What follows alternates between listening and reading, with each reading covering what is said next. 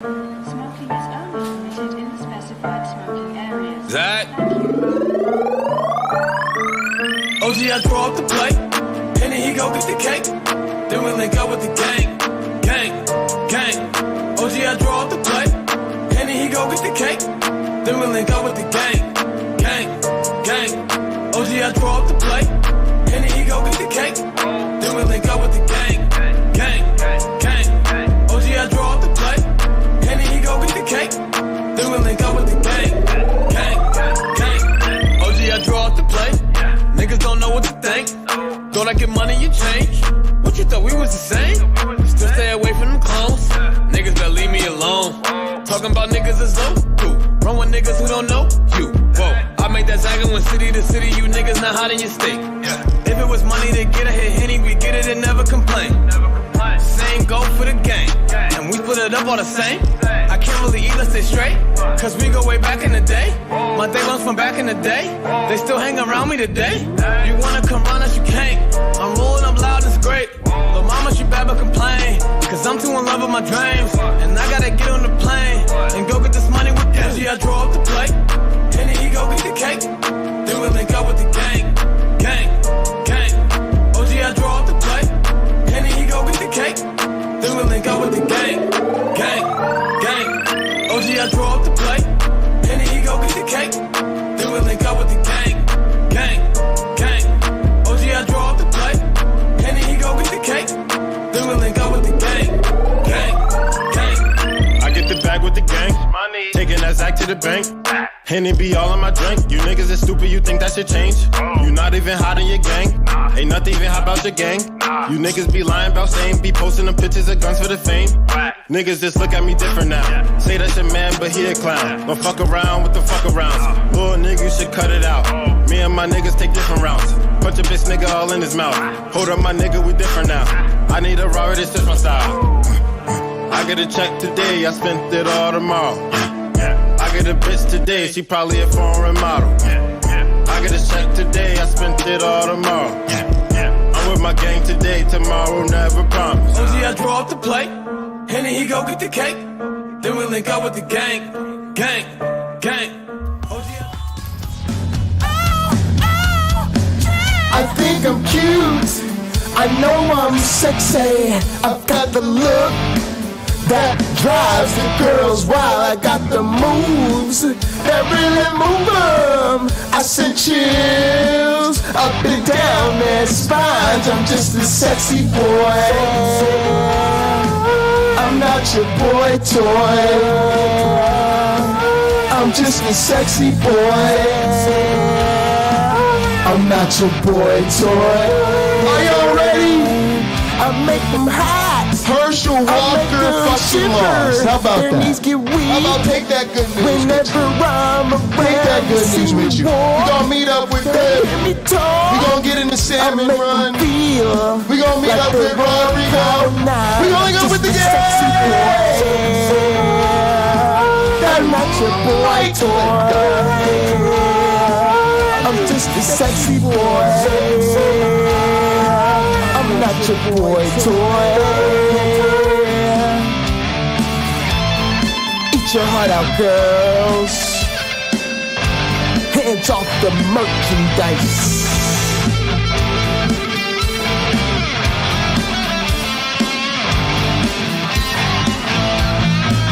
I'm just a sexy boy,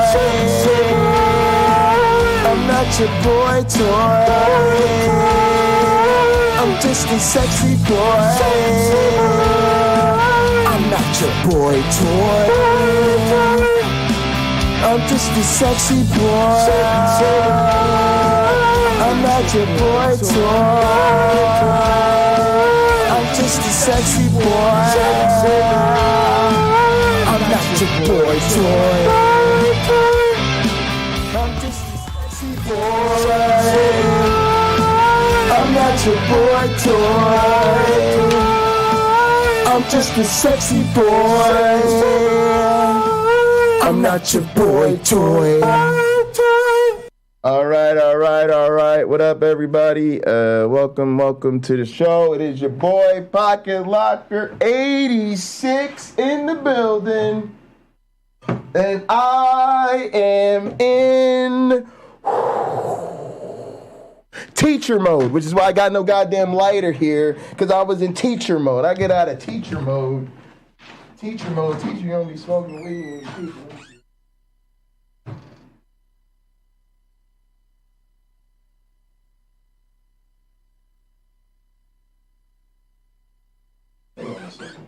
Hang on a second. There was a lighter over here. There was a fucking...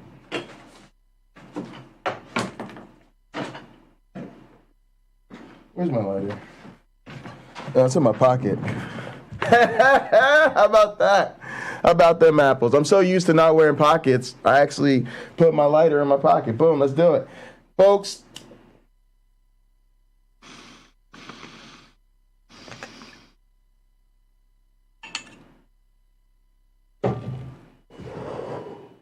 there we go, there we go. Now we're in airplane mode. All right, y'all, we're waiting for Cliff to get up in here. It is 1 o'clock. Cliff should be joining us soon. Let's switch on over to Gather. We're here in the Virtual Evolution Lab. I don't know where Cliff is at. Enter password, submit. You need a password to get about my office too? All right, we're just gonna chill here, wait for Cliff. All right, now, boom. The runoff, my God, an incredible result with Raphael Warnock giving an incredible speech. But it was Herschel Walker who really had some important words when he conceded. Oh! America, democracy. What? The Constitution, Donald Trump. I feel like he was kind of saying, you know what, guys, thanks, but no thanks. I mean, we're grading at a curve, but yes, he did say we're grading on a curve in a sort of concession. Come on, I want to see it. Raphael Warnock. He's now won a full 6-year term in the United States Senate. The incumbent Democrat defeated Republican challenger Herschel Walker in that Georgia Senate runoff last night. His victory gives Democrats an outright majority, 51 seats after 2 years. Show yourself the door, nigga. Here's more from Senator Warnock, followed by Walker's concession speech. You endured the rain, you endured the long lines, and you voted, and you did it because... Who did y'all vote for? Look at the tree. That's who I voted for. I voted for Look at the Tree. You believe, as I do, that democracy is the political enactment of a spiritual idea. Nope. This notion that each of us has within... See what the preachers be doing to you? He just can't help being a preacher. Democracy is the enactment of a spiritual... No. It's ruled by the people. You know, people vote, elected representative. We have a representative. Let's not get too technical. It's not a spiritual vision, though. Fuck out of here. A spark of the divine that we were created in shut the imago Dei, in the image of God. Oh, and if Lord. You're not given to that kind of religious language, that's fine. Our tent is big. Okay, cool. Simply put it this way, each of us has value. Why did you just say that? And if we have value, we ought to have a voice. And the way to have a voice is to have a vote to determine the direction of your country and your destiny within it. I want to say that I want to thank all of you as well, because we've had a tough journey, have we not? But one of the things I said is when they called the race, I said the numbers doesn't look like they're going to add up. But one of the things I want to tell all of you is you never stop dreaming. I don't want any of you to stop dreaming. I don't want any of you to stop believing in America. I want you to believe in America and continue. Gotta shove Jesus in all the nooks and crannies. So well said. That's exactly what it is. Every little space. Believe in the Constitution and believe in our elected officials most of all. So I want to thank all of you as well, because there's no excuses in life. And I'm not going to make any excuses now, because we put up one heck of a fight. And I said, that's what we got to do, because this is much bigger. This is much bigger than Herschel Walker. Whether he intended or not, a lot of people have noted that he mentioned the Constitution after Donald Trump, who handpicked. Now, Yeah, of course, Donald Trump, you know, but look, let me say this because I do want to be fair. Herschel Walker's dog shit, absolute trash. Should have never been in the race to begin with. Was an absolute black pawn of the Republican Party who just wanted to say, hey, look, there's a black football player. You guys will vote for him, right? America thoroughly disappointed me in the fact that we even needed a runoff. There was no contest here. And I'm saying that as an atheist who is supporting the pastor in this case. Y'all know I ain't got no love for pastors. So it just is what it is. But Herschel Walker's concession speech somehow is actually a bright spot in the Republican Party. Because of all people, Herschel Walker actually genuinely seems disappointed. He's not grandstanding. He's not trying to turn it into some victory, or keep fighting and, we'll challenge. He's actually given, as untraditional as Herschel Walker has been, this is the most like a traditional concession speech that we have seen from a Republican at this type of level. So I do want to give him credit for that. Now, it's a low bar. We're grading on the curve, to say the least, because this used to be expected of every single politician, no matter what the office was. Matter of fact, it was deeper than that. You're supposed to call the other fucking candidate. Let's keep it 100, 100, 100, 100. You are supposed to call the other fucking candidate yourself. I don't give a fuck what party they're in. You are supposed to call them yourself and personally congratulate them. And I'm getting to the point where anything less is unacceptable.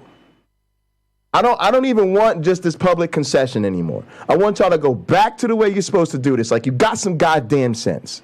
You concede publicly, and then you call that person personally, and you congratulate them, you wish them the best, and if you got some goddamn sense, you tell them, if there's anything I could do to help you, I'd be more than happy to. And what they're supposed to then do is say, let's say I'm running against a Republican, right? I'm keeping it 100% with y'all. Let's say I'm running against a Republican, right? And the Republican was, let's say they're really strong on public safety, and maybe they were really strong on schools or something like that, right? When they concede to me, I'm supposed to be like, yeah, and to be honest with you, I really appreciate that. Thank you so much for calling. You brought some very, very valuable ideas to the table in terms of public safety and education, amongst other issues, and I will definitely reach out to you because I would love your assistance on these issues. That is how it's supposed to go. You're supposed to personally concede, and then the person you are personally conceding to should offer you an olive branch to stay in the game. And actually what you used to see is them type of people collaborate together. It's sort of the devil is better than you one you don't. He's probably going to run against you next time, but you also know he's going to be a player. He's going to be doing things. So go ahead, y'all work together on some things, and then you let the chips fall where they may next time. That's how it's supposed to go, y'all. Real talk. And believe in our elected officials most of all. So I want to thank all of you as well, because there's no excuses in life. And I'm not going to make any excuses now, because we put up one heck of a fight.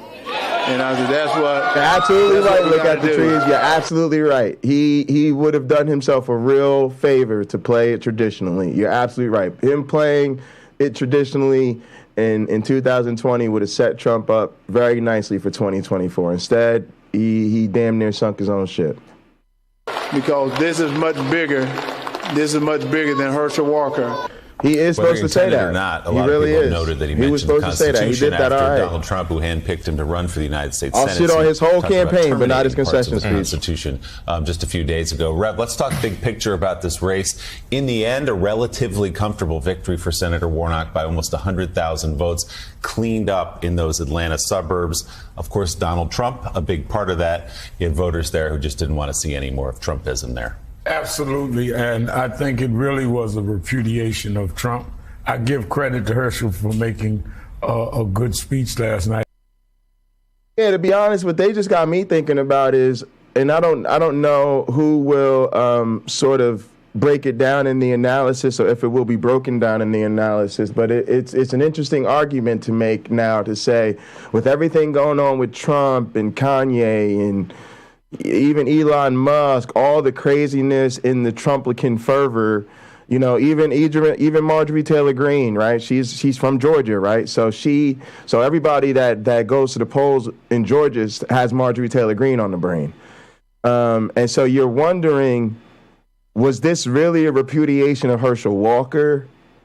Or is it more that this Trumplican train is losing steam and really, you know, the bigger picture is more of what sank the ship rather than Herschel Walker himself?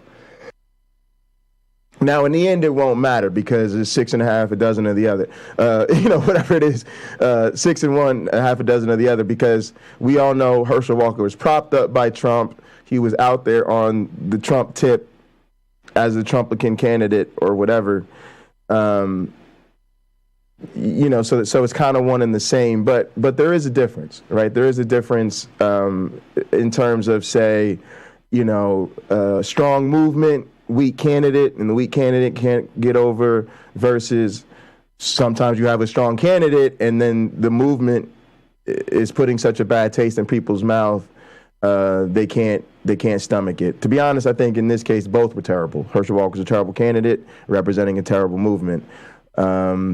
But it is an interesting point to bring up. Seems like he was Unfortunately, it was the only good speech he made in the whole race. Seriously. Unfortunately for him. And I'm very proud of Senator Warnock. I've known him a long time. In fact, the first time, he always teases me, we talked last night, first time he went to jail on civil rights was a demonstration I was leading about Amadou Diallo when he was a seminary student here in New York. But Chuck Schumer should be given a lot of credit. Wow. Because Chuck Schumer literally called many of us to ask Raphael to run. And Raphael was, as he is, weighing things, thinking, I'm sure he called 20 people, but Schumer talked him into running, and now he is the guy that will put the Democrats in a position to be able to confirm judges, to really affect committees. So this is not just a personal win. This is something that, and I hate to rain on people's parade here, but this is a perfect example, y'all, of what disappoints me about Black Christianity. This is a perfect example. Here you have Al Sharpton, who I often use as an example. And again, I want to make it very clear, I don't have personal animosity towards Al Sharpton. I've met Al Sharpton. My dad's a big fan of Al Sharpton. He does a lot of important things politically and socially that I'm all about. I had the opportunity to meet him as a young man. He actually signed and autographed one of his books for me. He spoke to me. He's a very kind person. I'm not trying to shit on Al Sharpton personally, but he represents something that I have a huge problem with. And he is a true man of God. People who don't know what I mean by that is he was like a child preacher. He was somebody who was preaching probably by the time he was in kindergarten. So he's never known anything else. It's not like, you know, he grew up on some other tip, and then, you know, he's one of them grifty mega preachers or some shit like that. No, that's not his story. He's a genuine Christian man who, you know, was rewarded for preaching on fire with the Holy Ghost, you know, while he still had lollipops in his fucking mouth. So he was always going to grow up and be a preacher. And he's done great things with that. But what happens is now when people look at the Black community and they say, how can you lead the community? How can you best serve the community? How can you best be a change agent? You know, historically, our best examples all came from the church. But the wonderfulness of these civic leaders, their political savvy, the things that they're able to do on behalf of the people will not make their religion true. So if we continue to esteem our people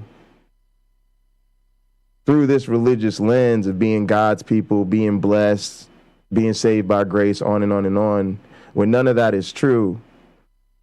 But then every time we really get a leader, we really have people emerge that can help us, they're on that tip. Like, that's not helping us. We need to make progress. And progress means leaving behind religion. I'm sorry to hurt people's feelings with that. It's just time to grow up and accept it. Religion and the modern world are not compatible. That is just, it's not how we do things anymore.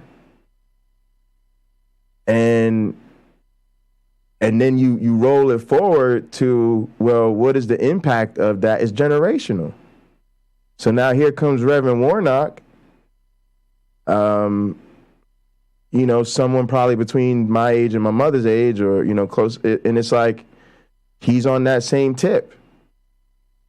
You know, oh, we need to go find a good black man to do this thing. And yeah, we do have, you know, a lot of good politicians and stuff, but they go right back to the same well. Let's go get the preacher. Now, good that he's a radical civil rights leader and organizer. I'm all about that. But again, is right back to the same shit. And so now here he is in this great political triumph where we have an African-American male who in 2 elections has been the feature Senate candidate in a way that makes me envious of, like, Cory Booker. Like, come on, I want my guy to have this kind of attention in national spotlight. But whatever, it's all good. It's Warnock's moment. But boom, he's a preacher. So what do we get? Even in his acceptance speech, he can't separate church and state. He can't even just do us the dignity and the service of just, you know, getting up there, thanking his team, thanking his voters, you know, giving us a little constitutional feel-good speech. To be honest, it's almost like Herschel Walker did a better job, because I guess when you conceding, you keep Jesus out of it. I guess when you losing, you keep Jesus out of it. So Herschel Walker did a better job of just keeping it as, hey, we worked hard. This is about more than me. Thank y'all for coming out. We did what we had to do. And, you know, and let's represent this Constitution and believe in your elected officials. Good job for you, Herschel Walker. To be honest, with you, I wish Raphael Warnock's speech was more like Herschel Walker's. How about them apples? As soon as Warnock got up there, what do you want to talk about? Jesus, Jesus, God, God, y'all all blessed. Fuck out of here, man. Ketanji Brown Clark did the same thing. Ketanji Brown Jackson, sorry. I'm thinking Judy Brown Clark. Ketanji Brown Jackson, like, she did the same thing. Historic, becoming the first black woman on the Supreme Court. You got the full weight of the whole United States Constitution. You're now on the Supreme Court. Hold your head high with some fucking dignity. I'm about to accept this. I'm gonna have that gavel, baby, in the robe. What? Say something to me. And what she do? I gotta give glory and honor to God, who is the head of my life. Like, every time she get a mic in front of her first 10 minutes, she gonna talk about God. That's not even inclusive. They acting like they don't even know there's black non-believers and black Muslims and black Jews. It's so cool of them to just act like we don't exist. Shut the fuck up. Even the Bible tells these motherfuckers to pray in private. Don't make a show of praying. Even their own Bible tells them not to do this shit. We got to get over this, black people. We just can't be like this. We just can't be like this going forward. It's time to leave this religion shit alone. It doesn't represent us. It's not a good look. And I need a better example. I need some secular history, man.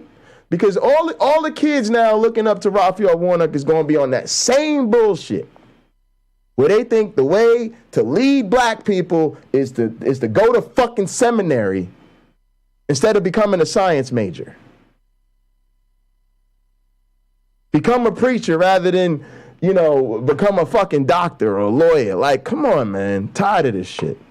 Of us even when we got to celebrate, we can't really celebrate. Has an effective policy input in terms of where we can go in the Senate, where we didn't have that option in the last Senate. We were all worried about mainstream cinema. Cameron, appreciate all y'all chat. But the way it affects committees, the way it affects judicial confirmations and all, is in fact real. And I think that's why that victory last night was important. Wow, these midterms, my God. And an impressive campaign. I don't think Senator Warnock gets enough credit for that, Jen, because so much talk was about how bad a candidate Herschel Walker was. But in a state like that, where, as we mentioned in our last hour, Republicans won every statewide race by comfortable margins, really, except for this race with Raphael Warnock, and they ran a statewide campaign. It wasn't just about getting out the base in Atlanta. He was talking about Warnock's a good candidate, y'all. And, you know, Georgia, I hate to say it, Georgia's in that South. You know, it's always good to have that good Christian black dude in the South with that good Jesus smile. And look, let me keep it 100% honest with y'all. I get like 8,200 emails from Raphael Warnock every day. Why? Because I've donated to his campaign on multiple occasions. So I'm speaking to the issue, and Warnock and Al Sharpton are examples of problems and issues I have in our community and our culture. I'm not trying to shit on these people personally, and I think we all need to set the example of when the rubber meets the road and we need each other and things got to be done, we got to set them type of differences aside, right? So when I felt like all of our attention needed to be on Georgia, the fact that I'm not a Christian doesn't have anything to do with it. The fact that I don't even live in Georgia has nothing to do with it. This is a time where, you know, the side of progress, the side of, you know, doing the right thing, the side of humanism, the side of creating a better world, blase and glavinoids, required support for Warnock. Couldn't vote for him, so I sent him my fucking money. And I just think more of us need to think like that. Like, yeah, I don't agree with you, but right now, you need this support. So here, come take this and handle business. About peanut farmers in South Georgia and legislation he'd worked with Republicans on back in Washington. Yeah, look, he deserves a lot of credit here for running a really strong campaign, and so does his campaign manager and the entire team. He went everywhere in the state, as you said. They went to really red counties where there were hardly any Democrats. They went to Metro Atlanta a lot, obviously, and they ran up the vote there and did even better than I think they had done in previous elections. He's been on the ballot a number of times here, and they really went everywhere. What they also did, I think, is they, after the oh, you said you're dealing with sexist jokes at work. I'm sorry. Yeah, that's not great. But I love colored people time. Me and Uncle Bobby are always late for the blackout, and so we do be joking like, well, you know, the blackout got to be on colored people time, and Uncle Bobby's like, oh yeah, absolutely. But yeah, we just fucking around. We just fucking around, man. It's funny. General election just a month ago. Me and Cliff on colored people time. I don't know where Cliff is at today. What can we do better? And that is the sign of a smart campaign and something Democrats should be doing. I'll also say, though, I do disagree because I think it's not just him. Georgia Democrats have been working on this state for several years. This is not just last night or last month. Remember, they flipped the Georgia 6 seat just several years ago. They flipped 40 municipal seats. They flipped mayoral seats. They've won, obviously, the 2 Senate seats. First time a presidential candidate won in 28 years. So this is a state, it's not quite blue, but it's moving from deep red, and it's because they've done the work. And I was just pointing out, this cycle, Republicans won statewide. No question. Yeah. And I want to pick up on a what point y'all that think, Rev just made. What do y'all think of Jen Psaki's move? Right? She seemed to kind of, I don't know. It almost seemed like she was just like, yeah, I'm out for Biden. Like she was there like temporarily or whatever. And then, you know, do you think like she wanted something like this ultimately? I mean, she's done well in this role. I just think that whole thing was very interesting. But I thought she was a good press secretary. I kind of preferred her to the current one. I don't know if maybe that's just because I watched more of her, or she was the press secretary kind of during that more critical initial period where I was watching those press conferences more closely. But, you know, she's obviously great on TV too. It's just interesting how some people see it. I might go that route too, like to where, you know, like if I were climbing up or having a chance to be part of an administration like that and looking to figure out what my next move was. If, I think I would probably try to go something like television rather than, I don't know, whatever she could have done, staying around the administration, bouncing around, trying to work for the next one. It just seems like a lot of people are doing this thing, but we don't talk about it as much on the left.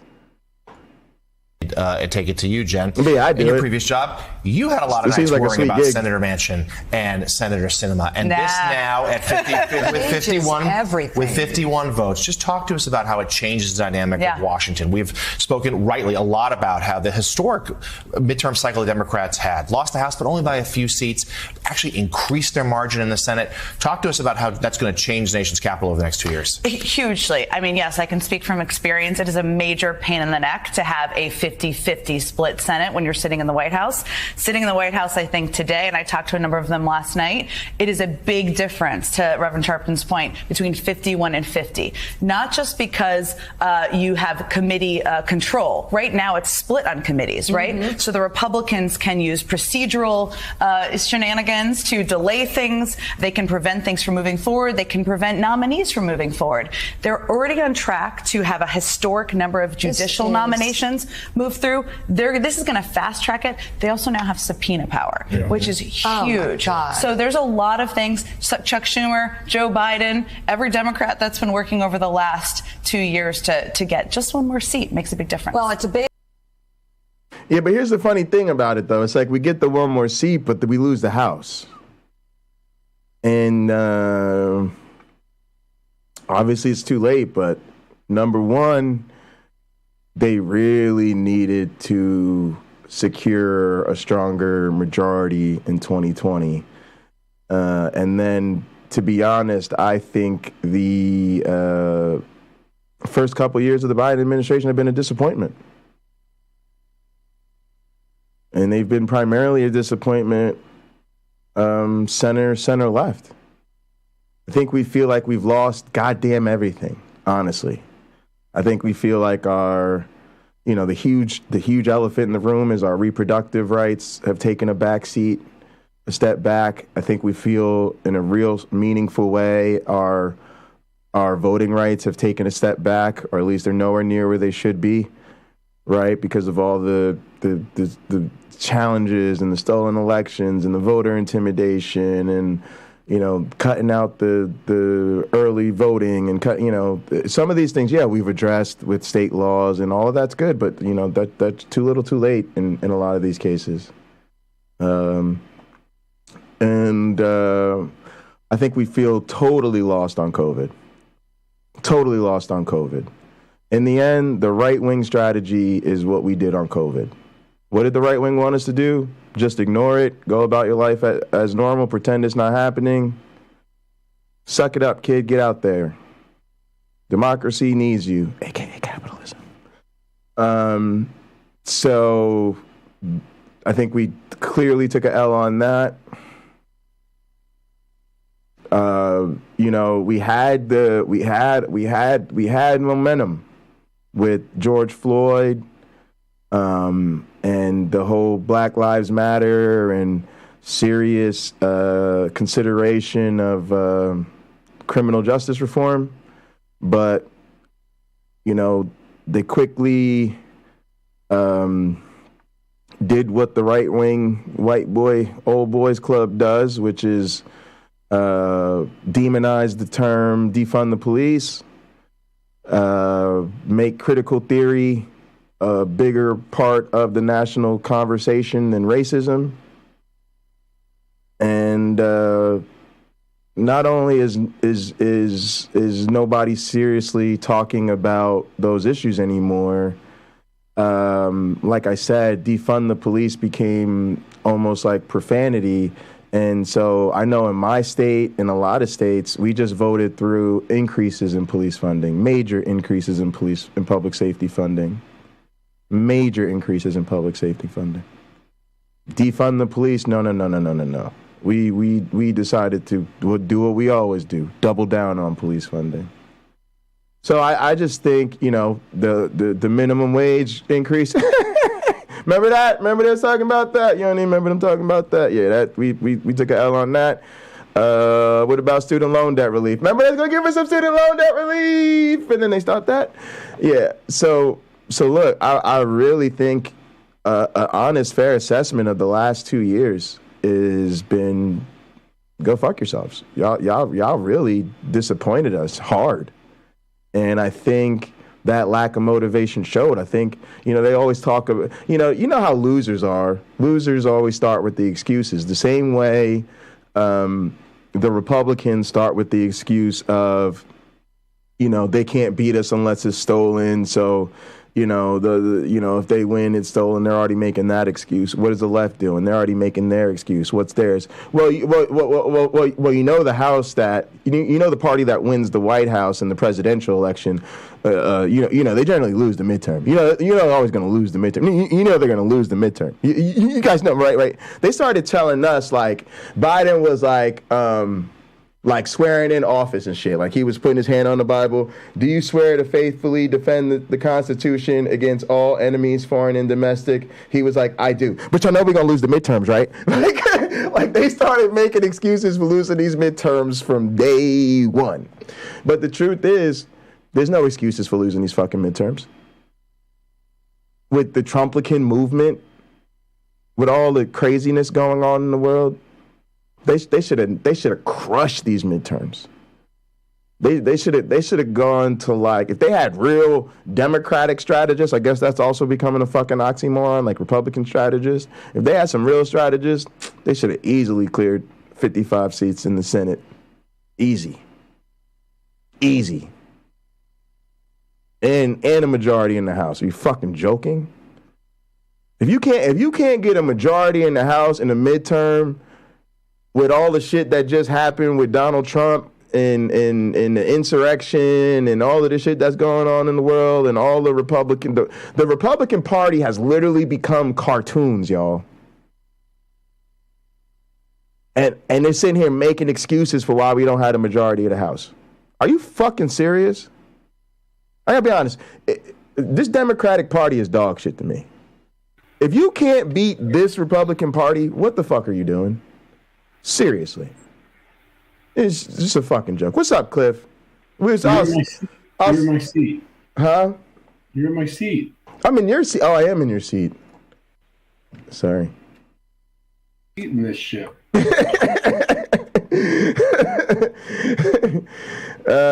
How you doing, man?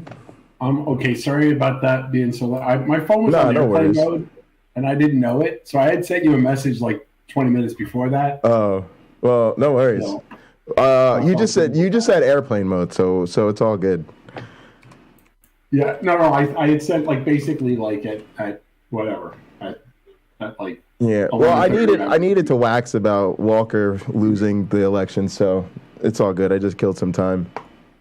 Oh yeah, I mean that was like, but only by like 3 percentage points. It's ridiculous. This is what I'm saying. Like, if you can't, are you not a joke if you can't do more against this party? Like, what I'm saying is that, like, you know how they basically told us that, the party that wins the White House always loses the midterm? Like, that is historically true, but that's just an excuse because this Republican Party is so bad that should never be the case. Like, it just doesn't matter. Yeah, but I'm still amazed that, like, he only won. I mean, Warnock only took it by like 3 points. That's pretty much in line with the same point. They're underperforming. There's no way to slice this where this isn't underperforming. How did you need a runoff? But how is it that 49% of the electorate thinks that Walker is the this is what I'm saying. Guy. Cliff, he's like the guy that they want representing them. Like, have you heard? He's a moron. Like, he's definitely. Cliff, let me give you some juicy podcast stuff. Let's make this personal. All right. So my dad's a political media figure in New Jersey, right? Okay. Posts TV shows, works on lots of campaigns. It's like kind of how I learned all this shit about politics, right? So there's always been a very obvious question about my dad. Why don't you fucking run for office? Because not only could he, we just know he'd be endorsed. He'd have all the blah, blah, blah, blah, blah. And I've never really talked to him about it because I kind of don't care. But my mom's suspicion and kind of mine from back in the day was always he was divorced twice.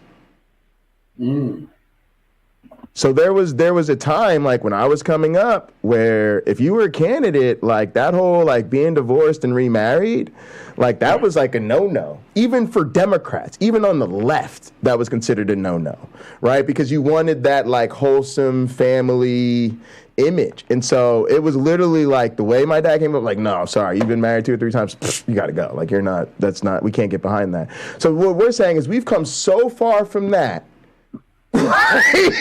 That you can be, Herschel Walker and Donald Trump and illicit, paying for abortions, but then being pro-family, and you're still going to get half of Georgians to vote for you.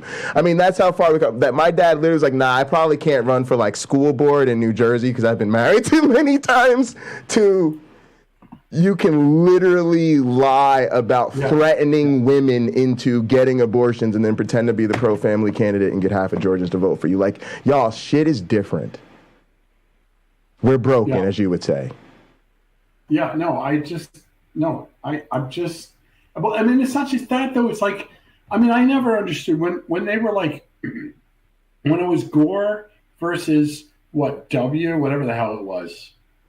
And people were like, oh, I don't want Gore because he seems like such an elitist. He seems like he's such a, educated, like he talks real smart. Right. I want W because I could sit at a bar with W and have a beer. And I'm thinking to myself, you want the guy who's leading the free world, like who's like, who has to make the most important decisions that are going to have an impact on your existence. You want that guy? You're going to pick that guy to be Bubba from down the street who's fun at a party, right?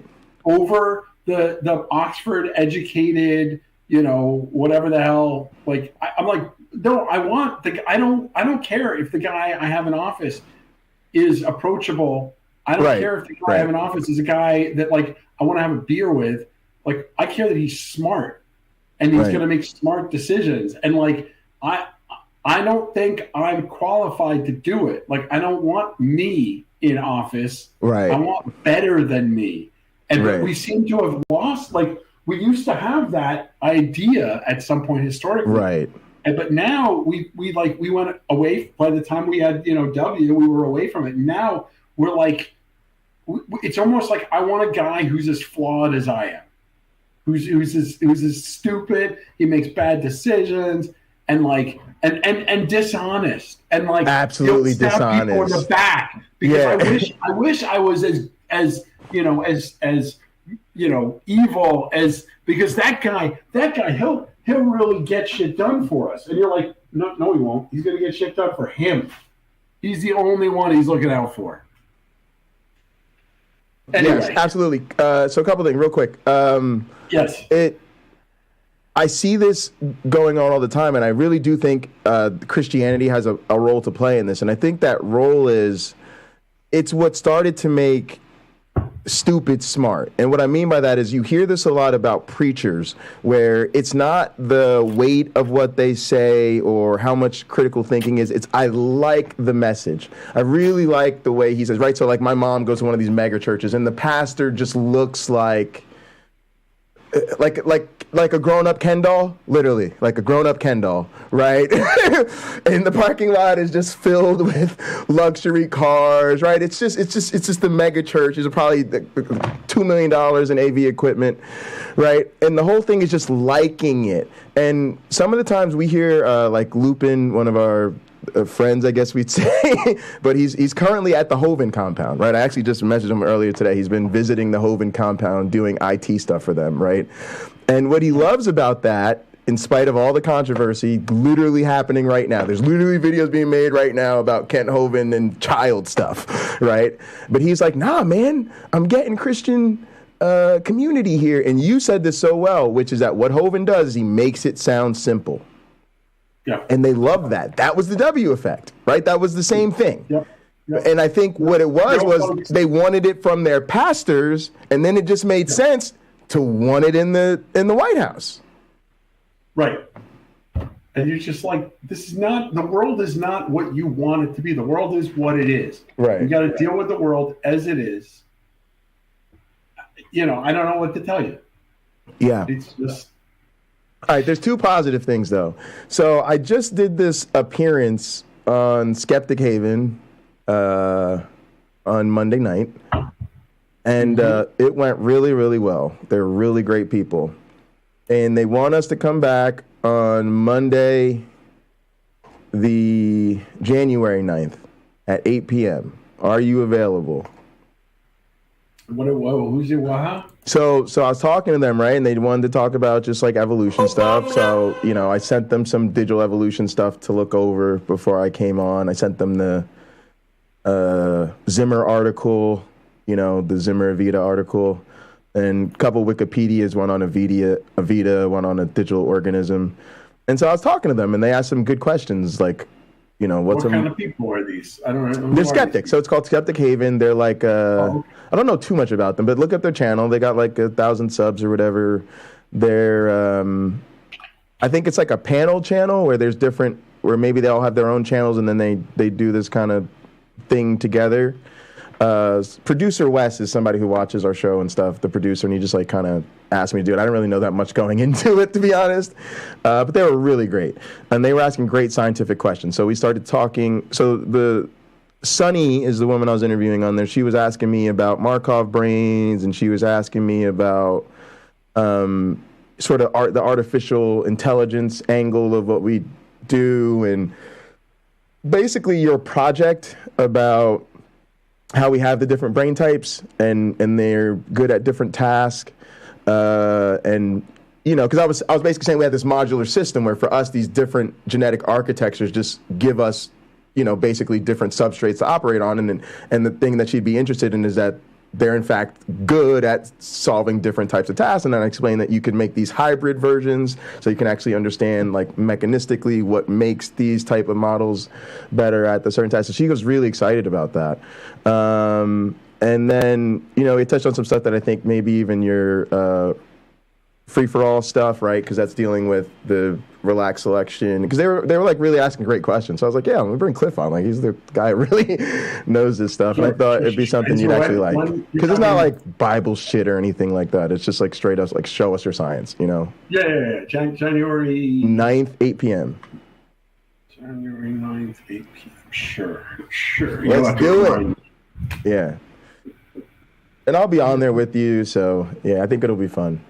No, well, I can hold my own. I know.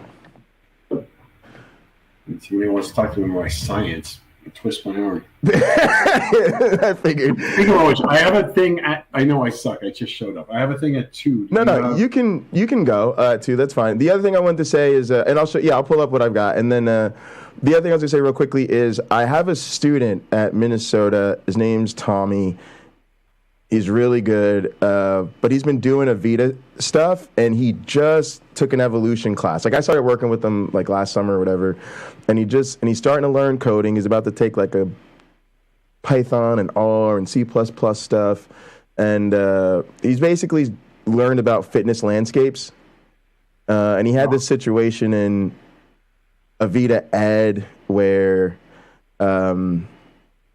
he was trying to get populations to evolve towards basically 2 different hard functions, and he wanted his group to just focus on the one, but they focused on 2 instead. And when he learns about fitness landscapes, he's going, this is my thing. I've been trying to tell my group, like I think I sent our organism down this path where they're going towards the one task, and that's why they didn't get the other. And then he goes in, he starts doing this genome comparison. And so anyway, we started talking about sort of like basically like this idea of you might have a lower peak, right, and the higher peak, and if you don't, you know, have the right situation going around that lower peak, you might block out the higher peak. So we got really interested in this stuff, and I'm like, now that you're coding, I actually think you might be a good student to work with in like Cliff stuff. Like let's see if you're interested in free for all and MABE, and let's get you going with some real stuff, because this kid's really excited and he wants to go to grad school and do the whole thing. He's very, very serious. So anyway, at some point I think I might, you know, have him come in and just show him stuff, and you know. Yeah, that's fine. So I mean, look, the truth of the matter is there are some ideas that we could pursue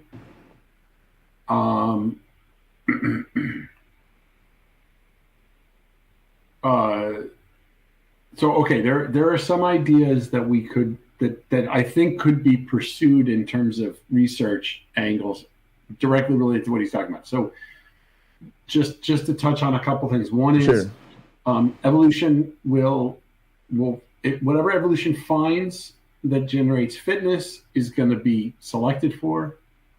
If that solution is complex, then that's the solution that's going to be selected for, unless that complexity has sufficient cost in some way, then it's going to be stable, right? It's unlikely to change unless there's a smooth transition, unless it's a neutral set of mutations that gets you from the current configuration to some new configuration, right? Which may be and he was specifically starting to talk about like valley crossing and stuff. That's actually what he was talking to me about. So he's like really interested in that stuff. If you have two traits that you're trying to evolve on, what you have to understand is how these traits interact, but that's going to be an issue of the encoding within your system, right? So your system's going to have a specific encoding, right?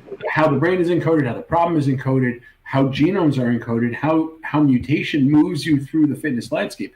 All of those things together, right, are going to tell you how navigation can occur. And if you're multidimensional, well, then you can. Now, there's another idea, and we'd have to know what the Avita setup was, but this is Vinny coined this.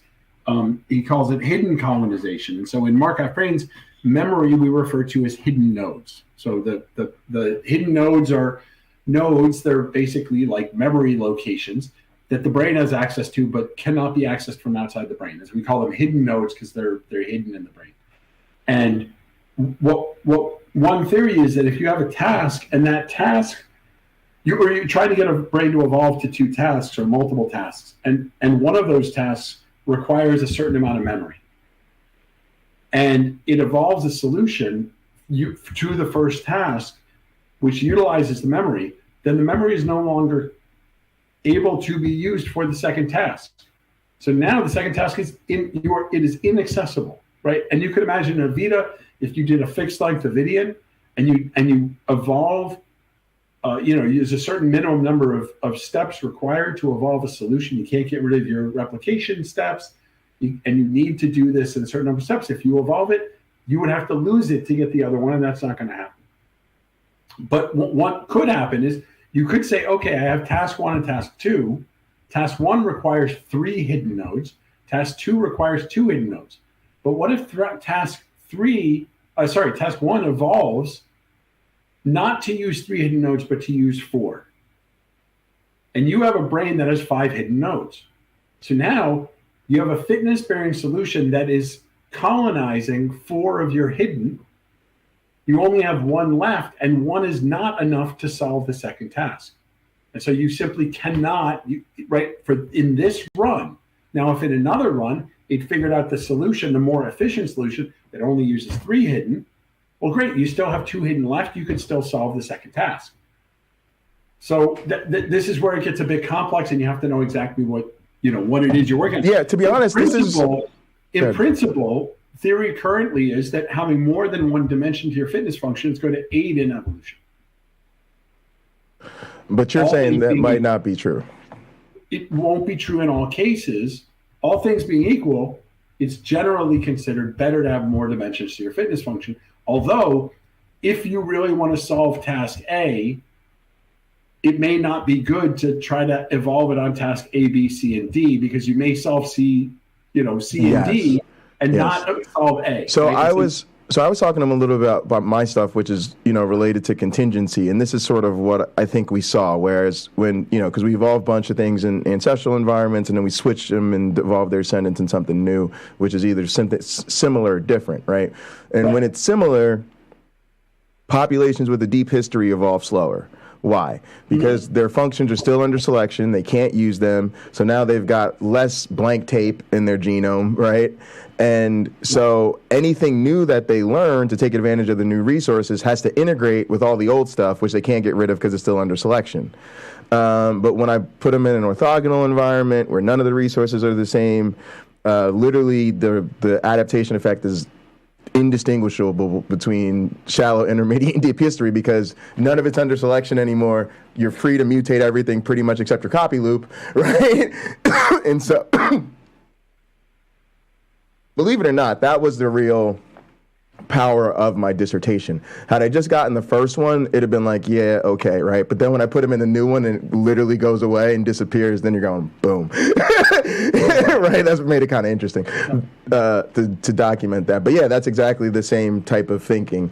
But yeah, I think he's a cool kid to work with. And I just wanted to quickly mention, he's got, the way I look at these things, I try to keep some contingencies that are going to be successful. So the idea is if I get him on like a summer research Europe or something like that, he'll basically have an Avita Ed thing that he's doing that will, one, lead to probably like some, undergraduate research journal that they tend to put these things in, right?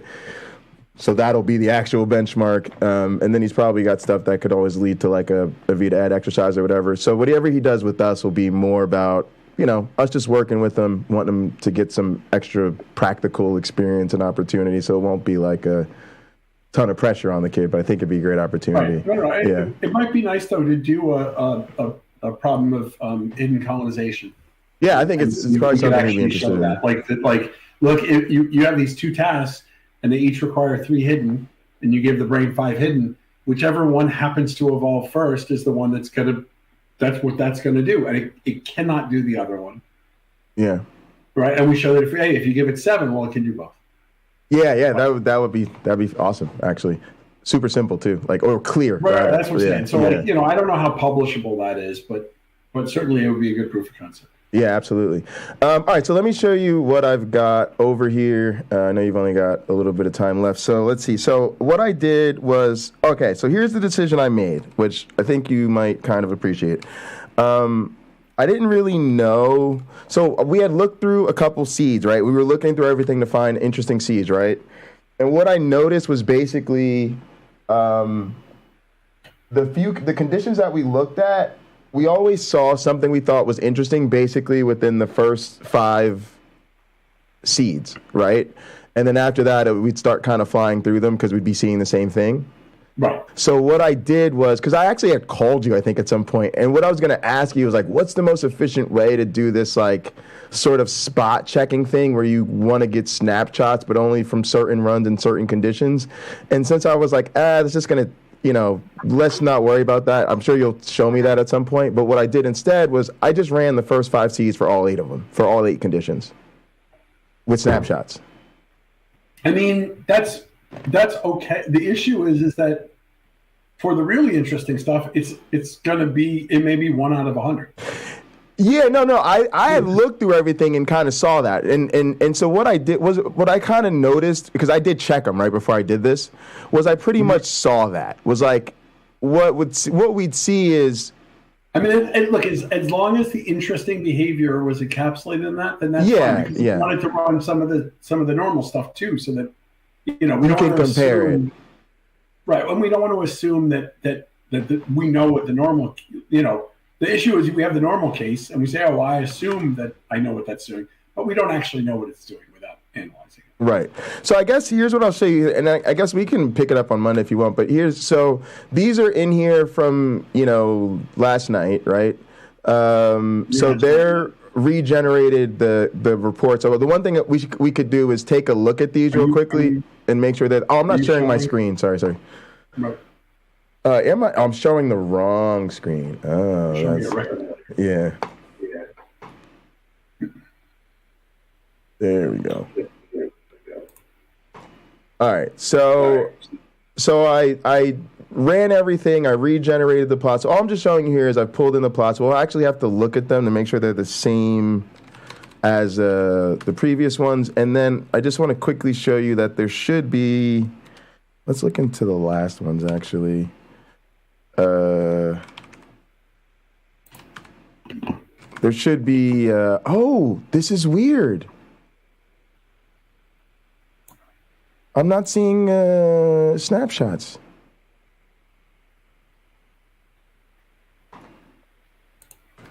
Right? There should be snapshots in these. Mm-hmm.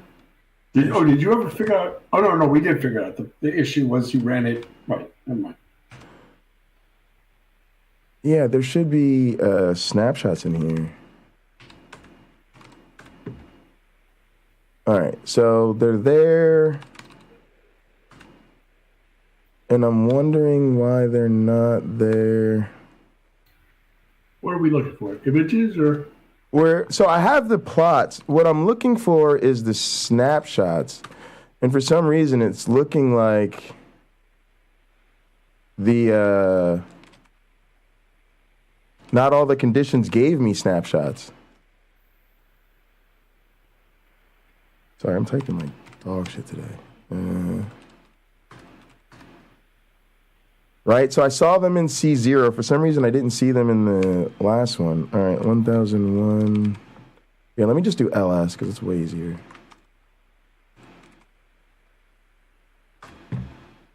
Right, there's no snapshots there. Yeah. So something went wrong. All right, let me look into this. I got to figure out why they're not giving me snapshots. I'll show you here. Like, if I go into the first condition,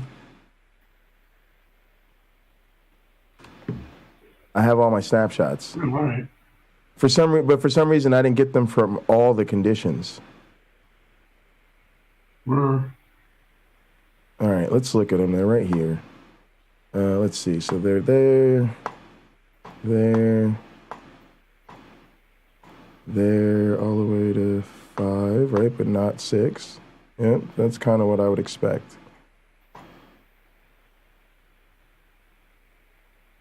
And 4. And then it's like they stop here for some reason. I'm wondering if I had something off in the settings.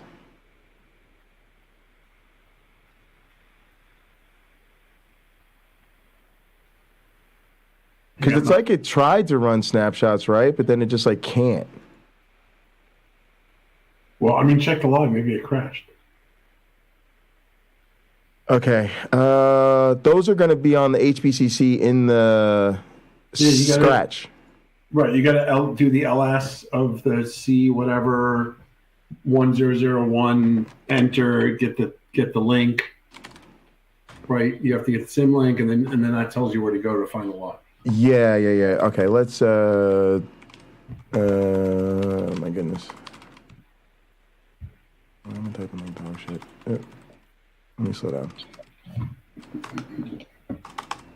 Let's not do that again.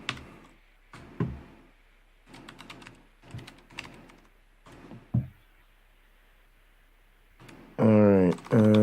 It should be shape MABE.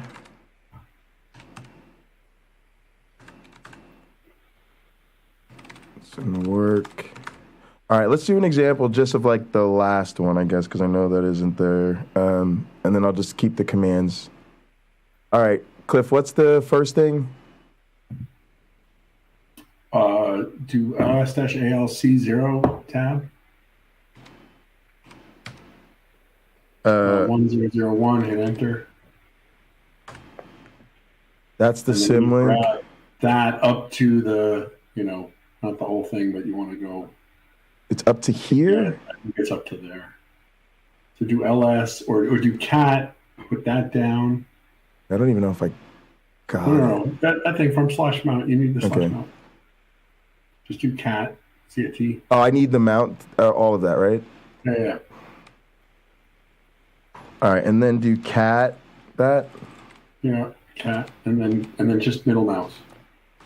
Oh wait, how do I do? Okay. Middle, yep. So you put down 2 of them. Oh, okay.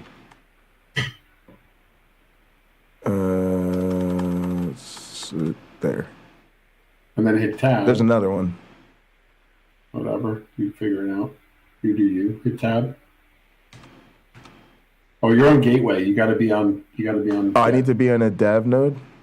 So you're gonna do this, right? You got to be on a dev node, or else you won't see it. I gotta go though. All right. So yeah, and then just in that directory, you'll see there'll be a something .out. That's the thing you have to look at. Oh, right. All right. That should give you the error message. All right. Thanks a lot, Cliff. I'll see you on Monday. Yep. See you Monday. All right. Later on, man. Bye. All right.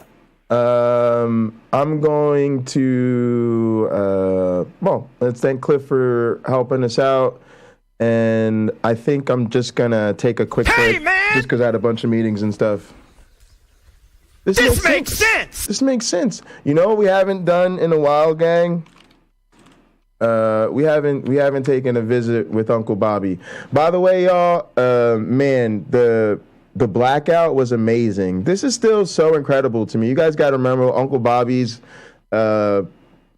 probably my favorite YouTuber, definitely in my top. We have a powerful cumulative case. Unquestionably in my top 5. Maybe my favorite. And you got to go to his lives, and boom, there it is, the blackout. We host these shows together. They're super fun. This week we were talking about women with multiple baby daddies have no right to complain. It was just a crazy show. I don't know what happened to it. This is the one that we had to delete because there was an error. I hope I got it up here okay. But anyway, every Sunday at 1 we do those, so make sure you check them out. All right, here we go. I'll be right back, gang. All right, gang, let's jump into this shit. Before I do any waxing, I feel stupid. Gang, I just figured out that this chair can adjust. All the other shows, I look like fucking Tattoo from Fantasy Island. And now, I hit the little lever, this thing jacked me all the way up. Right? I was like, oh God, just sometimes I feel stupid. But gang, no videos today. It's just going to be us. We're going to wax, and Uncle Bobby's going to kick some actual factuals. Now, before we kind of get into the meat of today, yeah, I got to hit on this one because I did a show on it, tweeted about it, but it's that quarterback formerly for the University of Florida. You guys remember that dude? And if you're just joining in, welcome aboard. Get your drink ready. 18-year-old high school stud. I've seen his game tape. This dude can legitimately ball. He's got wheels like a running back. He's got the poise of a much older athlete. And the dude does not have an arm. Someone attached a Jewish space laser onto his shoulder. The dude could hit you in full stride, Jewish cover space one, laser. to where only you can get. The dude, he is talented. That's not up for debate. He's also a white dude. And he was one of these who thought that he was, I guess, above it all. He's not, maybe rules have changed, apparently not. And he sat there and recorded himself singing along with today's latest and greatest rap song. And of course, I don't know any of it. I told you guys, I cannot stand today's rap. It is garbage. The song was laced with the word nigger, and he said it. He also has a tremendous social media following, and he posted it. Now, I told you guys, I wouldn't have cut him. I would not have cut that young man. I would not have. You're 18, you're young, you're dumb, you're full of cum. I would have kept him because this is just an opportunity for improvement. This is just a good old-fashioned OFI, right? Although I also see why it is Florida told him, go kick rocks. Again, the moment he steps on that campus, oops, easy, buddy. The moment he steps on that campus, the media would have a field day. It would be, look, I'm over here scratching like a damn crack fiend. University of Florida keeps commitment to racist quarterback. I totally see why they did it. But me personally, I would have kept him. I would have kept him. Again, opportunity for improvement. This is a coachable moment. If I'm the head coach of Florida, I say, come on, boy, yeah, pack your shit, let's go. And on the very first day, I still don't know his name, John Jones, meet your team. Meet your team. You are in Gainesville, Florida, son. I know this looks like an NAACP meeting, but it's not. This is the University of Florida football team. The majority of your teammates are black.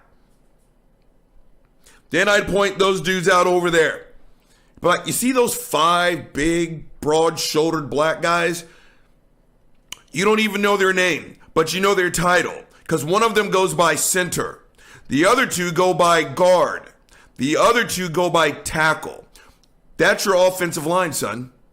5 large black guys are quite literally your bodyguard.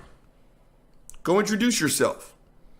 Their only job is to make sure that you can walk off the field underneath your own power, because I don't think you quite understand how social media works. See, because it's not just us in this room who saw what you said. Everyone did. Right now, son,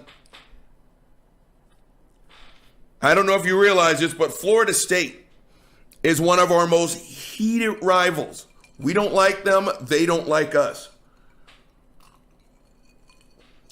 There's a 6'6", 270-pound dude named Malik.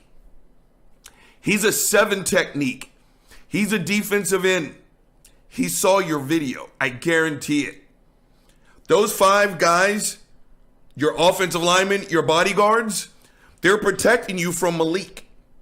See, because for every 5 black guys who say, it just happened, at least one of them is going to be maybe a touch upset.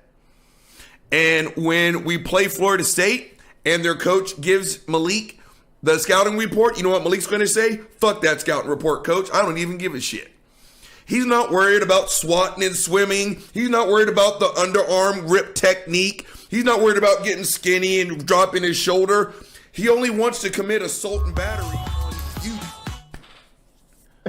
I love it. This is so good. This is so good. Now, at the end of the day, game, if he can survive, it's one hell of a teachable moment. Again, I would introduce him to his team and I would just walk out. It's an opportunity for improvement, and I'm serious. I would not have cut him. Good. I would not have cut him. So but gang, that whole scenario has spurred on a conversation because I'm just that kind of asshole. I told you, at work, I'm known for a lot of things. One of them is my thought questions. I took that scenario to work and said, if you were the head coach, what would you have done? Now, I've been asking that. I usually hold on to a question for a week and ask everyone I can. One person I saw today, I did not see her last week, so I asked her the question. Just to give you the results, I'd probably say 85% of the people that I questioned, they all said cut him. They all said cut him. One of my favorites was from someone I've known for literally 25 years, business person. All right, gang, we'll see what's going on, but I just follow Cliff's instruction, and so we can see that our run did in fact run. See, this is what a standard MABE run looks like. Hang on, let me get to like my corner camera so y'all can actually see that.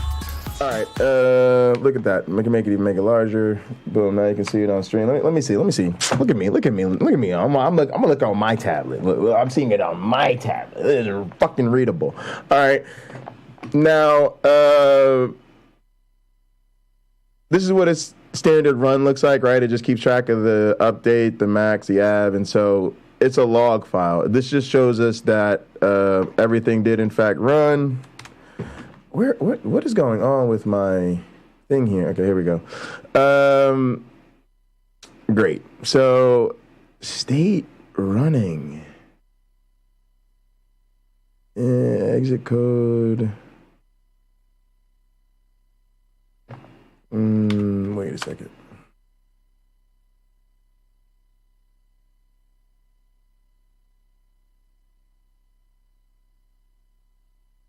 I'm halfway wondering, there's no way these things are still running.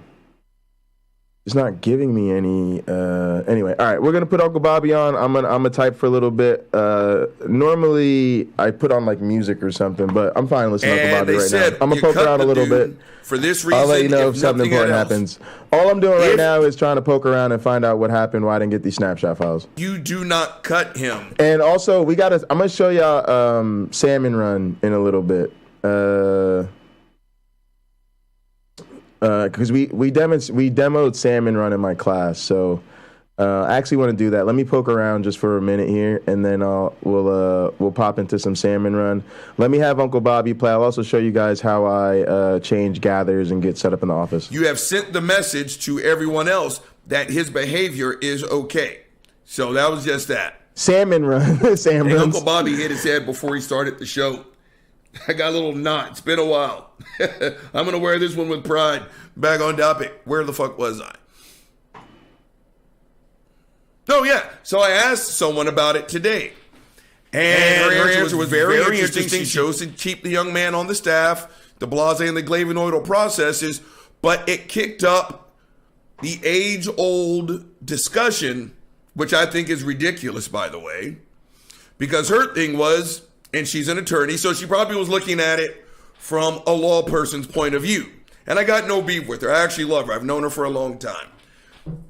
But her thing was, well, if a black dude had put out the exact same video, what would have happened? And I said, nothing.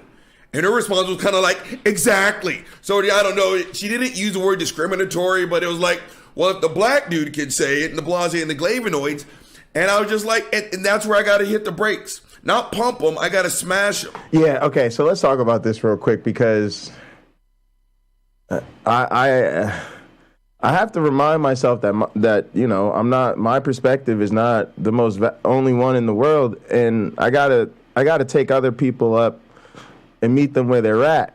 And part of the reason I spoke on this Kanye shit is because, you know, somebody in my club spoke up about it and wanted to give me the Kanye's a genius bullshit, which y'all know it was all like Doug.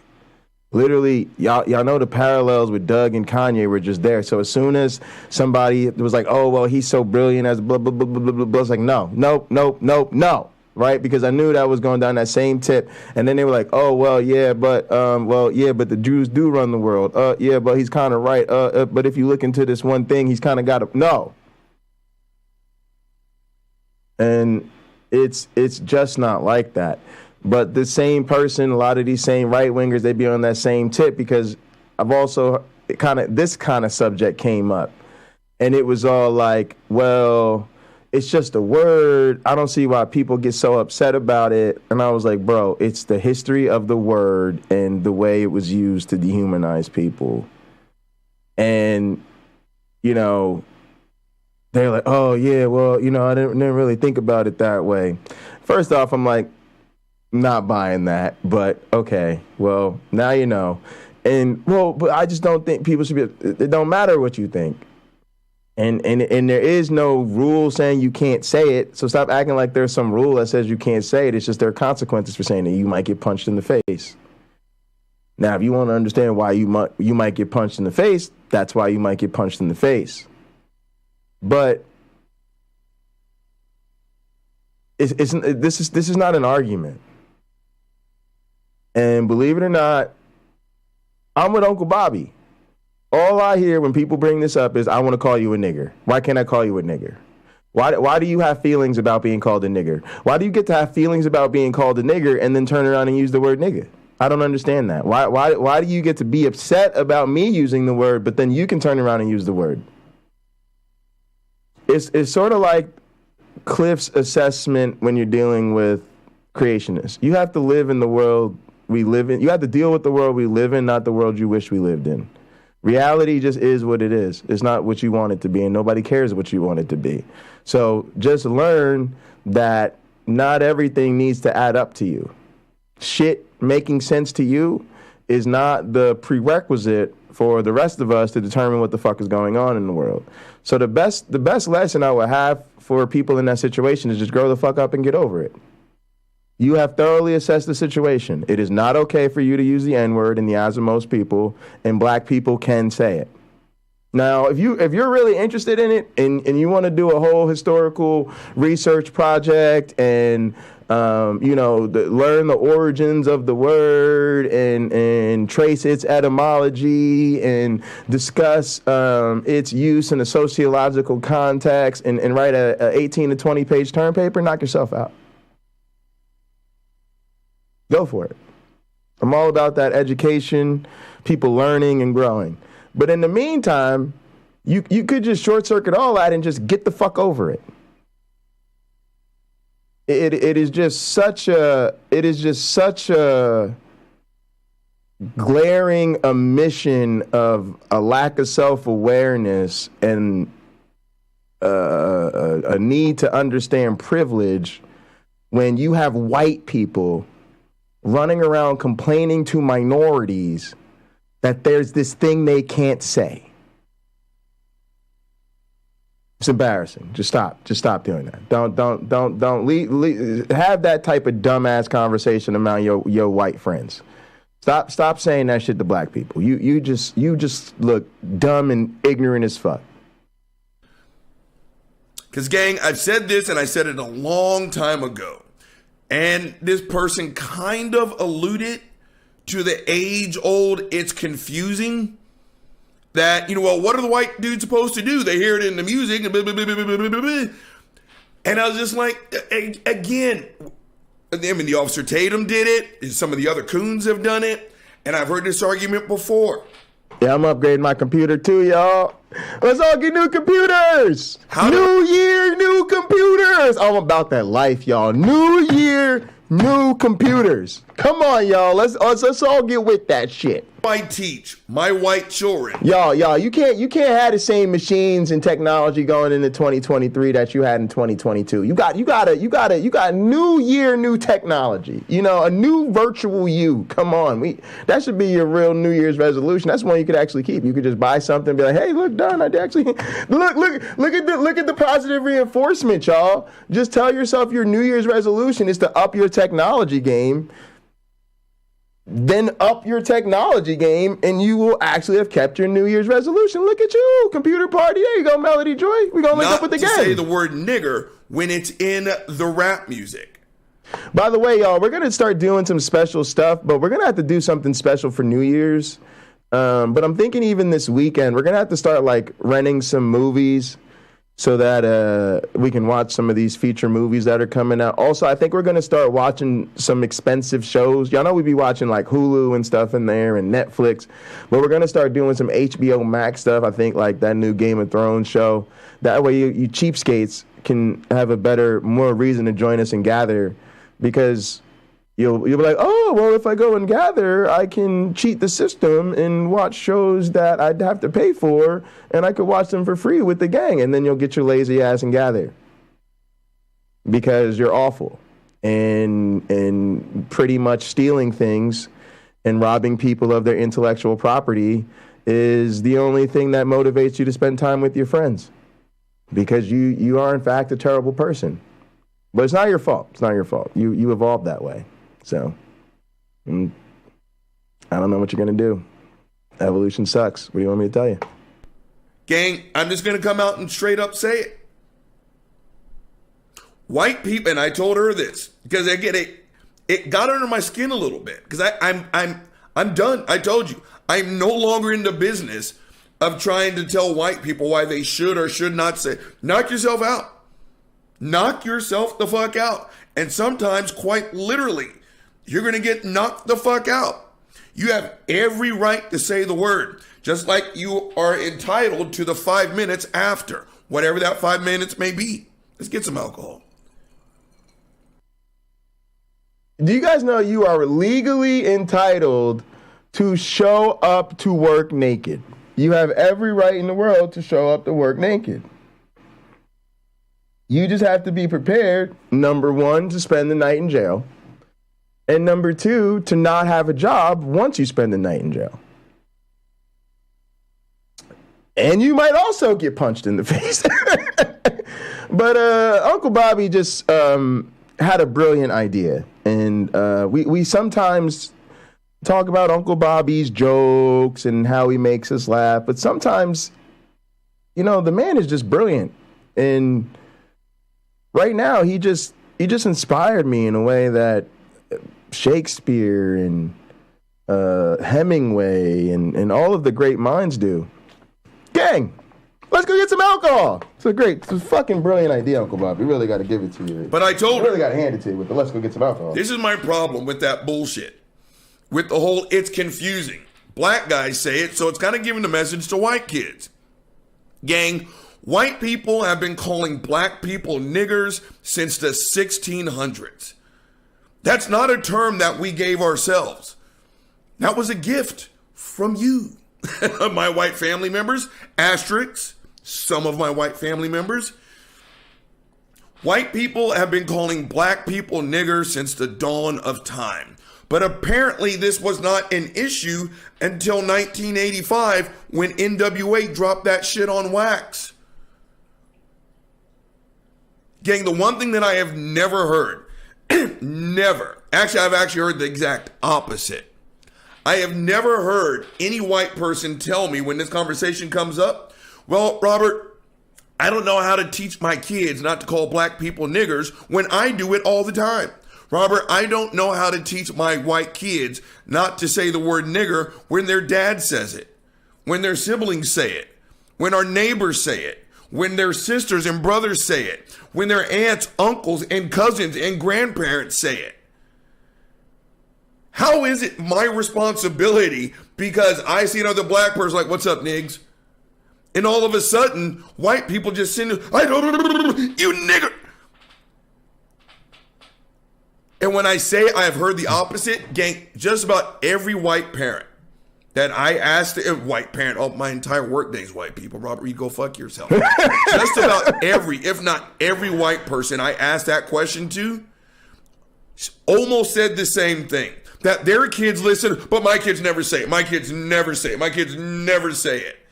Again, racism is always someone else's problem. You notice that? It's kind of like rape. And I'm not being gentle when I say it. I'm not mocking the topic.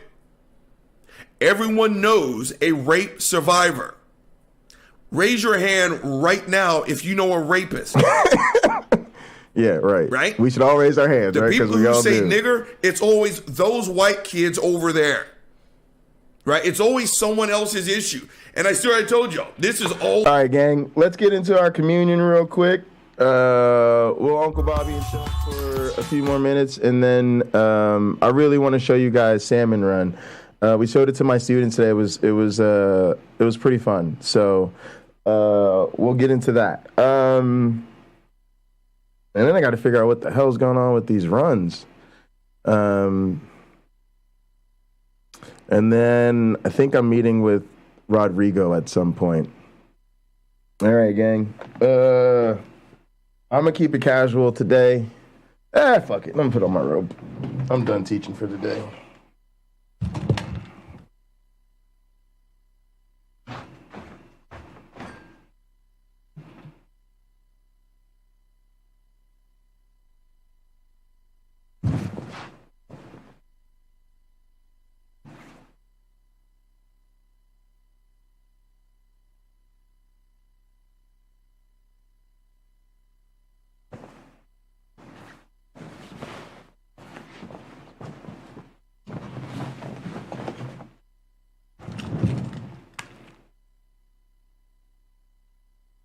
These robes are highly underrated in the comfort department. It's like a wearable scarf.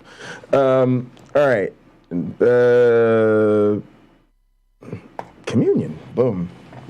All right, hang on. Let's see. Everything's ready. All right. Whiskey in the bottle. Ba-na-na, ba-na-na. It is not the strongest of the species that survives, nor the most intelligent that survives. It is the one that is most adaptable to change. Charles Darwin. Sweet. All right, please raise your glasses and hold on to your asses. Through him, with him, in him. In the unity of the flying man. All glory and honor is yours who flied for our sins forever and ever. You may drink.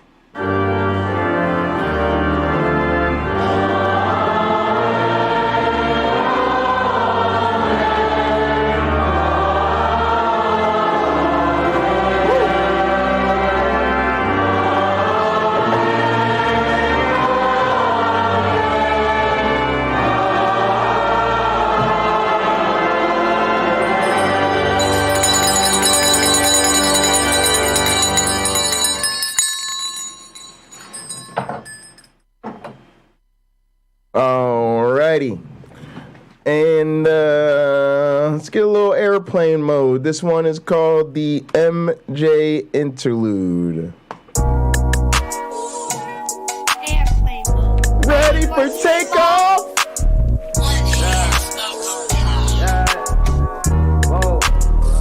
Start my morning every day with her. Alright, let's go see give up some pocket change too. In the evening I'ma stay with her. Hi, I'm in love. I ain't even tripping, but then say she a drug, cause she hear everything for me. In the morning hit her faithfully. At least a dub when we touch. No more falling in love. I ain't even tripping, cause she the one I could trust. Even bring her out on dates with me. See my mama new place with me. She hold me down on the days when I ain't feeling too up. I ain't even tripping, cause she with me in the clutch. I go all out the way for ya. Take some time out my day for ya. I even took her on a plane, but she ain't even a drug. Some say I'm tripping, but they ain't even in love. In the morning I might lay with ya. In the afternoon I play with ya. But I know I'm never tripping. The signs say I'm in love. Mary Jane is different, cause she ain't even a drug. She be there every day for me. She my sweet Mary Jane shorty. I even took her on a plane, but never enough. Some say I'm tripping. She turned me into the plug. She be there dealing way with me.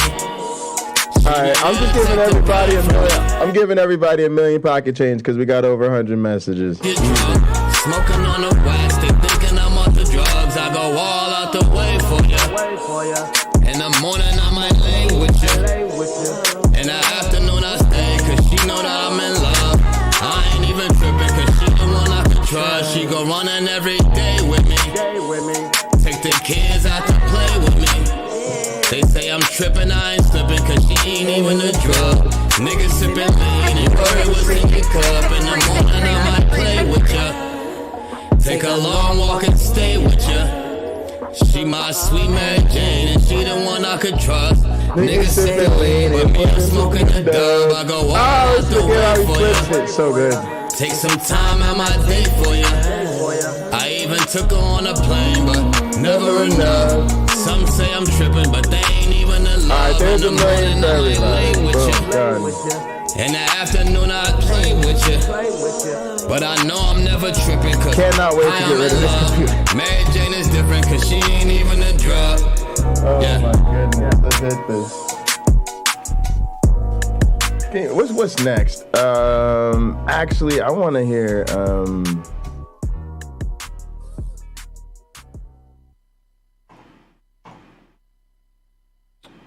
Let's go with. I want to hear Shot of Yours pull up. Yeah. She be getting her hair done Tuesday. Where you going? Feet up, relaxing, sipping that Douce. If this was 2K shit, I could hit you on my two-way, or I could try to make you my new babe. I laid the dick down proper, it's a new day.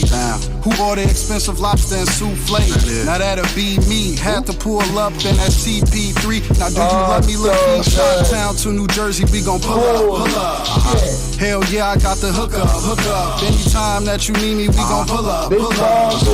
Damn right, I got the hook up. And say you gotta act brand new. Nah, I can't stand you. Had to bring you round just to show what the fam do. No text, no calls, no reasons to be involved. Young John Wall taking what's give it and get it off. Come on. What you doing, girl? Pull up on it. I spend a lot of time living in the moment.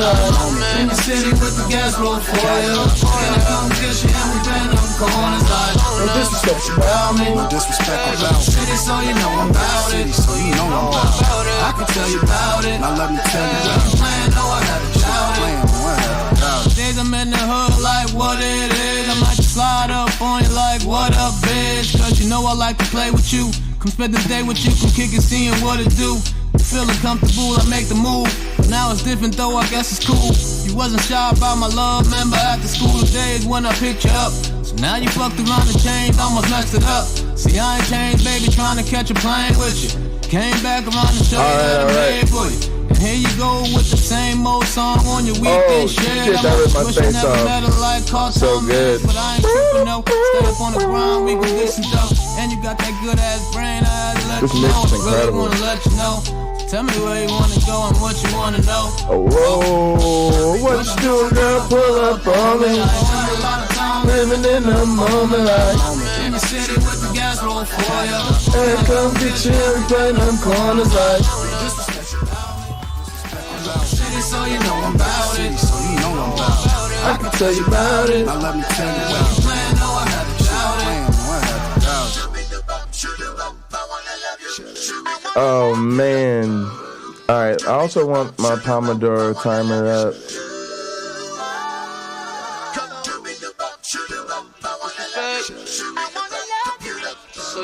Why do I suck at clicking on links today? Here we go. Also not the right one. Alright. Got a lot of time living in the moment, like in the city with the gas roll for you. No disrespect. I'm with the city, so you know I'm about it. So you know I'm about it. I can tell you about it. Now let me tell you what you plan. No, I had to shout it. No, I had to doubt it.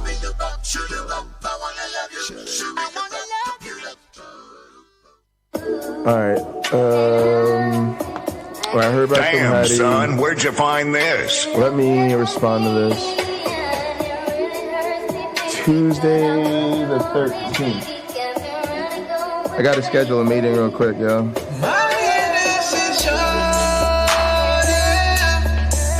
She like to party. My 3 p.m. Central, that's 4 p.m.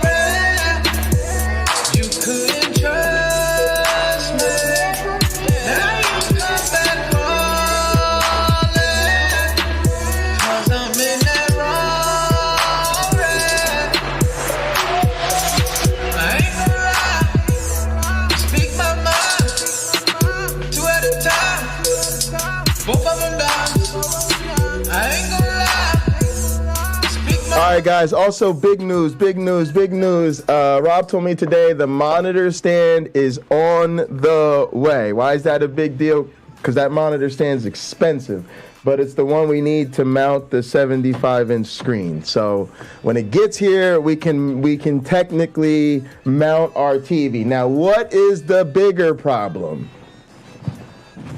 The big problem is the bigger problem. That shit is 75 inches. I have no idea how I'm gonna mount it. I don't let people in my house.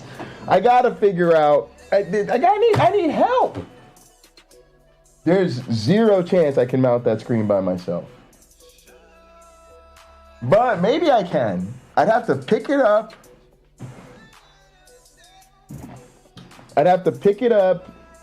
Lay it on my bed. And then, oh man, no. Somebody's gonna have to come help me. I gotta think of who's the most low risk person in my life. Probably one of my neighbors from next door. Somebody knock on my door. Is that the stand there? That might be it, y'all. That might be it. Let's go see. Let's go see what's here. Hang on. Quickly. What are you doing? Where's?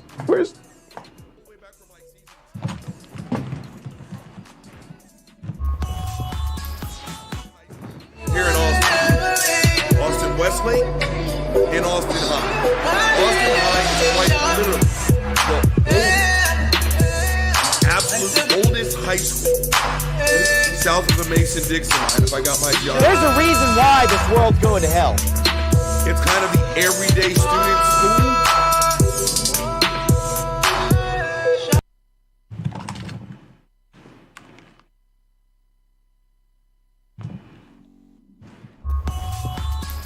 And boom, on cue, there it is. We call that drummer's timing, where you just like have this eerie thing where like you'll be talking about something and then like boom, the thing happens as you talk about it and it just syncs up. You're like, yeah, it's just that drummer's timing, you know. It's just being so in tune with the rhythms of life, as they say. So yeah, it's here. It's here. So when I let Sam out in a little bit, I'll bring that in. It itself, the stand, is big as fuck, and I'm gonna have to figure out how to put that shit together. But yeah, this studio's about to get a serious fucking makeover, man. I still gotta kit up this damn camera, but man, oh, it's all coming together. The digital mixer's here, the motherfucking 75-inch TV is here, and now the stand is here. This ridiculously good 8K cameras here. What's up, baby? How are you doing? You're fucking expensive. All right. It's all coming together. The Behringer's here. We still got to get the set. We got like a $200 set to get. But see, we did everything. I'm going to tell you how we prioritized everything. We did everything in reverse order of expense. Highest items first. So we just bought all the expensive shit. That way, whatever we don't get through our grants or whatever is stuff that is more affordable for us to fill in. We do got to get the David Pakman set, which again, talking about that drummer's fucking timing, David Pakman is doing a studio makeover at the same time, and David Pakman is getting rid of his panels. And I suggest those people over there at the Majority Report do the same thing, because my panels are going to reign supreme because we are taking over the internet. So somebody go over there to TMR or whatever, and tell them get rid of them panels. Time to get rid of those. Are the pocket locker panels from now on. That's what everybody gonna be saying. Now, you don't want people hitting up your show talking about like, ooh, are them the pocket locker panels? Those look like the pocket locker panels, and pocket lockers look better. Not a good look. Not a good look. Just saying. All right, let's get the Chiz app back up on the screen here. I'll have to read over here on my tablet like some kind of punk. Am I going to put it behind me? So that's the thing. It's going to either go behind me. It's going to be on wheels, though. So it can. The idea is that it's multi-purpose. I'm thinking I might sit it over here. I might redo this kind of left station to where my keyboards and stuff are now, my DJ controller. I might put those in a different part of the studio. I've always wanted to do my desk a little bit differently, so we're going to think about some different things. But I'm going to, it might rest over here, at least as its A position, with the idea being that the camera can then be over here, and if I have my current setup, I could like turn this way and rock with that thing behind me. But yes, it can also probably wheel, so it's actually behind me, although I think eventually I'm going to want the panels behind me, at least for podcast. And then also, there's this drummer I love who actually was a big part of the inspiration for this too. God, I don't know if I can find this dude. Let me see.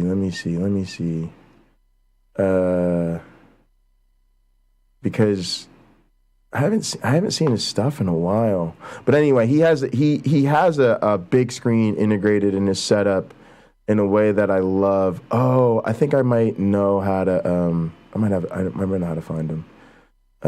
There's a couple products he uses that I think I could find his videos from. But I just want to see if there's anything in my history real quick.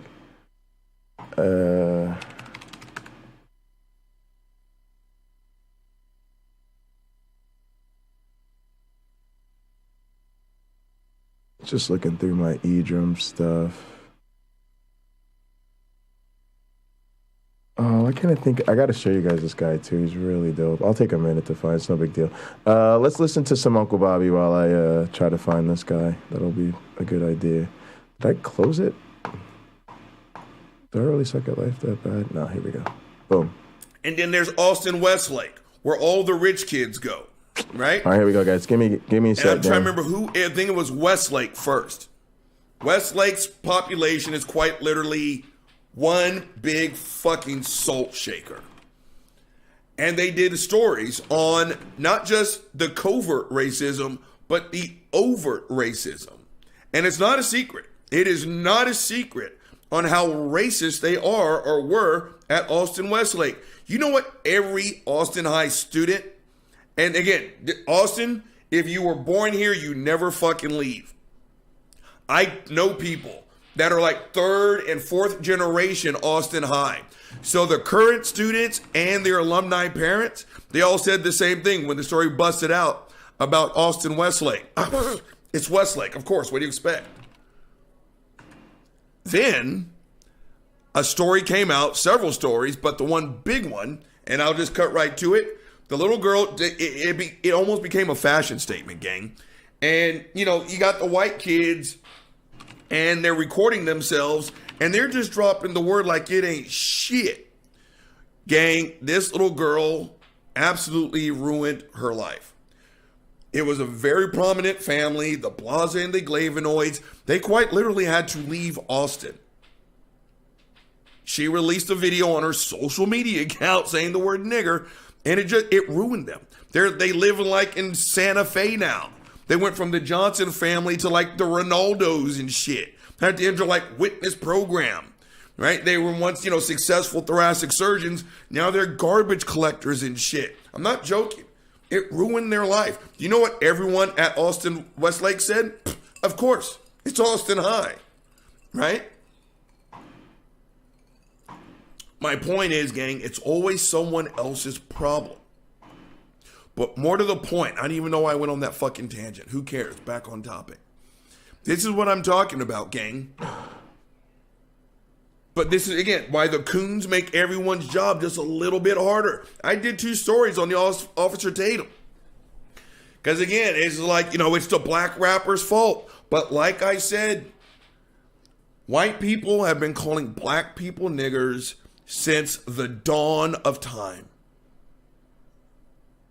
And it was never an issue until... All right, gang, I'm going to go ahead and show you guys this dude for a little bit. We'll have a little fun.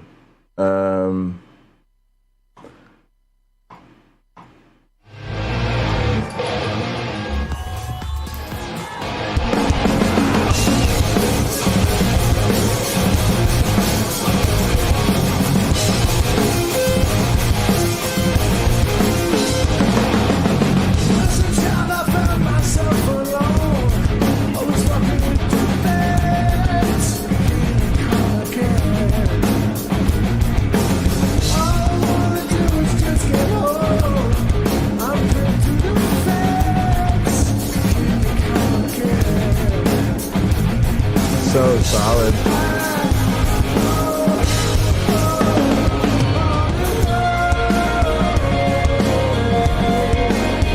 Fucking beautiful.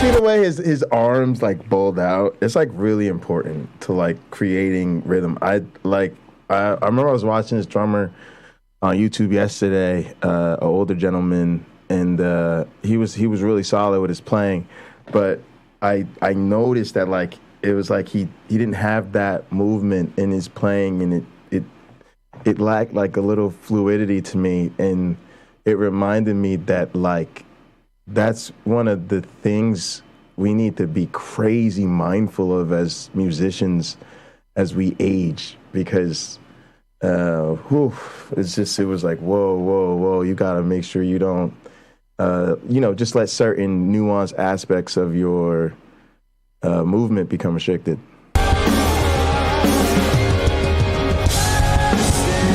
So fluid.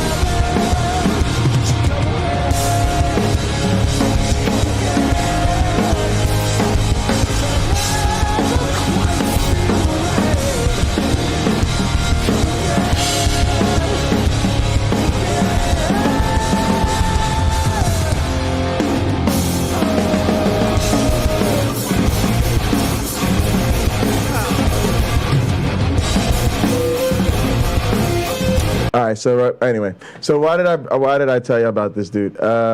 He has this great setup at home where he works with these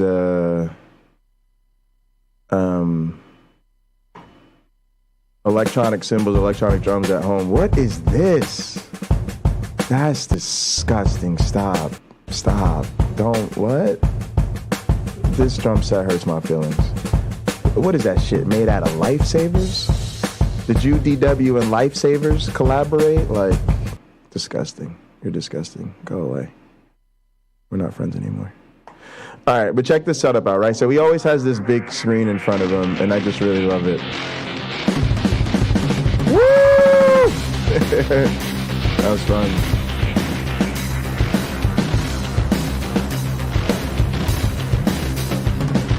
So these are electronic cymbals that look like they're made from bronze cymbals. But anyway, he has a really huge screen in front of him. I think this, I don't know if it's quite 75 inches, but it's big. And so I always, it always made me want to put like a big screen, because a lot of YouTube drummers or musicians you see, right, they've always got the small kind of laptop over on a stand next to the drums, and you're sitting over here with your stream and everything. And you could see here from this screenshot, right, he has this screen in front of him, and I think he even has a bigger one now. But yeah, so the point, that's why I told Rob I wanted the screen to be on a stand with wheels, because even just the ability to take it from here to where it's behind me and just roll it straight back in a straight line to that wall will then put it directly in front of my drums, so that I can do this sort of thing where I've got it set up to where I've got access to that monitor, and when I'm playing, I can actually see stuff and put stuff in front of me. And then there was the idea of potentially turning the drums around. So I want to do what he does, right, where it's kind of on the opposite wall, but my drums basically are on this wall and the screen would be here. But it's the same idea where the drums are facing the screen, right? The other idea is to turn the drums around and put the camera on the wall in front of the drums, basically, so that the screen can be part of the background. So that when I'm playing drums, you'll see me on the drums in front of the camera, and then the screen behind me. I don't know. It's the difference between if I want it part of the backdrop or part of the monitor. Right now, I want to use it as a monitor because I have tapestries and lights and other things going on deliberately on that wall. So I don't have any current plans to put the screen there, but I did think about it, and I've sort of realized how I could turn around things in the studio to do that. So that's another idea, but yeah, great question. That's kind of the plan right now. I'm really excited about all the new gear and new kit we've got in, which, speaking of which, I'll probably make today an earlier day on stream, and then we'll get and gather And I can work on some studio stuff while we hang out and gather.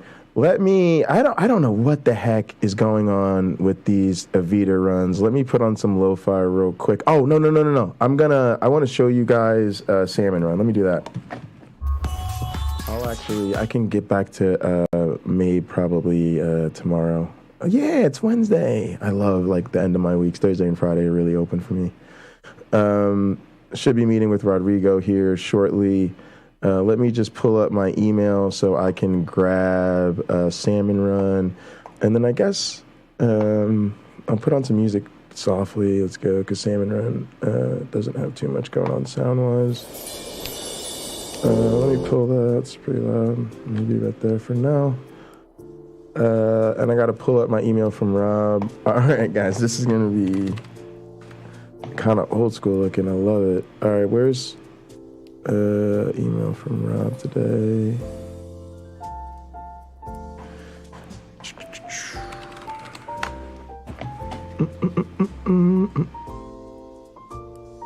I'm in the wrong email account. That explains it. That'll do it every time.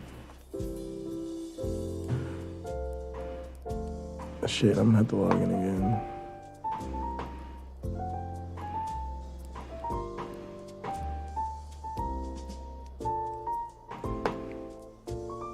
If my true love hits me up with a partridge and a pear tree on Christmas morning, punching that bitch in the face.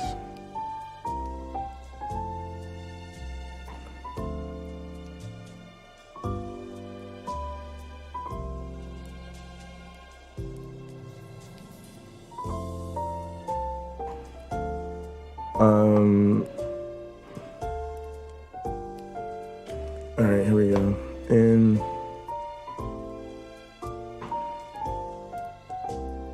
let me tell Rob. Stand is here. All right, boom, done. All right, then I will just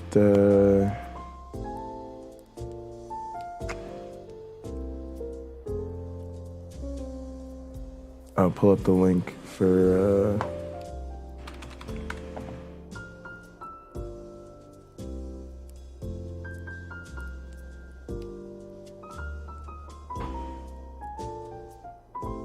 all right, here we go.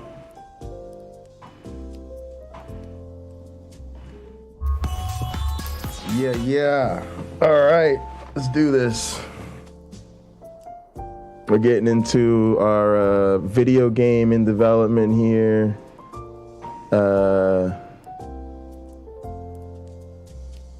I had a couple of bugs I hit earlier, but it should be more or less good to go.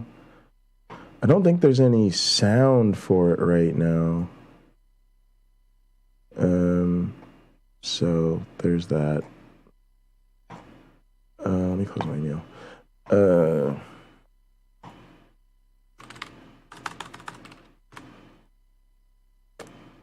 It's beautiful.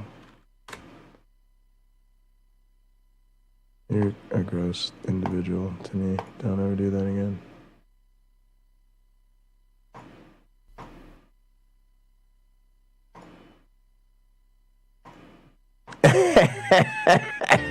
Hey, what's up, you guys? So this is a quick update for the virtual classes. Yes, starting quick next update, week, guys. I'm going to be offering a class now on Mondays at 1 p.m. or 1:30. I'm not too sure yet, but it's going to be 1 or 1:30 p.m., which will now be that we have a class on Monday at 1 or 1:30, Wednesdays at 2 p.m., and Saturday mornings at 10 a.m. Pacific Standard Time. So if you're interested, send me a DM, a message, an email, whatever you can to let me know if you're interested. What you'll be needing for the workouts will be resistance bands, the loop bands. Oh, the bands! You can use those as well. I will incorporate bands. I'm going to be focusing on resistance bands. Not the mini bands, but the long loop bands. I think they're latex or those types of bands. So it's going to be full body strength training. We're going to add some functional training in there as well. It's going to be for beginners and intermediate levels. So if you're more advanced, this is not the class for you. This is for beginners and intermediates. If you Getting start the bands now, back together. The classes will be $10 per class. If you wait till next year, the classes will increase to $20 per class, or I will start offering a package deal of $100 a month if you want to. With that hand clap EDM. For the month in full. But as usual, like I said in the other video, everyone's first class will be free. It gives anyone an opportunity to get a chance to see the class if they like it, if it's something that they're interested in. If not, that's cool. There's no obligation. Just go ahead and try it out and then see from there if you want to continue. So that's pretty much what it's going to entail. Get that money, Cam. 3 times a week starting next week, Mondays, Wednesdays, and Saturdays. $10 if you start now. First class is free. Resistance bands, full body, strength, and functional training. So with that being said, let me know if you're interested, and I'll see you guys in the next video.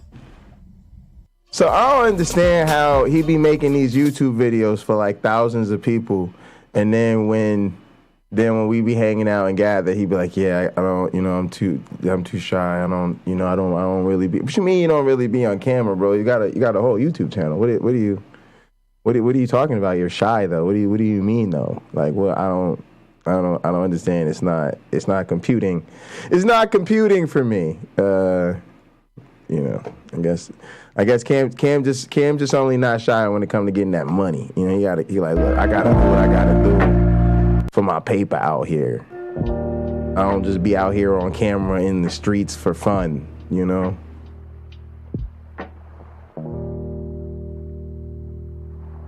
Business only type of thing.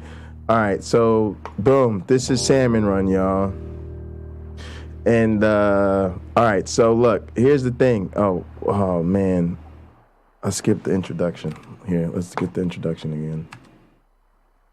There we go.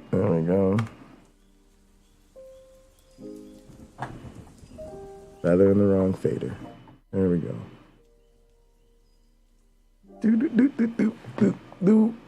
All right, so here we go. Wild salmon are swimming upstream to reproduce. It's a long, difficult journey for salmon to go from the ocean to their spawning grounds in the headwaters of the river. Figure out what affects their survival and watch them evolve over generations in response to changes in their environment. Help the population thrive. Their fate is in your hands. Don't let them go extinct. All right, so this game is for like middle schoolers, basically. All right, so what we're going to do, first we're going to talk about the interface. It's kind of like in turns, like they do a run, and that's a turn, then they do the next turn. This is your money. You can clock it here.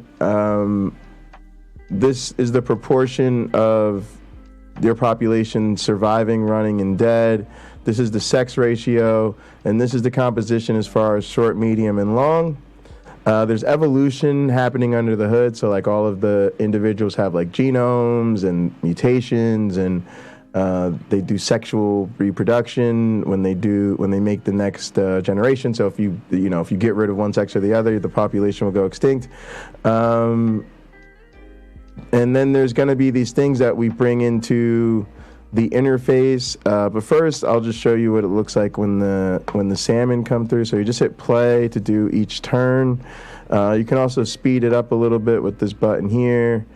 Make it go really fast with this button here, but we won't do that. I'll just pause it and play it. So the interface is you move around with the arrow keys, just like you do in Gather. You zoom in and out with Q and E, I think. Yeah, E and Q.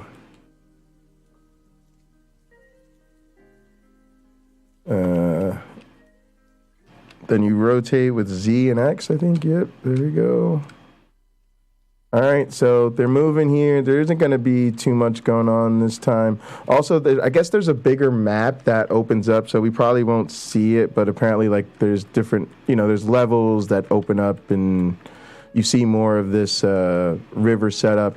Also, I learned today that this is apparently based on some, like, real river setup in Washington that the students will be able to learn about through this game.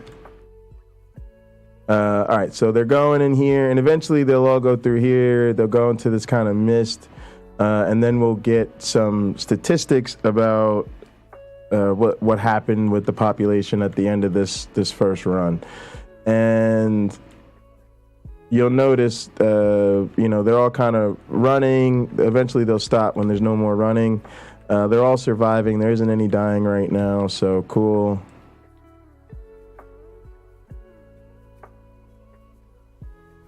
All right, so let's actually fast through. So let me show you how it looks at the end. Should almost be done here. I think this is the last little straggler here. Cool, thanks, little salmon guy. All right, so we see this.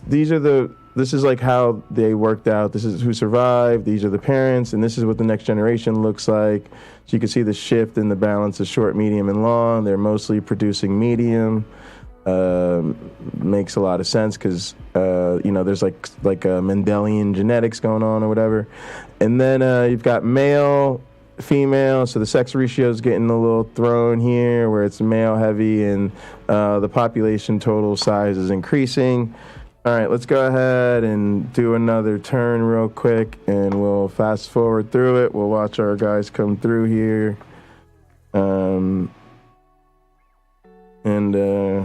We can get this going a little bit just to make things interesting. Let's kind of buff them up a little bit.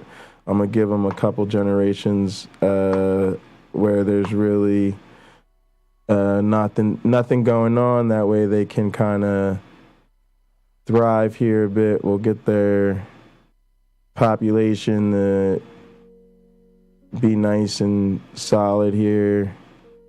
All right, look, there's over 200 of them. Cool. So we've doubled the population size already. All right, now let's go ahead and we'll add some anglers. They're like fishers. So you just click and drag them. All right, boom. I always do this thing where I think I put them too far away. They need to be like close to the thing. And I probably should start zooming in when I place these things. Because they like to put the fishermen in weird places. All right.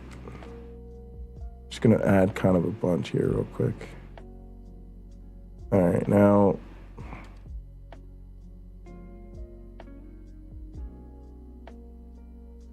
Another bunch. All right, so now let's go ahead. Wait, let's get fish coming through here. All right, now we'll see that the fishermen are they're fishing, and if they get a fish, the fish has like a little animation, like the fish will do a little waggle, like it got caught, and then it'll poof. And so they're fishing. There you go. See one, they're like zap, boop, zap, boop. See a little dance, zap, little animation, zap, got one. And obviously red is fail, green is it gets it. So if you watch the one where it gets something, you can see the animation it does to see which one it actually catching. All right. And so you'll notice, because there's fishermen now, right, there's actually some of the salmon are dying. And I guess my money is covered up and the turn is covered up. The only thing you guys covered up is the money and the turn, so they're not really important right now. We're on turn 4. All right, so now they go through the run. We'll fast forward a bit. And you can see our anglers doing what they do. All right, so you see that 41 of them actually died. They were fished. All right, we'll go to next.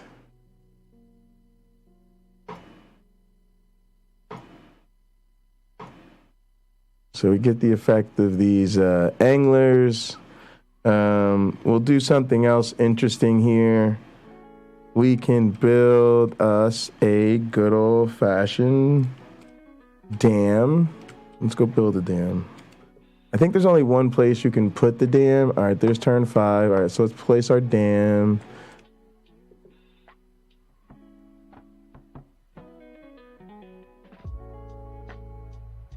Where does the dam go? Where's the dam go? There it is. Boom. Oh, come on. Put the dam there. All right, there's the dam. So the dam will restrict how many of the salmon can get through. So let's go ahead and see what the dam does for a couple runs. Oh yeah, get your fish on. Get your fish on. Get your fish on. Why am I cheering them on? They're killing my fish. They're killing my salmon. I'm killing my salmon. All right.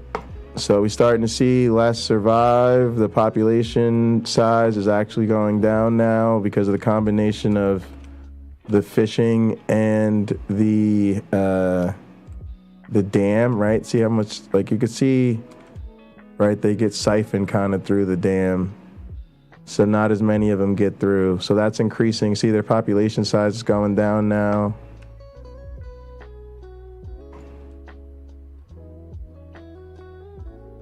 I'm fast forwarding through this just so you guys don't have to watch them swim all slowly.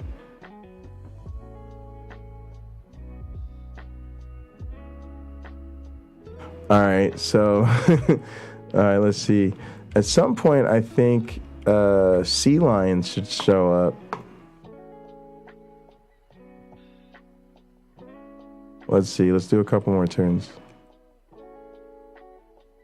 We can actually normally see the fisherman stats. Maybe not on and fast forward. All right, so now look at our total. Look how much, see, our population's crashing. Look, we only have 63. We only have 44 surviving parents, and now it was only 63. So let's intervene here. All right. So a couple things we could do to intervene. We could build the salmon ladder. So let's build a salmon ladder. That'll help them get by the bridge here. We can even, I think, change which type of salmon ladder it is. And the difference is different ones will like let through small fish or large fish or all the fish. This one's an elevator, which I think is the one that lets through all sizes. Maybe we'll do one of the selective ones this time. Who cares? And what else can we do? We can also add a ranger, and the ranger will regulate the fishers.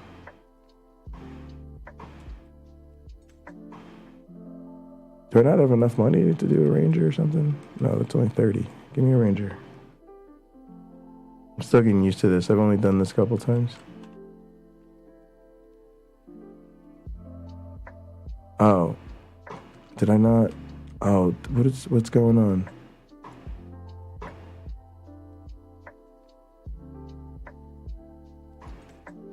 I don't know why. All right, what's going on? Oh, I think I gotta put this thing away. Maybe? Uh-oh, hope it's not frozen on me. All right, they're playing, let's see. Oh, that's what it is. Okay, when you're in the middle of a run, you can't, like change the towers. This is basically a tower defense game. All right, so next, now I'll put some rangers here. So the ranger will regulate the fishers so that they don't like overfish. So that ranger, it shows you which ones the ranger is regulating. That might actually be all the fishers because I didn't put them in. I didn't like really spread them out throughout this area. So,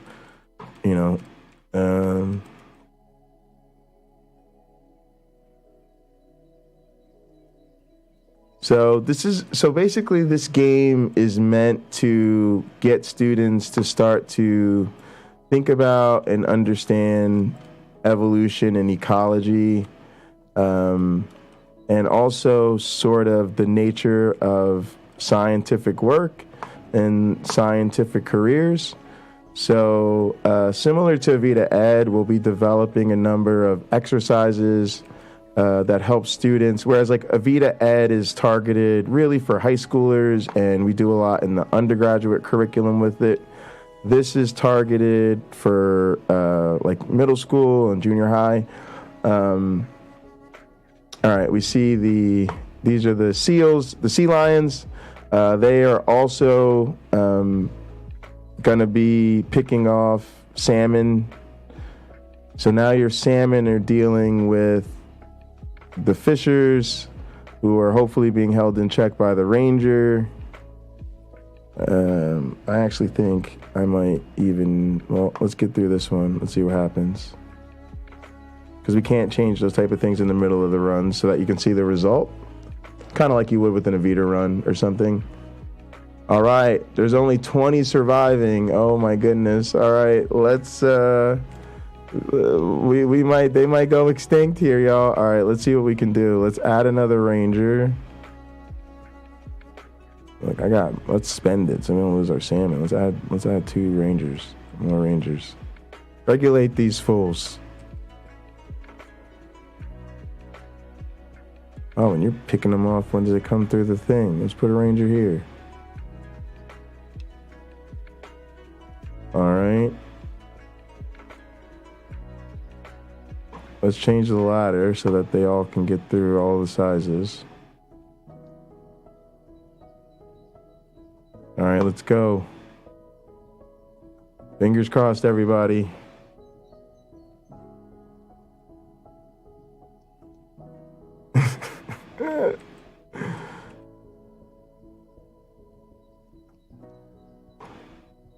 Oh, man. Oh, man. I only have 11 surviving. My population is crashing.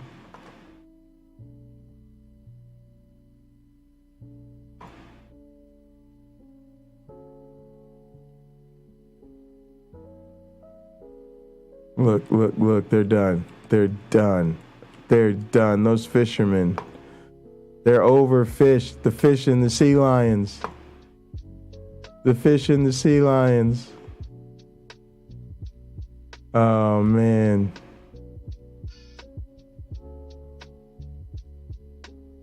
Actually, this is apparently what some of the deviant students do. Is like instead of trying to get the population to survive, they actually try to figure out what it takes to make the population go extinct. I think these guys will go extinct after another turn or so, maybe even this one. Yeah, nobody survived. Nobody survived. They're done. Game over. All fish have died. Press button to restart. Thanks for playing. All right. Cute. Anyway, this game is for, like I said, it's for middle schoolers. There's a bunch of evolution happening under the hood. There's eventually plans for there to be bears and stuff. And if you're successfully sustain the population through this area, it will open up other areas of this like setup. So there's like the map expands basically like you would kind of expect in the tower defense game as you go through different levels. But this game is still in development. I think it's only really been in development since mostly since the pandemic. I also know it's really cool because it's mostly worked on by undergraduates who work on like the code and pretty much everything except for the graphics. And then the graphics and stuff are done by a lab at the University of Idaho, run by Terrence Soule. And they actually have a full-on evolutionary gaming company called Polymorphic Gaming. And so I'm really kind of excited because this is something I want to do with my career. Obviously, is we teach in the classroom with these digital applications like Evita, and we're always thinking about other levels and other ways, and we've been trying to get towards gaming. And what's exciting about Salmon Run is like it's early enough that so many assets haven't been developed yet. For instance, like there's no sound. So we've been talking about, different ways I could add sound to it. It's a very lo-fi effect anyway, so, it doesn't have to be anything crazy. But there's a lot we're still going to do with this. So, for instance, they're going to introduce the notion of challenges where, the players presented certain situations that they have to manage their way out of. And I think the goal eventually is to have it so that there are videos that we record where they get exposed to real scientists who do this type of work, who talk about their careers and their jobs and, what they have to do to deal with certain challenges that the player then has to go and figure out. We've also talked about kind of making it like a deck, like a collection game, sort of where maybe there are cards corresponding to those videos with those scientists, and there's an aspect of completing all the missions and wanting to collect all the cards for all of the people and characters that you interact with along the way. In its current state, it's actually mostly used for experimentation. Like, it isn't really currently been outfitted out as a game so much as it's a game that's used for students to collect data about evolution and ecology. It's mostly been used like a Vita Ed in that regard. But the development team is moving it more towards, you know, missions and levels and different things like that to enhance the game side of it. I think it may end up even with 2 different modes. But yeah, this is sort of the project, and it's a fun project, especially because it gets me involved in this type of multimedia and science stuff, and it's related to my field. And we're going to be developing some grants, right? When you're at this stage of my career, you're just always hungry for stuff that's going to get funding and help you get an attractive record of projects that you're on. And the team has had so much success with the Vita Ed that we've, you know, figured how to get projects like this funded. And I think the plan for me right now is to work with teachers at this level with like workshops, getting them to sort of understand how they can use this in the classroom. You know, that's what it was targeted at originally. There's been, you know, they've had some success at that level, so we're just trying to formalize that. And I think the idea is to try to target teachers who can use this in sort of settings that'll help us towards, you know, diversity, equity, inclusion. So, you know, urban, rural, international, you know, low SES type stuff. Always the appeal of things that are digital and free. So, you know, there's some really good stuff that I think we can do with this pedagogically, but also some good stuff that we can do for teachers in terms of professional development. And I think that's probably just as important, because we really have a situation where in order for people to start to understand how central evolution is to biology and evolutionary thinking, it really is something that has to happen with the teachers, because the biology's there. It's even reflected in the next generation science standards and pretty well captured in updated textbooks, but I don't think you know, teachers feel as equipped to discuss it as they'd like to. At least that's the feedback we normally get. So yeah, all good stuff. Happy to share it with you guys a little bit, just a demo. It's kind of what we did with our students earlier. We just showed them the interface a little bit, showed them what we have going on, told them some of the other features that'll be coming in here, like the bears and the videos. And the idea is to get students to think about, oh my goodness, this is stuff people actually do for a living, like fisheries and wildlife. And oh, if I went and, you know, got trained in, say, ecology, I could do this type of work. Or, you know, you could do a career in zoology and become a ranger, right?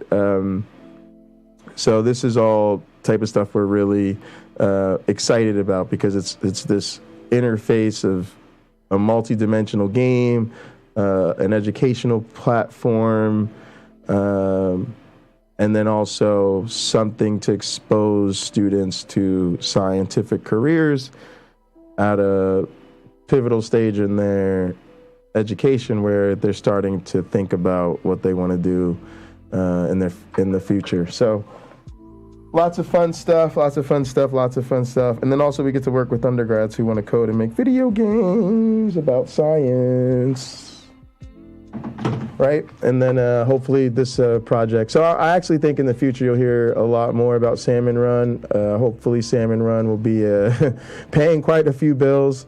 But I'm really excited to be part of this project because it fits in our toolkit with Vita Ed. So in that regard, I wanted to show y'all a couple other things I'm excited about, because we'll probably do more with Salmon Run as I'm trying to figure it out. And really, I also want to go bug hunting and really push Salmon Run and figure out, was like I'll give you an example. Like earlier, like there's supposed to be a way if I see, like right now, why is the interface frozen? All right, here we go. No. Oh, I was probably zoomed all the way out, that's why. All right, so look, if I pause it and click on a fish. All right, cool. Now I'm in the perspective of that fish. This is actually pretty cool, right? Because now you can watch this play out from the fish's perspective. But earlier, it got stuck on me when I got to like the end of the run.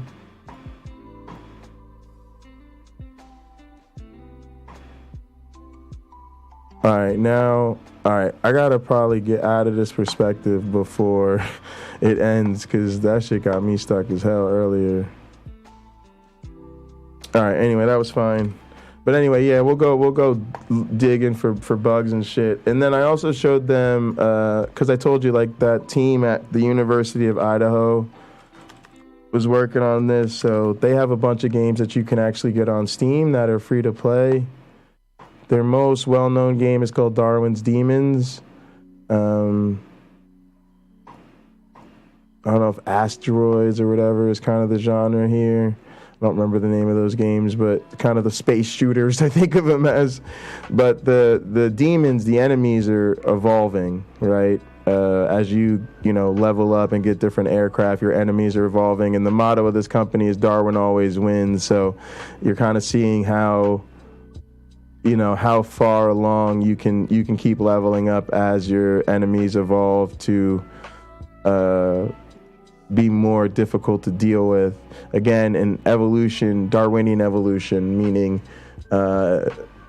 natural selection, inheritance, and variation through random mutation is what's generating the enemies.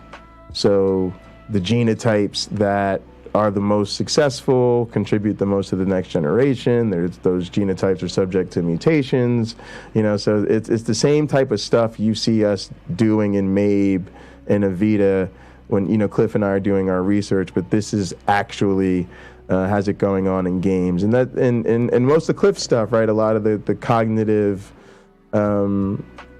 the challenges that he presents our evolving brains with themselves can be thought of as having to solve different puzzles or play different sorts of games, right? Berry World, in a sense, what you were talking about, Berry World is just a game, right? It's about finding the right type of food and avoiding ones and, avoiding switch cost and all that type of stuff to up your score. Here's Terrence Soule. Here's Terrence. I'm sure it's interesting. Let's hear him chat or him wax real quick. Let's kill this lo-fi. No, that's not what's playing right now.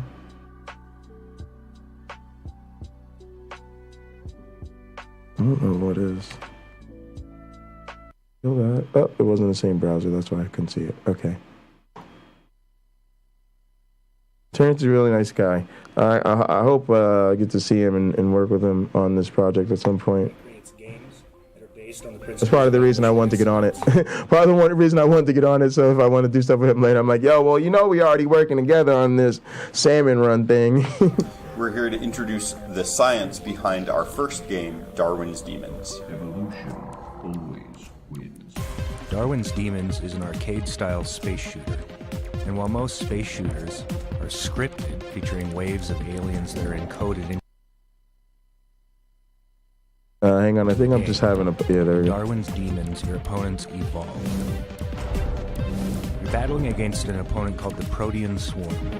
The Protean Swarm is made up of individuals with digital genomes, and these genomes control all of their traits, how they behave, what kind of projectiles they fire, and so on. As you battle the members of the Protean Swarm, they accrue fitness based on how accurately they fire at you and how aggressively they move down the screen towards you. Fitness is roughly the equivalent of a score, but for the Proteans. At the end of each generation, those scores are used to determine which proteins get to reproduce. Part of the reproduction process includes a mutation step, so the digital genomes are mutated slightly, and in fact the mutation rates we use are much higher than what you would see in biology, so that we can see evolution. It takes place in the game reasonably quickly rather than over hundreds of years.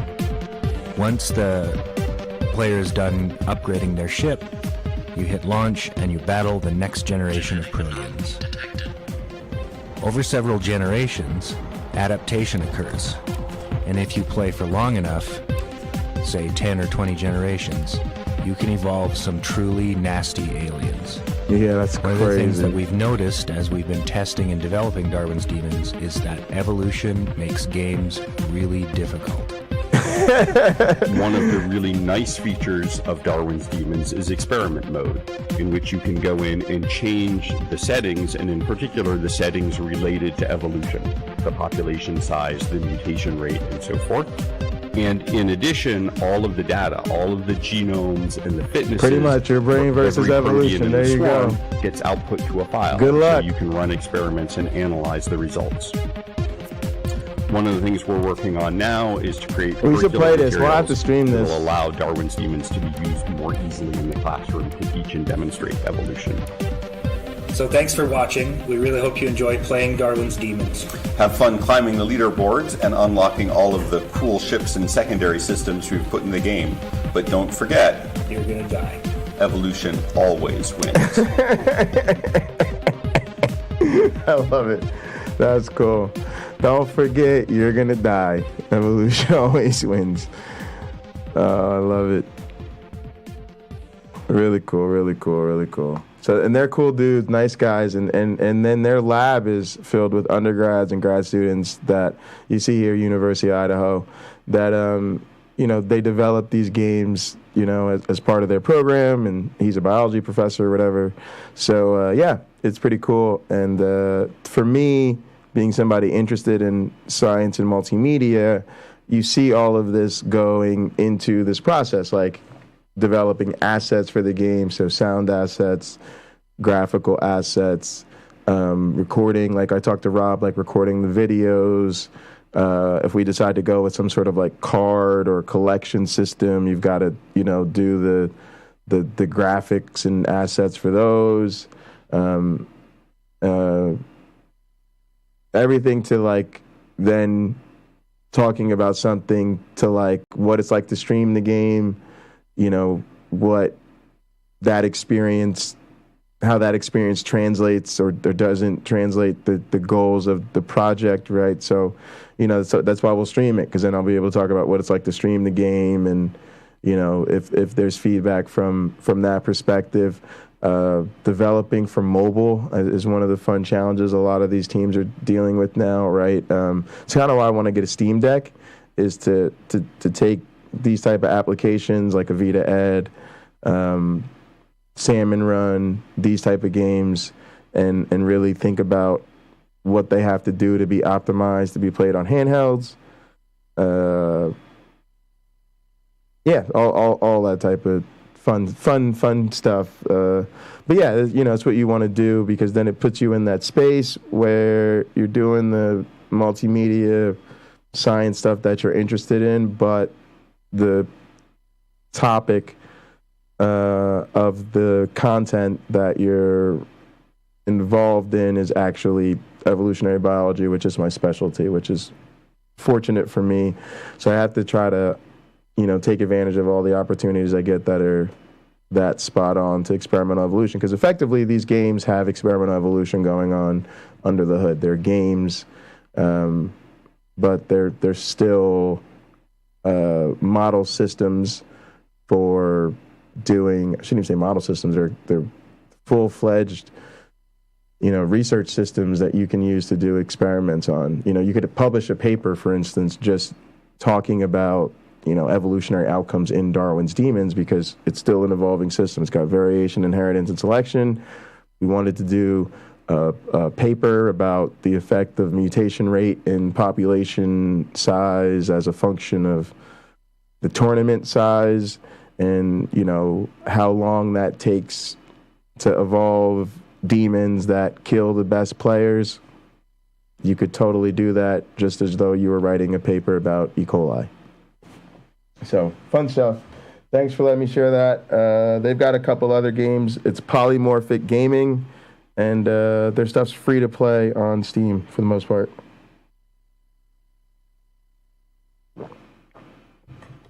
Also pretty fun to share with my students. All right, let's take a quick Uncle Bobby break. I'm going to, I don't know, I think I'm supposed to be getting with Rodrigo. Oh, Rodrigo, looks like Rodrigo's in here. Rodrigo, can you hear me?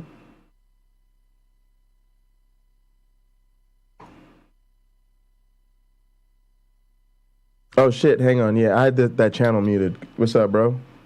Hey, dude. Hey, give me 1 sec. I'm gonna just run to the restroom real quick. Okay, yeah, I'll be here. I'll be right back.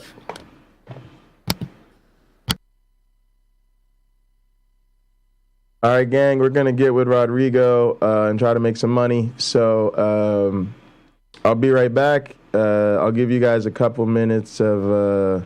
Let me see if I still got Uncle Bobby pulled up here. Yeah, we'll give a couple minutes, Uncle Bobby. I'll be right back. Sit tight. Rappers started using it in the music. So to wrap this portion up so we can kind of get to the big daddy of the day, to my white family members it's that are all a little good, bit Wayne. confused, How you doing, baby? Good to see you. Stop being confused. Stop being confused. Again, this is not our problem. And by our problem, it's not black people's problem. It's just not. Right? Again, I will stop saying this, gang, when I start hearing a white person finally tell me, Robert, it's so confusing. It's so confusing. How can I teach my white kids to stop saying it when their grandfather says it all the time? No, but instead I continue to hear it's black people's fault. How do I teach these kids not to use the word nigger when they hear it in the music? Again, for 400 years, gang, my math isn't that bad. For 400 years, black people have been called niggers by white people. And it was never a problem. And this whole bullshit about the hard ER versus the soft GA, I've always thought that was a stupid argument. Nigger is nigger is nigger is nigger is nigger. Black people say it without punishment. White people take a chance every time. Those are just the fucking rules. But again, to close this portion, look at Buddy's monkey ass. To close this portion out, white people have been calling black people niggers for literal centuries. So don't you dare fix your mouth now to say that black people some way, somehow hold some responsibility. Give me a fucking break. I will stop being mad at this topic when I finally start to hear someone say, I can't get my kids to stop saying it. Their next door neighbor called, what the fuck? Hold on, gang. What? I don't even know what the fuck that is. When I finally start to hear white people start take responsibility, I will stop. I will get off the gas pedal. Right? Again, for centuries, black people have been called niggers by white people. And apparently it wasn't a problem until I was a teenager. Give me a fucking break. Now, gang, we're going to jump into this meat of today's rotted fucking sandwich. What the fuck is this? Huh? Okay. I got some real cryptic, fucked up ass message. Now I just lost my Twitter page. Rodrigo, fuck yourself. All right. Gang, the meat.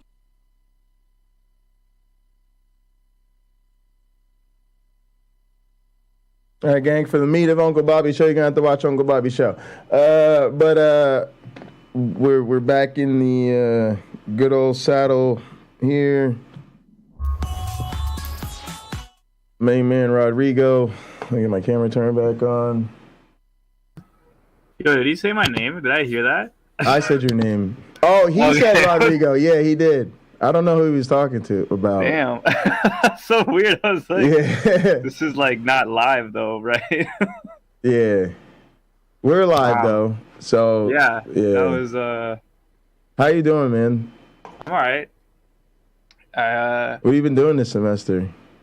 So much lab work and just trying to like, just trying. I feel like I'm in like year 5 and I have very little data, and I've just been trying to like get data. Sure. Yeah. And yesterday I got my ears pierced, my lobes. Really? Oh, does that hurt? It's all right. I also have like needle phobia, so I passed out. It was great. You passed out? Yeah. So why do you volunteer to do this thing and then To get over it. Same thing with my tattoos. Like I've passed out with, I don't know, at this point, like 30% of them. And then they just keep tattooing you while you're laying there? No, usually I'll stop, recompose, get some water, get some gummies, and then keep going. Yeah. Oh, the gummies help? I don't mean like fun gummies, just kind of like gummies. Oh. A little bit of sugar. What about like do you go with like the numbing cream, all that? That's what I need. Like I feel like I would need anesthesiologist to get through that. Like, yeah, it's not the pain for me. It's just there's like a mental, just like the needle itself. The needle itself it has nothing to do with the pain. What about like the vaccine and all of that? Yeah, it's a struggle to get them, but I do it. Really? Yeah. All right, that makes sense. Yeah. I've heard this, that some people are bad with the needles. So I'm fine with the medical needles. So like if it's like the vaccine or blood work or something like that, it's fine. But I'm not gonna go get a tattoo. I mean, I don't do needles for sport, but they don't. This is what's so weird to me. It's like you're exposing yourself to way more needles than people who are not actually afraid of them. Yeah, I mean that's always been the like been the technique. It's like. What do you call it? So there's 2 ways to get over fears, right? But like exposure therapy or whatever. Exposure therapy. Yeah. That's what it's been. Yeah. And I'm a lot better now than I used to be. But like I don't like snakes, right? But it doesn't seem like a good idea is to just be like, yeah, I'm gonna just go find me some rattlesnakes and get a pet snake. Yeah. And I had one in college, and it I don't think it really helped that much. It just helped me get over the fear of that one snake that my roommates had, Yeah. Yeah.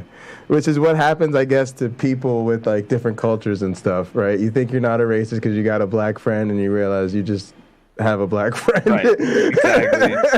Yeah. It's funny. Yeah. Yeah, with the needles. So I always wanted tattoos as a kid. It's like since as like early as I can remember, always wanted tattoos. Always like drawing on my body, like drawing tattoos on my body as a kid. And then my first tattoo, I was like 18. I remember thinking, oh, it's not so bad. This just kind of feels like like a prolonged vaccine. And as soon as I thought that, my brain, I just like passed out. Wow. My brain like connected the two, but I never had like the connection until that moment. And then it's been, over a decade of like disentangling that, like pulling it apart. And that's wild. It's just I don't know. It's just so like it just goes. It's not that boom. Yeah, this exposure therapy. I don't know. I'm second guessing it. It's just...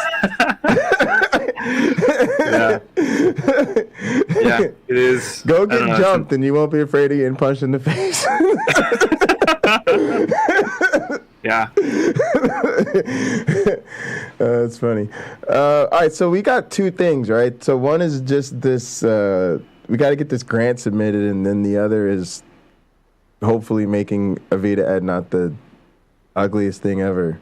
Okay, yeah. But we got Affinity, basically, is the thing. So I think, like, the idea was that they're trying to redo the lab book. And I think the idea is also to get it. I gotta check this with Rob on Monday, but I'm pretty sure the idea is to do it like ebook with the new videos we're doing, integrated kind of deal, right? So to me, it somehow needs to be translatable. That was the idea of using something like this, to where you're going to use a software that is going to say, okay, you need this package with embedded videos and a website, but then you also probably, you need like a traditional lab book somebody can print or whatever and get it, as easy to deal with that, right? And then I'm also just thinking, we finally got them to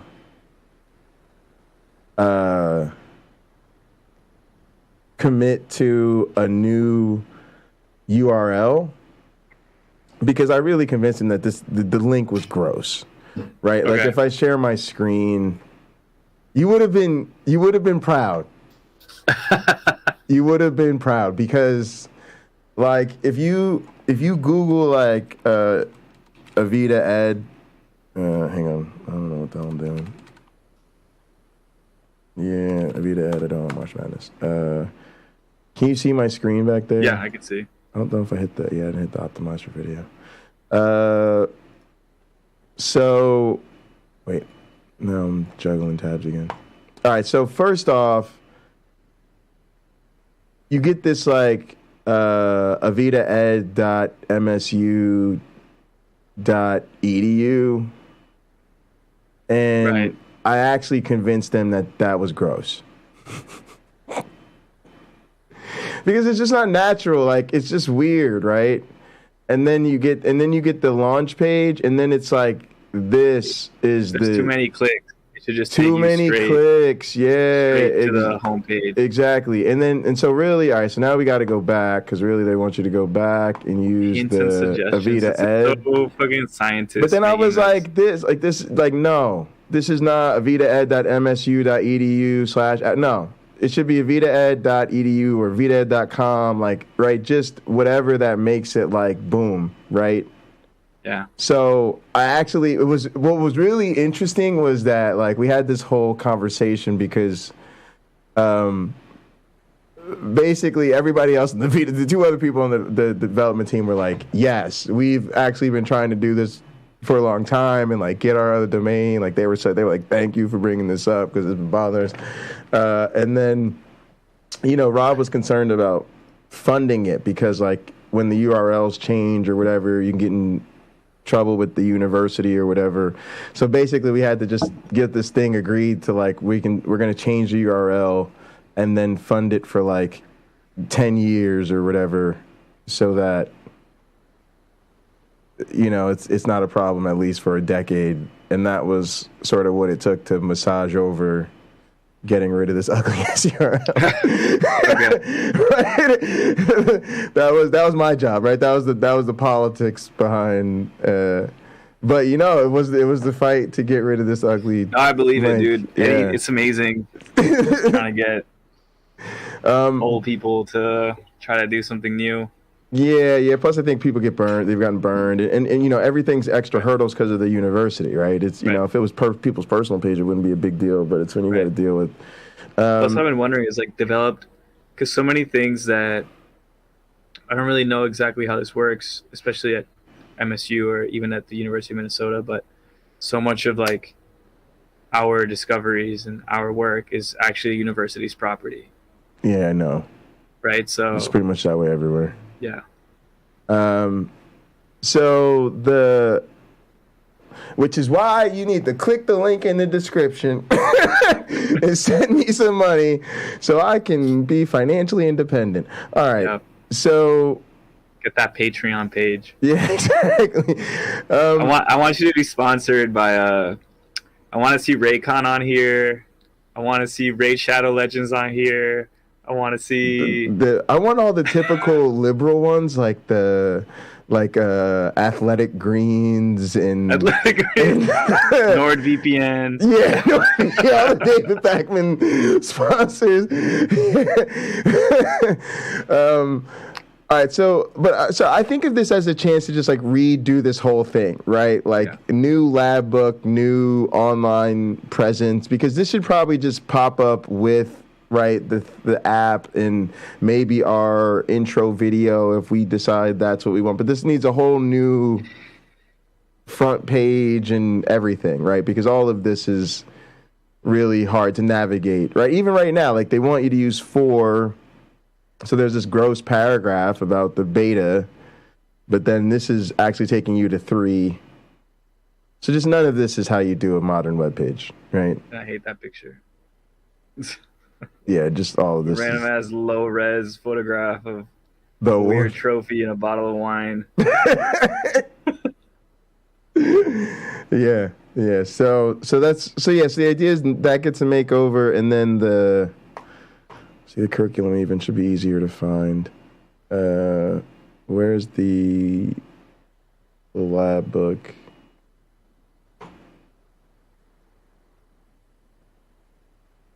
I'm just realizing how weird it is to try to find the lab book. I'm not worried about it because I always find it through Google, but you know what I mean? Like even that should just be like right there. All right, let's just. So who's like on this team to redo a video? Rob, myself. It's like me, Rob, Diane, and Wes.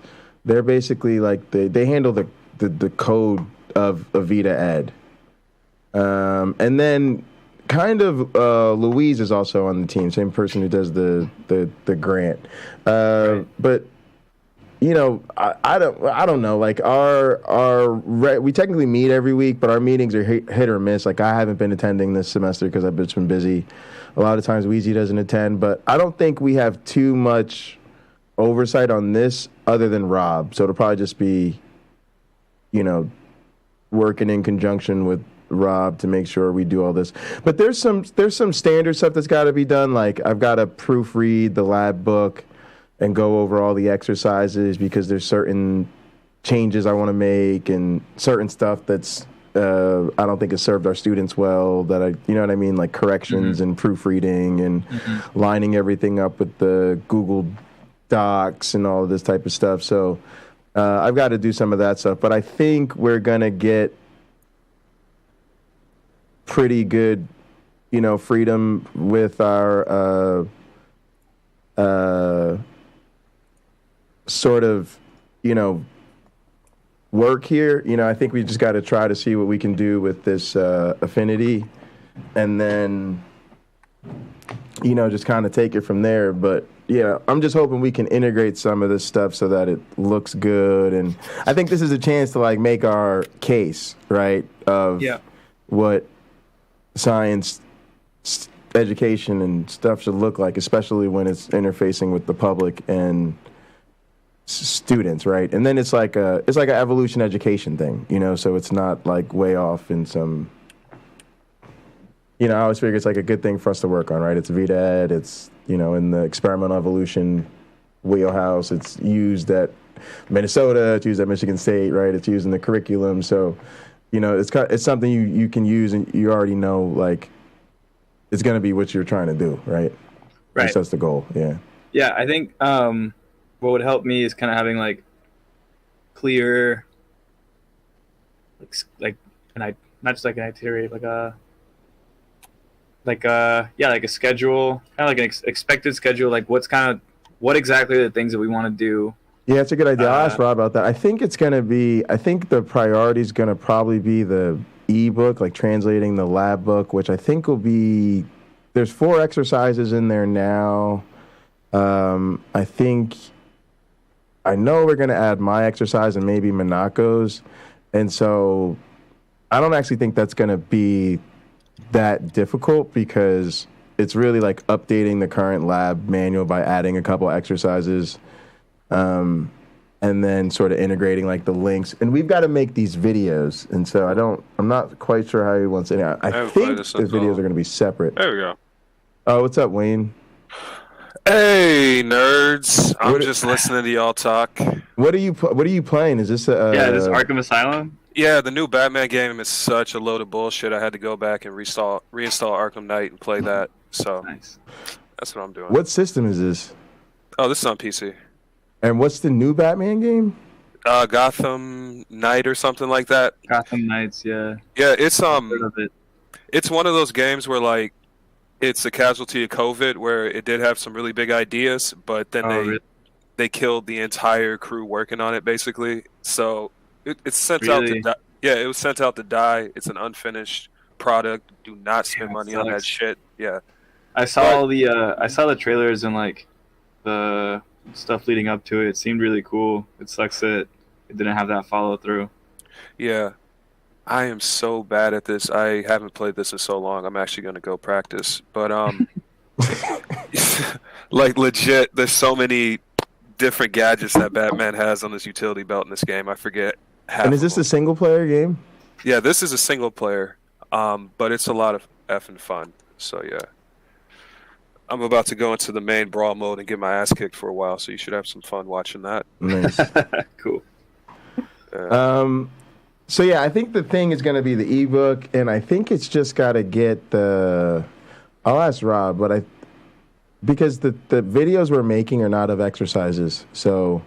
And I think we've made videos of exercises. Those are the videos we made with WKAR. So I'm pretty sure it'll be that. So I'm also gonna. So I have one of them I could show you. I'll have him send me the other ones, because I think there's certain cues in there, like for aesthetics, that are good. Like I'll show you mine.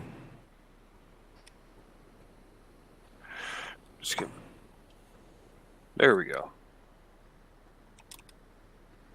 All right, let me see where I put it.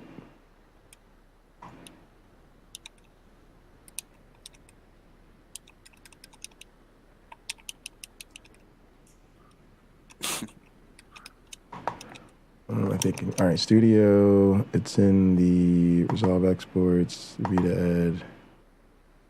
Let's just go with the last one.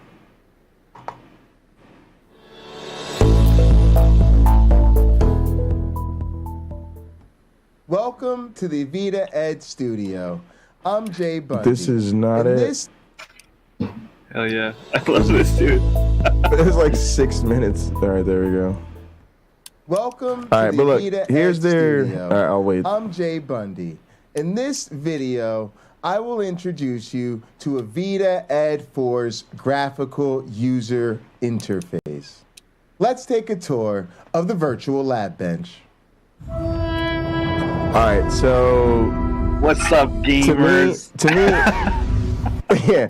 To me, this is like the Avita Ed look, right? Yeah, it's this I like it. Stately dark blue, and then maybe even color tones that evoke the Petri dish, right? So, an example of that would be.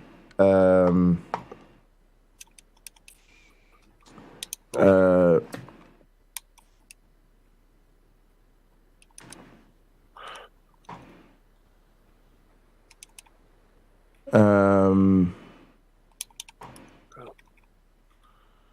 right, so this is like David Pakman's set, right? It's really a IKEA room divider. It looks like the Majority Report.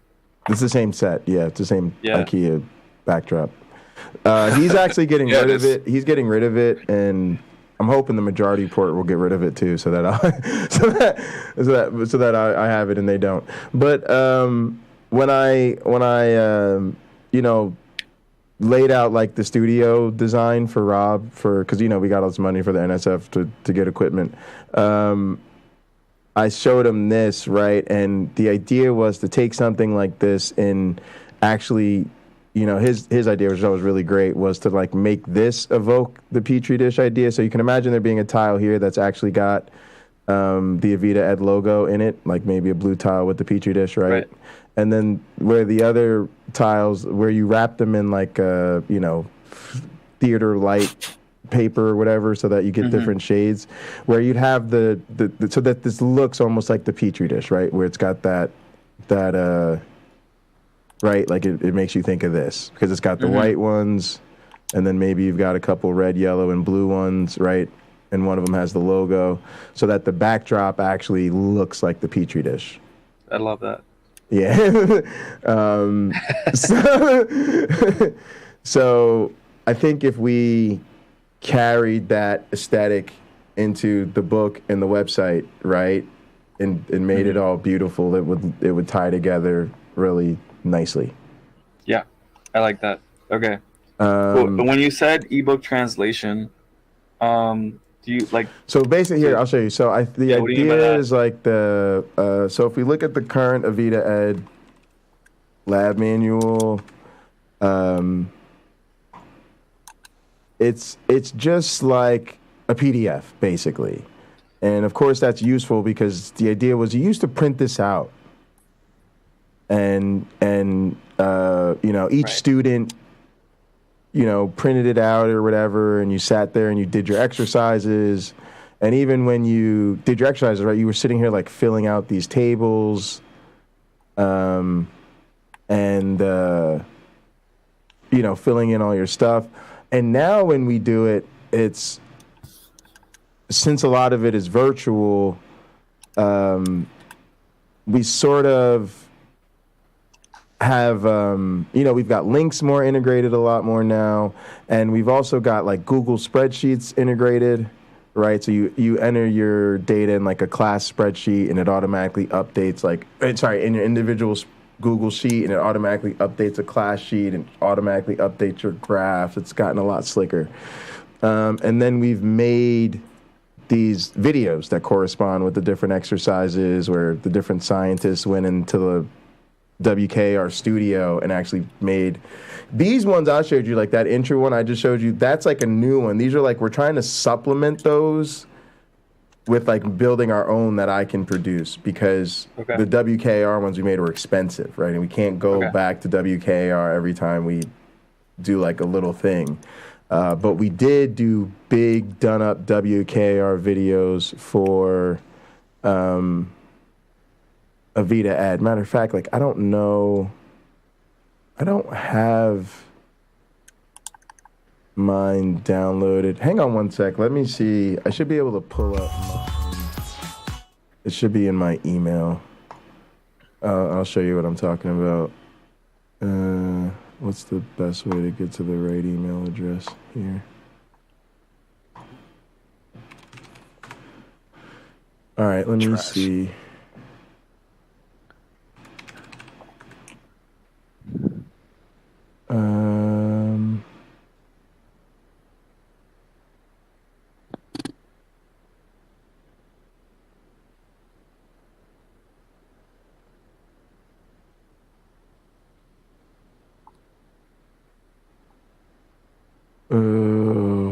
I don't know. I should have it in like a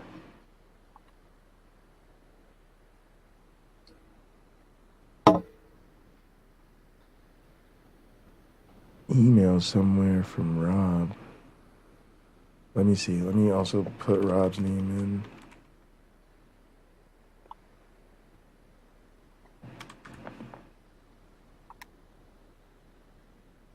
Let's say video, PineCreek with attachment. Yeah, it has attachment.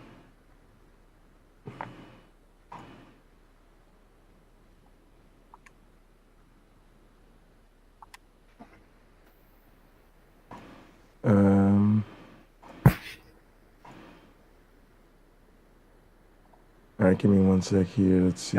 GUI intro. I think this is one I sent him of our video. I'm trying to find the stuff from my students.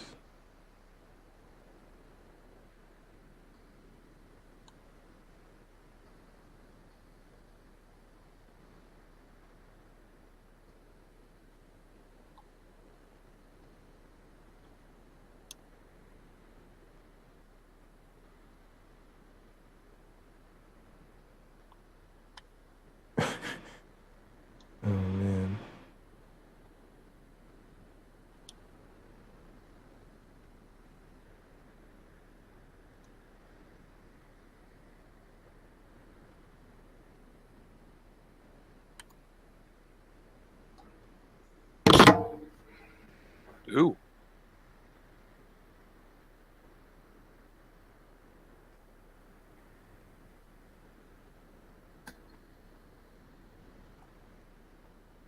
All right, I'm rescheduling the shoot. So where's the email with the actual video? That is crazy.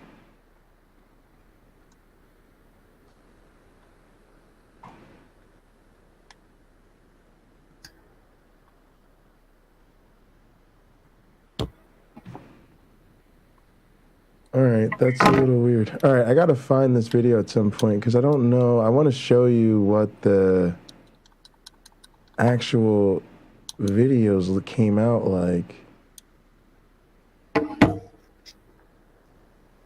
And for some reason, I see...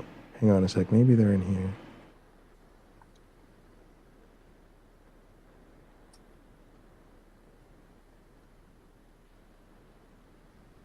That's so weird.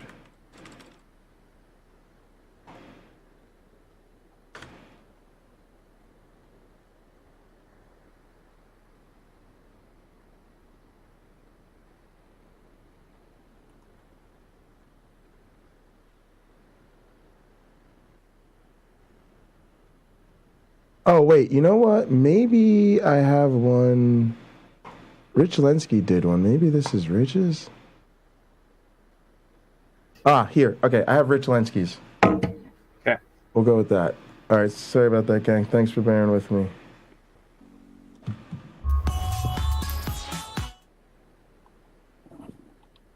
You gotta close the door.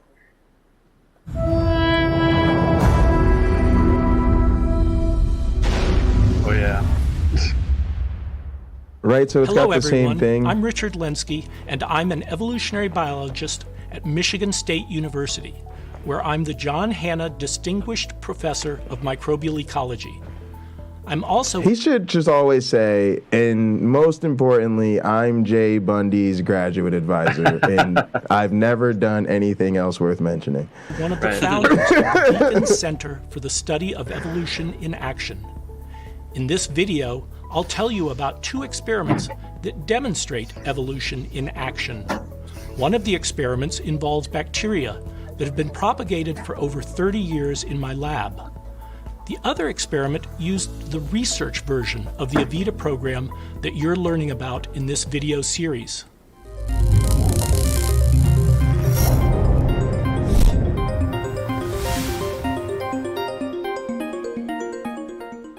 Most people don't think of evolution as an experimental science. So before I tell you about the experiments, I want to briefly mention some other ways that scientists study evolution and how experimental evolution complements those other approaches.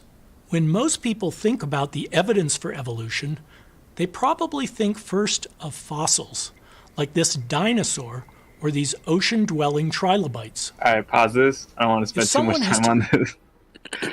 This is good. This Yeah, I'll do just a makes me stream on think this that, or like, something. But yeah, you no don't need to matter hear how about the good LTE. your little transition graphics are, Yeah. nothing will like make just a white guy talking to you reading something off of a screen entertaining. Well, This is like- the funny thing is, I think Rich probably did his in probably one take or one afternoon or whatever, and I bet he hates this. I think he hates his. So there's a thing going on about who amongst the people who did this is happy with our performance and who hates theirs. And I'm actually in the group that hates mine because there was like, you just don't realize how dead that camera's gonna make you seem reading a script. You have to, it's like this weird thing where Rich never gives talks reading a script. So his talks are always fantastic. Yeah, that's it. That's like, it's the script. have you ever listened to like a philosophy seminar? Yeah, unfortunately, people think that's a good thing to make YouTube videos about. I don't know why. Oh man, but yeah, I almost bombed my dissertation defense because like when I practiced it, I was like reading from a script, and it was awful. And I was like, no, you can't do this. So bad. Yeah, I've literally like listened to people just like read their paper. yeah. Just, like, so the ones that got better, like practiced it a bunch, and pretended to be all hyped and animated. Yeah. And that's what you got to do if you're in that situation. Well, that's the thing, right? It's like, who's the audience here? Like, if the only audience that would like sit through this is somebody that's already really invested in experimental. Well, no, this is going to be students who have to for their. But then they're not going to care. They're not going to be interested. You know, right? Like, well, I think this is what you're getting at with the website design as well. Like, yeah, you know, like, I really hate like science aesthetic. I think because it doesn't exist. Like, we don't really think about how we present the work that we're presenting. I think you do. Like, there are people that are starting to, but like a lot of people they're like, no, science, we're just, you know, whatever. Yeah, I mean, you can't, right? I mean, like, that was the thing with the grant, right? Like, like when you submit stuff, you can't, like, you know, everything has to be flat. So I just don't think. I mean, this is like everything in science. Is, to be honest, they don't care. They don't care. Like, there's no. You basically have to. I think of it as you have to carve out a niche for yourself where you can care, and you know, you get enough done, and then you're like trying to do your thing, and that's just like part of your thing. I just think that like it's a disservice to not care, because like, especially when we're trying to make something for undergrads, something for like younger people who are still getting into it and like aren't committed enough to the academia pyramid scheme to like sit through just like some old dude just monotone and talking. The thing is, we have to make it like you know, like, we have to do everything very differently. Even like for our videos, like, we're like, oh, we can go back later and make videos that we find more compelling, but we have to make these like real dull, dry ones for the NSF because it's the National Science Foundation. Well, that's it, right? That's it. It's like, who's your audience? It's not always Science the NSF. Foundation. Oh, well, this is National Science Foundation. Oh, these videos are? I mean, in the sense that like these videos are made for the exercises. So this one, like, these are 5-minute videos, right? The idea is that, and the idea is like, you know, this is a step up from, again, people just sitting there reading the exercises. I mean, absolutely. And I'm not all on board with that, right? Like, because this is not a good direction. Like, I don't feel good about the idea that my students feel like somehow reading an Avita exercise is too much beyond. Like, they just got to get used to it. You just need to go to fucking med school. Like, you just, you know, you got to get with it. But yeah, I was just showing you that to show you that's the look. And I think for us, we want to capture that look the best we can. You know, they're not gonna let us remake the videos. They're expensive and for sure. And they were done in a, you know, and it's the COVID effect too. I mean, they were done during the pandemic in an isolated studio. We all had to schedule days. You're in a huge sound studio. There's nobody but you, a cameraman, and a producer who are utterly silent, and the teleprompter. It is what it is, but.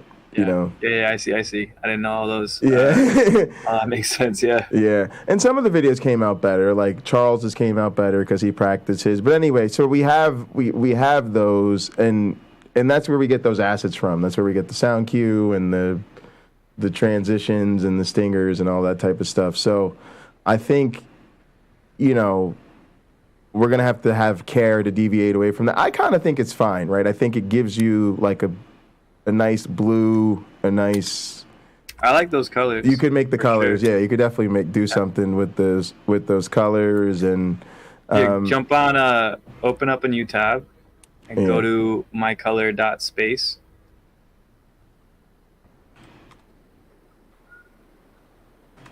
Yeah. Click on that the hex code. First, click on the hex code. And just move that around to like a blue that you think is similar. Wayne, you got police in that. Mute your mic, bro. Oh wow, y'all can hear that? Yeah. They just rode by. All right. Just go blue. Yeah, just go for a blue. Hit generate. I have to say, as someone that was a graphic designer, it hurts to hear you say just pick a similar blue. I was like. I mean, it's just for an I just exercise. made for it out, showcase. I want to Yeah. showcase This this site. tool for. Yeah. Yeah, To be for honest, the non-graphic first designers. palette wasn't by this dust palette actually works too. Yeah. This is fun, right? This is like. Yeah, I really And those like hex this. codes, you can just you can copy paste those right into our studio. You know what I think we looked at this for something, but this is really useful too for generating colors for like I've made custom syntax highlighting for my IDE. Like a color theme for your, program. All right. So, but look, we've got this blue, right? We're close. We've got a blue. What do we need? A blue, a red, and a yellow. Pretty much. Primary colors, yeah. Yeah. So that's super easy. I also like the gray tones in here. Yeah. Almost like this classy palette. Yeah. Totally. Maybe with the yellow instead. But yeah, so this is something. This reminds me of your presentation about like our studio. If you're still working on that, put this at the end of just like. Also, like you want to make your graphs really pretty, just go on here, choose a color. It's gonna spit out a lot of colors that are that will contrast. Yes. I may have bookmarked it in my other. I always get my bookmarks messed up here. Let's do.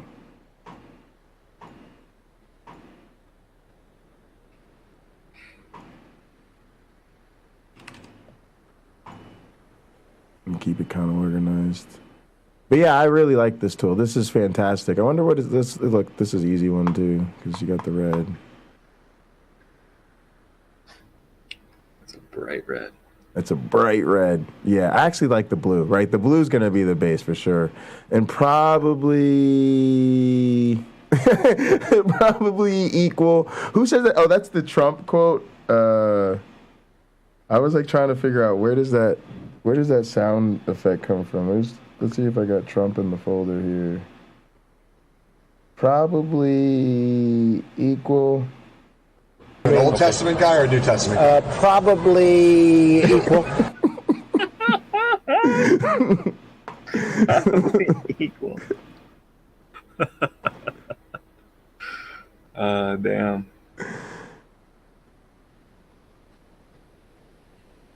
I think bring it down into like a more desaturated. That seemed to me more like what this is getting close, yeah. Yeah, like more of it's got that deeper. Actually, yeah, I think even deeper probably. It was like more. Make it more desaturated. Like over here. Yeah, well, not so much. Oh yeah, now that looks good. I like that. Yes. It's a nice blue you can look at. It's like almost looks purple. Yes. Right. Yeah. Yeah. That deeper blue. And it'd also be interesting because you could go with the base because this is like a really dark blue, right? With then the pop, the accent colors. So there's a lot of possibilities. I know you like to play with those things. But basically I think what we're looking for is some sort of modern integration, right? Where we've got something that amounts to a lab book, right, that is remixed to look beautiful, right, and includes the updated exercises and links, right, and then there's going to have to be like an ebook version of this, right, probably with embedded videos, I think is the idea. That's probably on the website somewhere, right? Yeah. And then a way to think through getting to this because so there's some of that to do, but I think we want to start with like, okay, what are our colors, and then thinking about so then I think it's kind of up to us where to go, right? But yeah, I think the primary thing is going to be, I think, the ebook. I'll double check on Monday, but I think the idea is to get us some sort of ebook that has our exercises, host the videos embedded, and then we get a fresh coat of paint on the website. And I think the idea is that Affinity will hopefully be a platform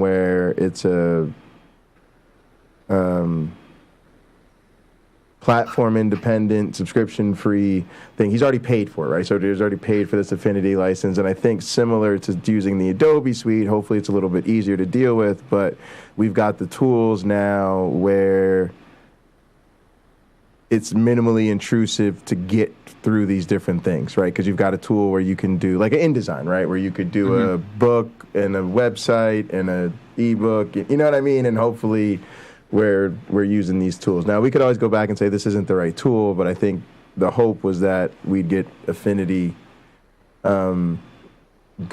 Actually, so I think that's what we'll probably, maybe that'll help us get guided too, is go ahead and get with this Affinity license. And I don't know, I'm wondering how many machines this can fit on, this license is for. Let me change my camera real quick and pull up the email with the software license.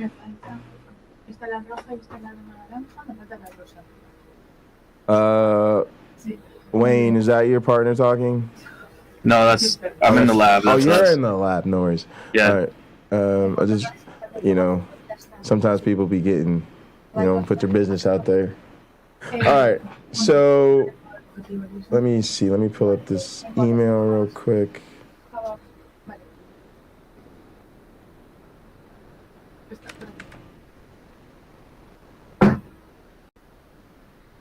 All right, so Affinity product keys. Here we go. I met with Affinity. The license information is copied below. Under Rob, just kind of a pain.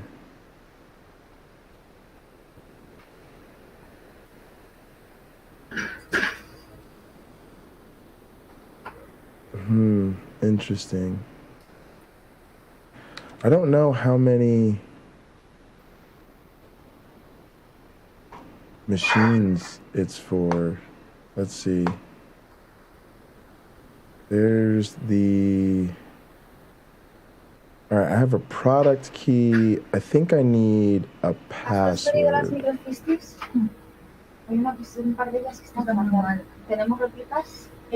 So I have an address. Okay, so I don't think I'm able, I think I need a password. I think he's got to send me his Affinity account password.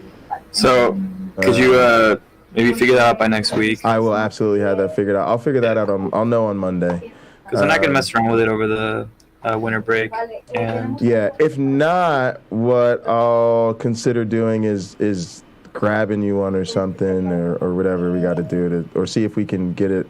I'll ask him to see if we can get another machine added so that we can take care of that. When are we going to get together next? Same time next week. Okay. The only other thing was the grant, and I think the deal there is let's finish the draft so we can get it submitted. I think the main thing is the citations, and maybe fleshing out some of those sections we had sort of added at the end, like the core design principles or some of that, the equity stuff we were trying to get in there. Yeah. Could you resend me some of those, just that link, the link to the document? Yeah. I don't really know where that ended up. Yeah, me too. I'll do that offline when I put my email and stuff up. And then I think we just want to go ahead and finish like the dry version so we can start to get that through the approval process. And then I think we can do whatever we want as far as the visuals and the aesthetic there, because I don't think we're going to have to submit that anyway. Okay. But from Mike's perspective, it's like, to be honest, if you get something like that funded, you're like good. You're like, where do you want to go? What do you want to do? Because you'll be bringing sort of this funding with you, and there has to be all these institutional agreements worked out, but you'll basically be able to hopefully finish school with your own funding. But it's a really big deal if we even get it submitted, right? Yeah. So I think the thing to probably do is to set a goal for like, you know, like the end of next semester or something. That way, hopefully by the summer, this thing gets submitted. Because what Mike is saying is like, if you guys even get this thing submitted, that's huge, right? But we got to try to get it submitted, you know, sooner rather than later, right? So Absolutely. I would even think getting it submitted in the spring is probably better. So it would be great if, you know, I'm going to try to put some hard work in it over the break, right? Because I'm going to like have some time, you know, I'm sure even a couple days here and there, right, can help us get this thing towards the finish line. Because it's mostly done, right? And it's already long enough. So it just needs to be cleaned up, tightened up, and then get everybody else on board. And we just haven't started meeting. So I'd rather than doing a whole bunch of meetings, just let me and you go ahead and knock off a draft and then just have them go with that, right? And then I think if we feel like we're getting the formal draft towards submission, then, you know, because that's going to have to be, you know, white paper, aerial, whatever. Let's just get that going, and then we can take our time with the other stuff. Because I think you've already got a great start on the visual. I think the visuals and all that look great. So I think with that, it's more like taking what you had, you know, just getting that kind of finalized and then kind of designing a website. Same deal, right? Where we're going to want to, that's why I was kind of thinking we'll tackle this together, because if we learn Affinity, then we figure out how to do this, and then we end up basically wanting the same thing for the program where, all right, we've got to get the proposal in the e-form that's printable, and, you know, it's got to be the same thing. I think the one thing that I'll say about all this is, like, I don't know Affinity. I, like, taught myself in design, which luckily was pretty straightforward. Yeah. In terms of the citations, like, I can find the literature. I'm not familiar with it, but I can like do it. So I just want to let you know, like, where I'm coming at this from as like complete beginner, you know? So like, yeah. Yeah. So I think for me, it's like, it's just kind of spreading the load. I think for me, it's just helpful to have citations pulled, right? As long as it's almost like an annotated bibliography. I think we have. So I think the stuff we have in there, like we have a Graves paper. There's a few papers that are already in there. It's just a matter of, it would help if you just had the time, just pull some citations from the tree. Like you go to his citations and just, you know, some. Yep. Yeah. And I think that type of thing is all we want, because I think it's just, as we go through the draft, right, it's like most of what we want to say is already in there. Mm-hmm. It's just a matter of doing enough keyword searches and stuff so that we can say, okay, we've pulled literature so that, you know, we can flesh out. But I always think, and that's how I write my papers. I always think of it as, I don't even know what the word I normally use is. It's just like, you know, stacking citations. It's like I just dedicate time to just pull in citations, and my goal is to pull a couple dozen citations today. You know, cool, and, you know. Yeah, the way I described it to Mike on Monday, I actually quite liked it, was to populate the narrative. Yeah, exactly, basically, yeah, exactly. It's just like, we already know what we're trying to say, now we just gotta, like, populate it, you know? Yeah. So I think that's it, and again, most of that stuff can then be, hey, look, we put 40 citations there. For you guys, if there's holes, then somebody's got to let us know that there's holes in it, you know? Yeah. But I just think that gets us towards turning it over. Go ahead, Wayne. Just real quick, I do appreciate what you guys are doing. Your whole thing of like making science interesting to people who aren't scientists. Like, I know that it sounds like I'm saying something simple or whatever, but like that's like the hardest thing in the world, but you guys are trying it. I appreciate it. Oh, thanks, man. I appreciate thanks that. for saying that. Yeah, thanks for saying that. We're definitely trying. And, you know, I always say we don't have help. We all start as non-scientists. And so, you know, I think the people that are already interested in science, the science nerds, as I call them, we don't have trouble recruiting them. A little earlier in the stream, we were talking about Tommy, his graduate student who's in 3 different labs, and now he's trying to learn his coding, and he's literally having anxiety because he wants to do experimental evolution, but he knows he wants to do astrobiology. He's gotten like 3 different Europs, and he's in all these different labs. And he's like, I don't know, because and it's just like, nobody's going to have a hard time recruiting this kid because he's already light years ahead of his peers in terms of like, it'd be great for me to get some experience on the James Webb Telescope. That way, maybe one day I could work for NASA. Like, we're not like, take a nap. So I'm so happy and excited here. He's got a girlfriend. Great. You moved in with your girlfriend. That's what I'm talking about. But the area we need help is people who would love doing science, especially as a way to make a living, and they don't know yet because the only people they see doing science are science nerds they can't relate to. So we should focus more on them. Because we already going to get all the other kids anyway. If you got your first laboratory set at 14, like you're all right. All right, Rodrigo, I know you got to go. So we're at the same time next week, and I'll have some of those things answered and try to maybe get us an affinity. I think the idea with affinity is that by reputation, it's easier to learn than InDesign. The idea being InDesign always suffers from Adobe's design debt. Meaning if you design the interface to be too different from legacy CS6 users, you created a learning curve that Adobe doesn't want to deal with. So all their stuff has that Adobe aesthetic, whereas InDesign is like, if you started a couple years ago and just designed it, what would it look like then? So, I think the deal is with Rob, and this is where a lot of decisions come down to in programming, where you're on a team where there's money and there's funding, and you do have senior personnel, and sometimes you're using the tools they use. The good news being if they can learn it, then you can learn it, right? If they're going, I use this because I figured it out, and it's got less of a learning curve than Adobe, then you just go with that. But I always said if it doesn't work, then we can fall back to the InDesign. But yeah, I figured you'd pretty much be. So I tried to say as far as the proposal right now. I think chasing down the citations is super helpful. It's a great author contribution.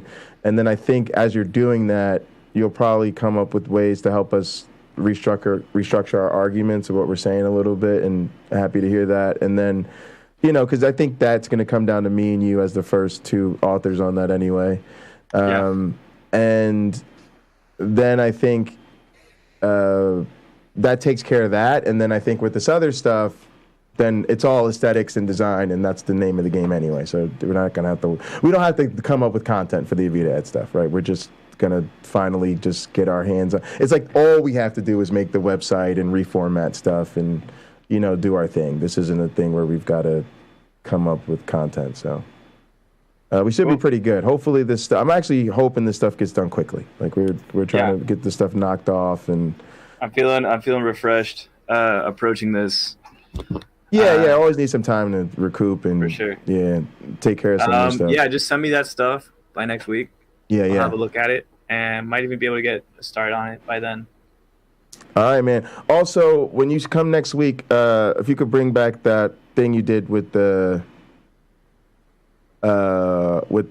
colors and the thing you did for the proposal, just because I think that was great work, and I just like to have that in front of me, because I think with the Avita Ed thing, we could really use that to sort of think about some design choices. Okay. Cool. Yeah. All right, man. Thanks so much, and I'll see you same time next week. See ya. All right, later on. Cool. That's gonna do it for us. I think I've mostly covered most of what I need to today. Let me think for a second. All right, my title's done. We've done the MABE mating game, Salmon run. Yeah, I'll get back to coding tomorrow. Let's have some fun, man. Shit, we could chill for a while and have some fun, and then we'll all hang out and gather. Actually, it's better if I go to gather earlier too, because then we can do more crazy stuff and gather, like watch movies and shows and stuff. But all right, so Wayne's playing What are you playing, Arkham Knight? Can you share the sound? I'll have to set that up. It'll take me a second, but yeah, I think I can. I think you reshare your screen and then hit the share system audio. Yeah, I'm bad at this, so it's going to take me a second. But yeah, I'll do that right now. Yeah, let's go over together and have some fun. It's my birthday. Celebrate. Is it your birthday? Yes, I am. I didn't know it was your birthday. 207. Yep. I'm an old man today, so I'm just chilling at home, enjoying myself for a bit. I think you're going to be in trouble with YouTube, Punk. Oh, yeah. Why? Because I think he coordinates birthday efforts. Oh, yeah. I purposely didn't tell him. Oh, yeah. See, that's a problem. Yeah, you tried to let your birthday just sneak up on everybody.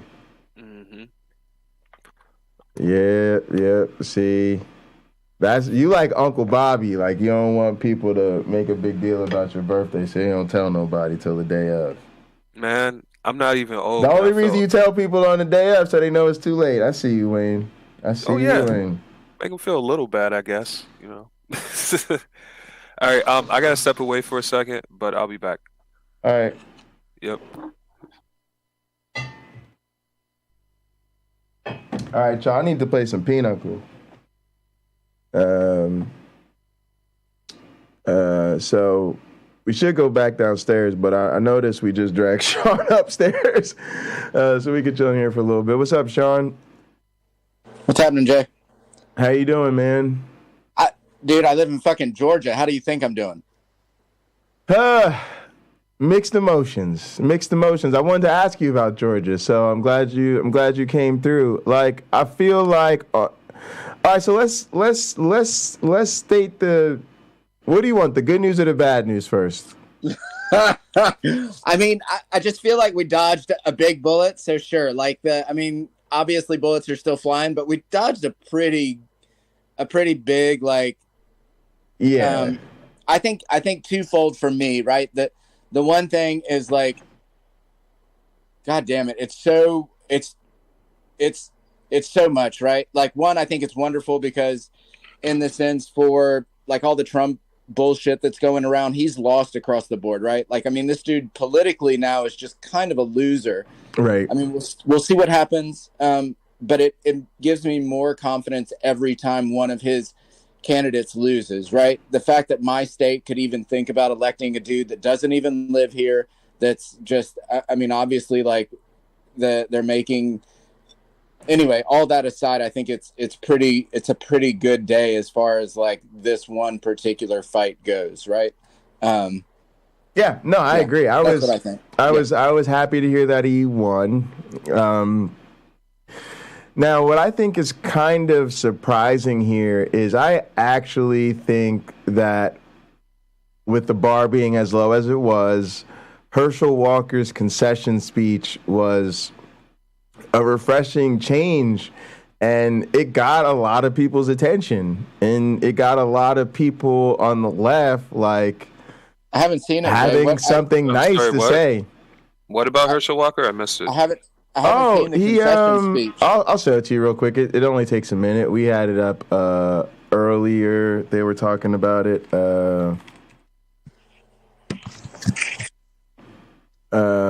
Let me see. Can you guys can see my screen? Yeah. Yeah. All right. So, what's up, Wayne? How you doing? I'm doing well, maybe man. This is probably the meat and potatoes of it here. Warnock's Republican challenger Herschel Walker delivered his concession speech shortly after those results rolled in last night. The political rookie thanked his supporters in a humble tone, the opposite from the one he had on the campaign trail. The best thing I've ever done in my whole entire life is run for the Senate seat right here.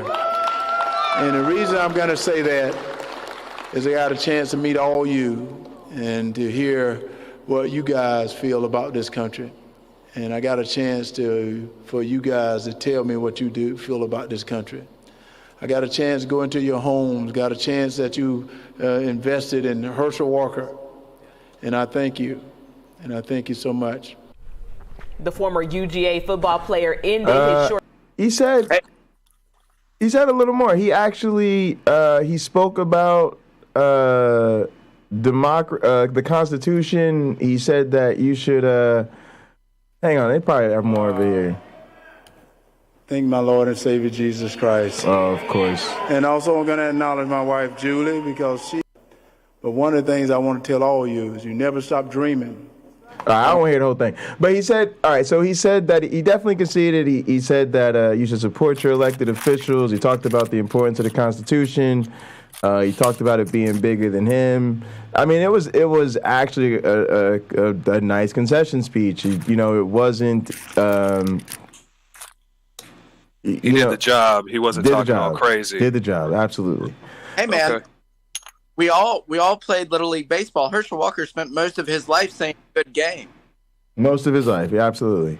Right? Absolutely. He did. Right. He did. Yeah. He fought how he was going to fight, which, look, he's done, so I'm not going to bash the guy anymore, right? Like, I spent enough time. But it's pretty... It's okay to bash him a little more. I mean, if you pretend to love Jesus and then hide multiple abortions and then got the nerve to talk about somebody else, you can bash that person. a little bit. but we did that, and but yeah, that's a good news. He did concede, right? That was yeah, good for him. Yeah, look, he probably been sick of this for since the beginning. So yeah. What got me more than anything was the crazy rhetoric. I don't think it was. So look, it's a completely harmless rhetoric. Right? Like, it's not like the Marjorie Taylor Greene we have that literally won like 68% of her fucking voters down here, which is just insane to me. Right. Instead, Herschel Walker's out there talking about like vampires and I get what he was doing with that whole thing, but you've got to look at the bigger picture as even just a voter and say, okay, this is problematic, right? Like, people that don't see him for anything other than a Republican, box checker. We all kind of know that, but there were people down here so that's problematic in itself, right? Like, Republicans. Yes. He was too observantly stupid, even for them, and I mean that in like a nice way, not hateful. No. Yeah, 100%. But that's just a party line thing. That's one thing. But for the state of for people to actually, because so like we guys can talk about politics in a much different way than what really upsets me. And what upsets me is a small percentage of Georgia, if not a larger percentage than I'd like to think, shared values with Herschel Walker, thought that he actually brought something to the table, and didn't look at him as just a Republican checkmark, right? Or a party, towing the party line. The fact that this dude lives in Texas full time, he has a house here, so they're like, oh, the residents. The fact that man, that's problematic for what we're talking about, an actual on small government, right? Because people like Herschel Walker, or at least Warnock's got some say in helping people on the ground, right? Like boots on the ground. Marjorie Taylor Greene is problematic because she could actually make a difference instead of running around spending all of her fucking time, in conspiracy land. So that's problematic for me in that sense. But it's a good day in that sense because Warnock at least will get at least a little bit done, maybe. Absolutely. So that's kind of the troubling part about all of this is, wow, you needed a runoff and to begin with, right? With Herschel Walker, that's a big problem, right? Look at Jay. Marjorie Taylor Greene won 68%. That's what I'm saying, dude. That is wild. Wild. The fact that Warnock didn't just blow him out of the water is so problematic, and it goes to show there's a small percentage of that people that back him, but the bigger problem, what you and I could probably talk, or what we could talk about here, is how politics are so problematic that people are voting a fucking party line to a fault, right? To Absolutely. Where it can do serious it's a damage. Joke at this point, right? And and again, I hate to say it, it is what I see in the Christians in my life, where there is a clutching that is taking place of the most desperate sort that amounts to me of the scoreboard buzzer has gone off, the game is over, your team has lost, it was not close, you were blown out, like 82-13. Real life, the Christian score is 5,400-0. And somehow you just refuse to accept that you've lost. And I just think, like, I hate to say this, but it got to a point where I honestly felt like the most Christian thing I could do was become an atheist. Oof. And truth. And it feels the same way for these Republicans. Like, it's. I used to consider myself a Republican for, lots of dumb reasons because I was young and stupid, and I thought that was the party I was supposed to be down with as a Christian, and there's all sorts of stuff there. But again, it just became clear as I entered adulthood that the party that actually, was more aligned with my values on every single issue was the Democratic Party. And I don't understand people's inflexibility. It almost seems deeper than tribalism, too, because tribalism is at some level supposed to be us versus them. But in some level, this is so deep that, to Sean's point, it's sabotaging your own self-interest. I think it comes from that religious tribalism, man. It comes from a place where God is right and God has a plan. And in God's plan, he's going to put these leaders in these places. And if I'm not one of those leaders, I have to be in a place to support them, no matter what. Because if I question those leaders, that's like me questioning God, and I can't do that. So I got to double down. I got to triple down. I got to quadruple down. I can't listen to you. It's no longer a conversation about human beings and politics. It's now about how we have all righteousness over here, and we're trying to stave off the evil demons and the Democrats over there. Because it's not just, you're not humans, man. Democrats are like, they want to eat kids and all that other shit. Absolutely. Pizzagate, It is. You talk about Democrats the same way the church talks about heathens.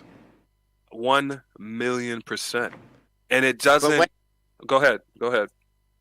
Just before we get too far, I think what you've got to understand, or at least for me, because I agree with everything that you're saying, except this one particular point for me is we've got Christians on both sides of the Democrats and the Republicans. So it's like there are people out there, a substantial amount of people actually, right, that are Christians, because I'd love to just peg it all to the Christian ideology. And I think we can tie it to that in a way.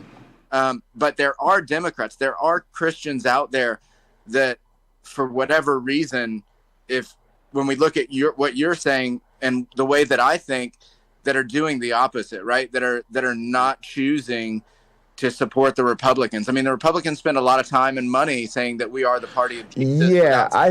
Right? Yeah, I think what we're saying, actually, you're bringing up a really good point. So it has to be very qualified to say, and everything's contextual, right? So to me, I could say a lot of Democrats, I think, have just as much of a religious affiliation to voting Democrat all the time, right?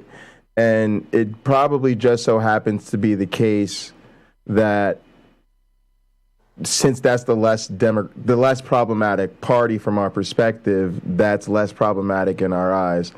But I also think what we're saying is when we talk about what's going on, because we're trying to ask ourselves the questions, how are the Republicans doing that, right? Especially given that so many of them are supposed to be conservative, godly, family, whatever. I think we're identifying with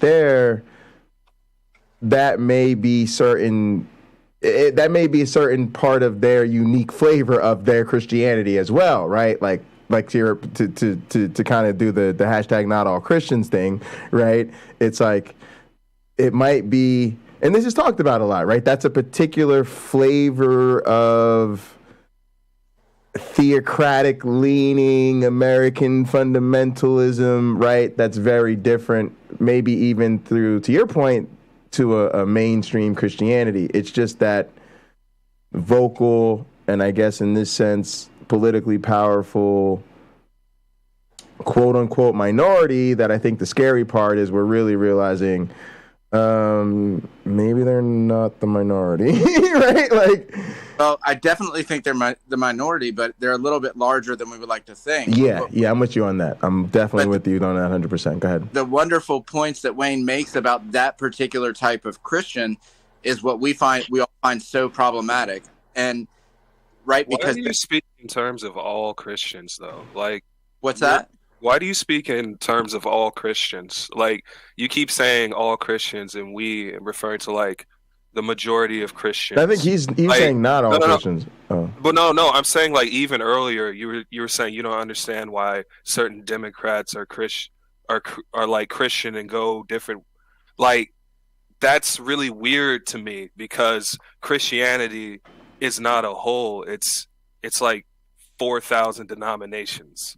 So when you say things like you don't understand why Christians would vote this way or that way, that's like you saying, I don't understand why these human beings would shop at this store or shop at that store. It's like, that's a bubble that's so big and like, there is nothing that groups all Christians together whatsoever. Not a single idea, not even a confession in how Jesus works. But then we start this conversation by saying we think that. Wayne, oh, go ahead, Sean. Yeah. Just to clarify, Wayne, I think there are as many types of Christianity as there are Christians. And I'm sorry if I confused or I misspoke. Like, I don't mean all Christians to say that they all should believe the same thing or that it's obvious that they don't. I mean, I think you bring up a wonderful side of Christianity. I'm sorry, you bring up a terrible side of Christianity. I think a wonderful point. I get what you're saying. Yeah. In the terribleness, right? The problem is, I would love to label it as a Christian problem, but you can't, because you've got Christians out there doing all kinds of different fuckery, right? Like, they're voting across political directions in many, many different ways. So what we are talking about, in my opinion, is a certain group, and they're able to virtue signal and do all of those like political sayings or whatever towards that particular group of Christians through Christian rhetoric, right? And that's why Christianity is so terrible, is because the Dems, like, but what I wonder, because I think it is more of a tribalism, and I think it's more of a tangible thing, because look, you can't touch Jesus, but guess what? You can fucking see Donald Trump every day. You can touch Donald Trump if you go to one of his rallies and buy like his bullshit. I almost think that it's more of an ideology than, Harris gave a great talk on Trump one day that a lot of Christians were ditching Trump or ditching Jesus for Trump because they're tired of Christianity not doing anything for them. But guess who does? Or guess what does, right? Wow. Yeah, that makes a lot of sense. And also you hit on something. There's a lot of really rich religious people, and I have to remember that shit. Like, these party donors, like you said, you can get close to Trump, you know what I mean? And if you feel like he's doing the work of God, like if you're truly sipping on that MAGA Kool-Aid, and your family has been for like the last 3 or 4 generations before the Southern switch or whatever, you've been Republican all this time, donating at the top, right? Holy shit. Yeah, I can absolutely see why they would be all in. I get it. Yeah, and there's a couple things I've been thinking about lately. So one is part of, I think, what's, we have that sunk cost fallacy, right? And I think that that's at play in the Christians in my life, where they've just invested so much of not just their time and energy, but really their money and their identity into this idea that almost makes change unbearable. And then at the other end of the spectrum, you have, like you say, these rich dudes, and it's hard to think about money at that level. But if you think about the way certain people are, like, all right, so here's a way to think about it. A lot of us are sports fans, and we're like, yo, I want to play a video game where I get to like create myself as the quarterback of the Dallas Cowboys, right? Or maybe I'll play franchise mode and see if I can get this team to a, championship dynasty, right? Right. But some people are so rich, right? They're like, I think I'm going to buy the Jacksonville Jaguars. I'm going to space. I'm going to space. Right? You know what I mean? Right. And then they buy the Jacksonville Jaguars, and then they're like, oh, I'm going to figure out who I'm going to hire, right? Like they play football. They play fantasy football on that level, right? Whereas most of the people, it's fantasy football. There's like, nah. I want to really play. I want to throw my billions at this, right? Mm-hmm. So some dudes are into that fantasy capitalism, captain of industry shit. Like that's their game. Like they want to play Monopoly for real, right? Oh, I want to contribute funding towards the deregulation. That way I'm historically remembered as the great conservative champion that helped deregulate the fossil fuel industry when the woke libs were trying to... Let me pause 1 second. ...push wind. You know what I'm saying? Go ahead, Sean. Yeah. Well, what you've got to think, too, is there are a lot of people out there with and this just goes to your points, Jay. With Christianity, right, there's prosperity gospel. So if you're putting money into something, you're getting more money back out of it, right? The churches this for years. And then there's also something, and I'm not sure what it's called as far as like the what the theology behind it is, but there are a lot of Christians in America that believe, and we saw this with Trump, like Trump's my fucking president. God appointed Trump. God didn't appoint Joe Biden, right? And these Christians, because I have friends that are like, I support the president because God appointed the president and I support God, right? So they believe that Trump is, and you literally... What was that shit during Obama? I'm sorry, but like, please continue. Yeah, please continue. No, that's correct. And we saw it real time, the bullshit meter come out and say, hey, right, Joe Biden's president now, and they're all like, fuck, he's not my president. Well, what happened to... And they go silent. So these are things that are playing into what, Jay, I think you're talking about on that level of throwing money at this thing because they truly believe he's been appointed by God. Yes. Whoever. Actually, there's even something... Hold on. Go ahead. Yeah, go ahead.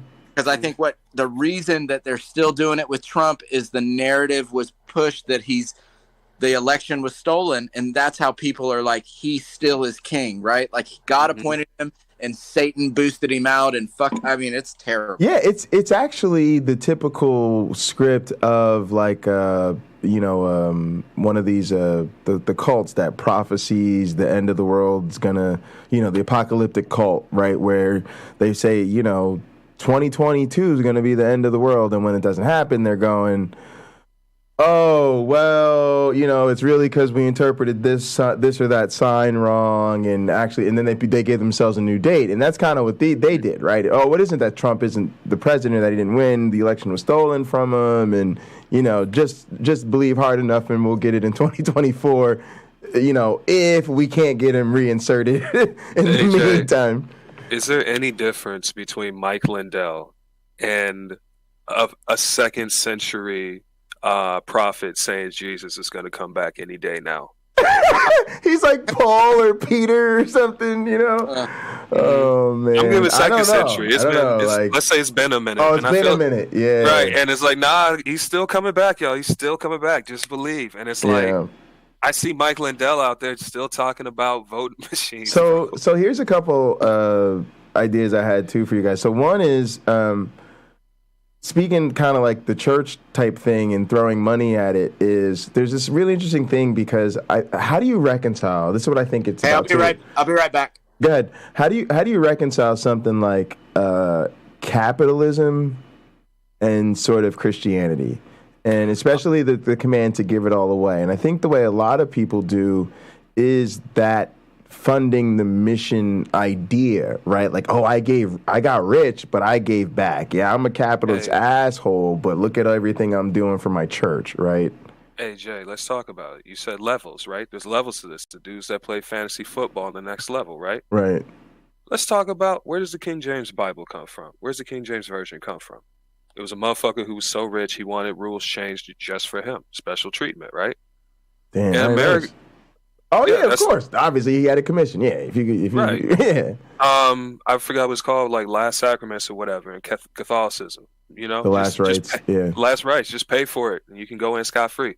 You know what I mean? Like, people will come up with any sort of narrative to like push whatever the fuck they want. And when you're super rich, you can have a whole denomination form around you, and you not even ask for it. You're just so goddamn rich that it happens. You know what I mean? Right. Yeah, so, go ahead. No, that's it. Yeah, so that I think is going on, and I think that feeds into it, where people feel. I think that's always been the thing, and I got to be honest with you. I think Sean, was it Sean that said, they get sick of Jesus not doing anything for them, right? And Sam Harris is talking about how this political movement does. Right. I'm reflecting now on my internships and kind of as a young adult, like in politics and campaigns and stuff. Mm-hmm. And that's actually an incredibly deep point, because there is a certain way. I got to be honest with you. That's the motivation for public service. I'm going to be honest with you. There's this air of pride. And, you got to add to the kingdom, Jay. Yeah. There's this air of pride and dignity that everybody in City Hall has when you walk around City Hall, because you work in City Hall. Why? Because they all got straight A's. It's not just that, but everybody knows, especially as a professional, that you could be making more money doing something else. Oh, straight and up. You choose to do this at some level, and just the fact that you choose to do this says you are willing to make less money. And for 95% of the people involved, it's at some level because you care about this fucking city and you want to handle its goddamn business. Mm-hmm. And there is that feeling of like, yeah, this is like kingdom work, right? But it's real. It's people send us their tax money, and they ain't expecting no thoughts and prayers and splashes. No, they expecting paved roads, improved schools, accountable police, right? Emergency systems at work. Yeah. And you playing SimCity for real, right? That's the feeling. You're playing SimCity for real. We about cutting ribbons. When I tell people, when I go back to Newark, New Jersey, I'm like, I'm sorry, I know you might understand what I'm saying to you, but I was a part of changing this fucking skyline. Right? You know what I'm saying? I go to the Robert Treat Hotel, president, get on the rooftop, one of the buildings, and look, and you're like, yo, this city didn't look like this when I was growing up. Mm-hmm. You know what I'm saying? And there's so many of these big organizations, big buildings, big things that we did in the Booker administration. You sat there in the law department while we did it. And so you get to go back to your city, and you're like, damn, bro, we was a part of this. So I'm just saying, like, that's how people really feel, right? So that's deeply motivating, emotional, inspiring, and it is the similar thing to like that church, and it's even on the other side, right? It's even the respect you give for other Republicans, because you know the same thing about them. But so that's deep, that effect that it has. I respect that, especially I do understand that when these people are your co-workers, you know what I mean? When both sides of the aisle, on the Hill or in the neighborhood or whatever, when you're both seeing each other every day and you got to make moves to get a paycheck, even though you have extremely different ideologies, like. Right. I understand that type of like neighbor, that community building that you do. I respect that. You know what I mean? It's just it's so hard right now because like this isn't like a regular workplace. Like at a regular workplace, there's an interview process. You know what I mean? Hopefully there's a background check. There's all sorts of training that you have to do to prove that you're qualified, right? Like, what if you worked at a job site where everyone you didn't know got to choose who is going to be working next to you that day? You know what I mean? Who's going to be like you can't choose who's on your team whatsoever. And I understand absolutely that's what it is as a job. But like, imagine if the roster of people included everyone who was not qualified and people who weren't even necessarily looking for the job. Like, how the heck do you get stuff done? That's one reason I respect civics and just what we can do day to day. But at the same time, while we're trying to get stuff done, like we've let in the craziest motherfuckers who want to blow up all the plans and just don't believe in don't believe in the city building at all. It's really weird to me to like have people that are in office that don't believe in any of the mechanisms that put them in office. Like that's where I keep drawing the line with like these the MAGA GOP dudes, and like honestly like all these guys that are fascists. Like I can respect somebody who's like long-term GOP, you vote GOP forever and this is what you do, it's structured. That's where that comes from. I get it. It's like religion. This is what my parents believe.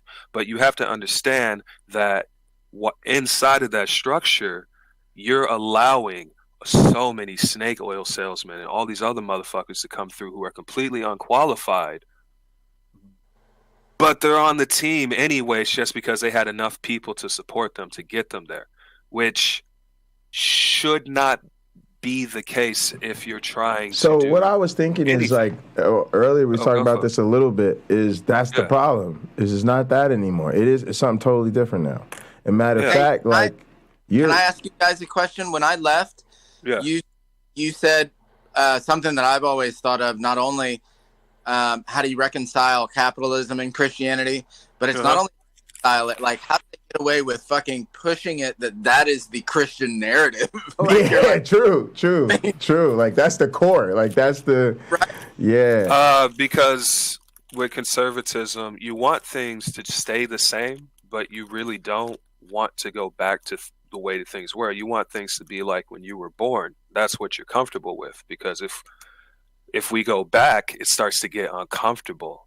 And like the roots and the structures of all these things that we support, we start to realize the people that put them up and the policies that put them there aren't fair, even though at the moment they're comfortable, you know? And it's really hard to try and tear down something that you're cozy in. Yeah, that's what I was thinking too. That's and believe it or not, I think we need to actually,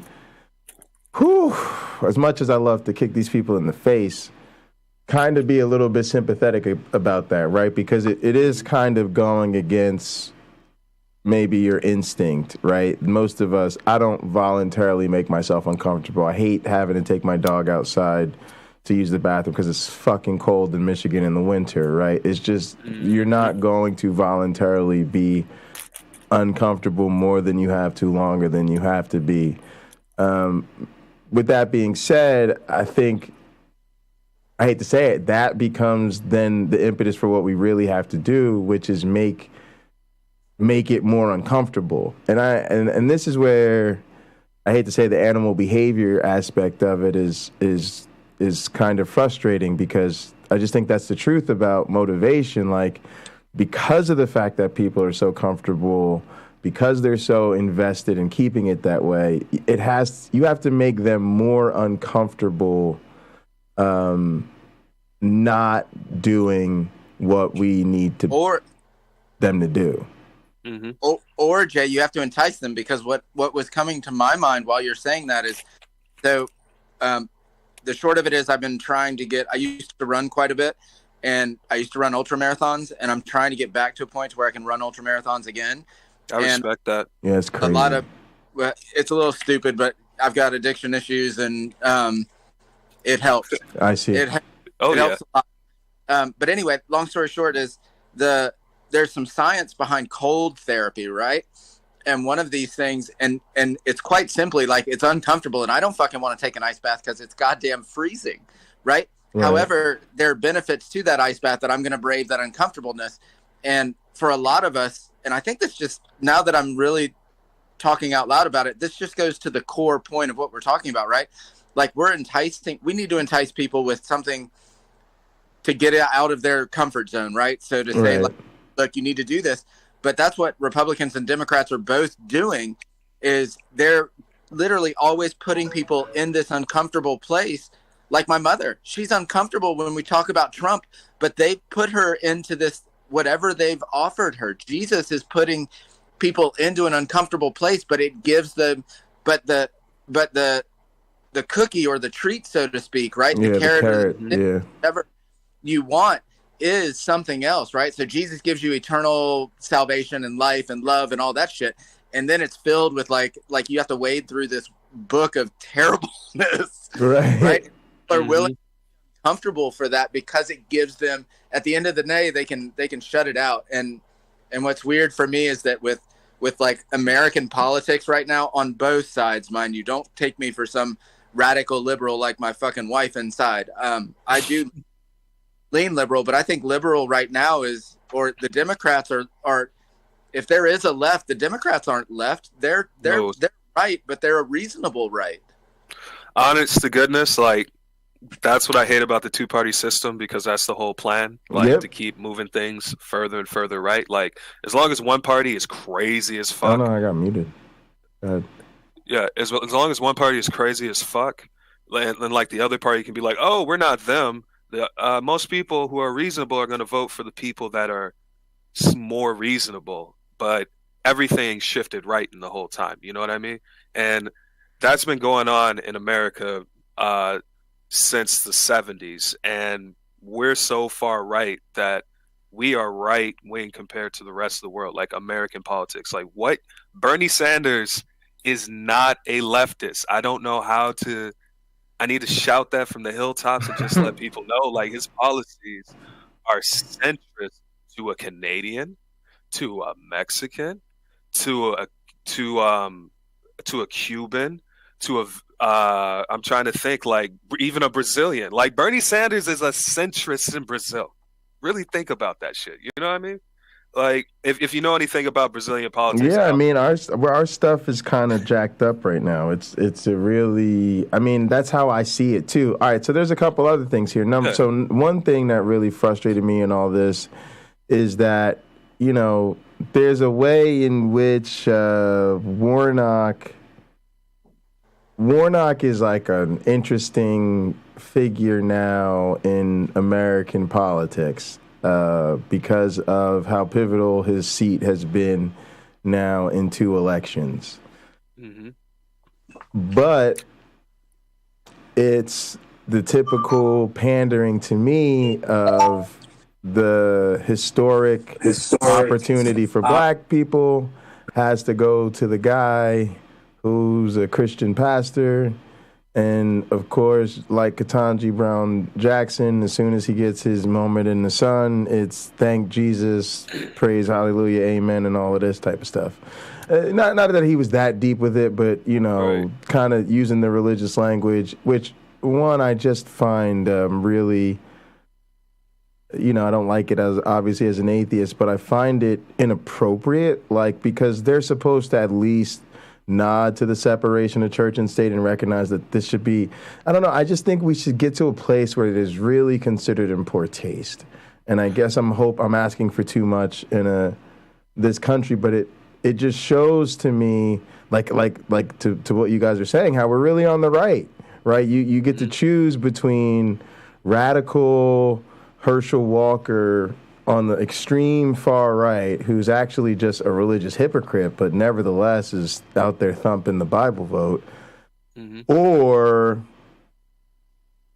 you know, the much more reasonable, you know, Democrat who, in this case, he's also a Christian fundamentalist preacher at the end of the day, but, you know, it's just like, God, really?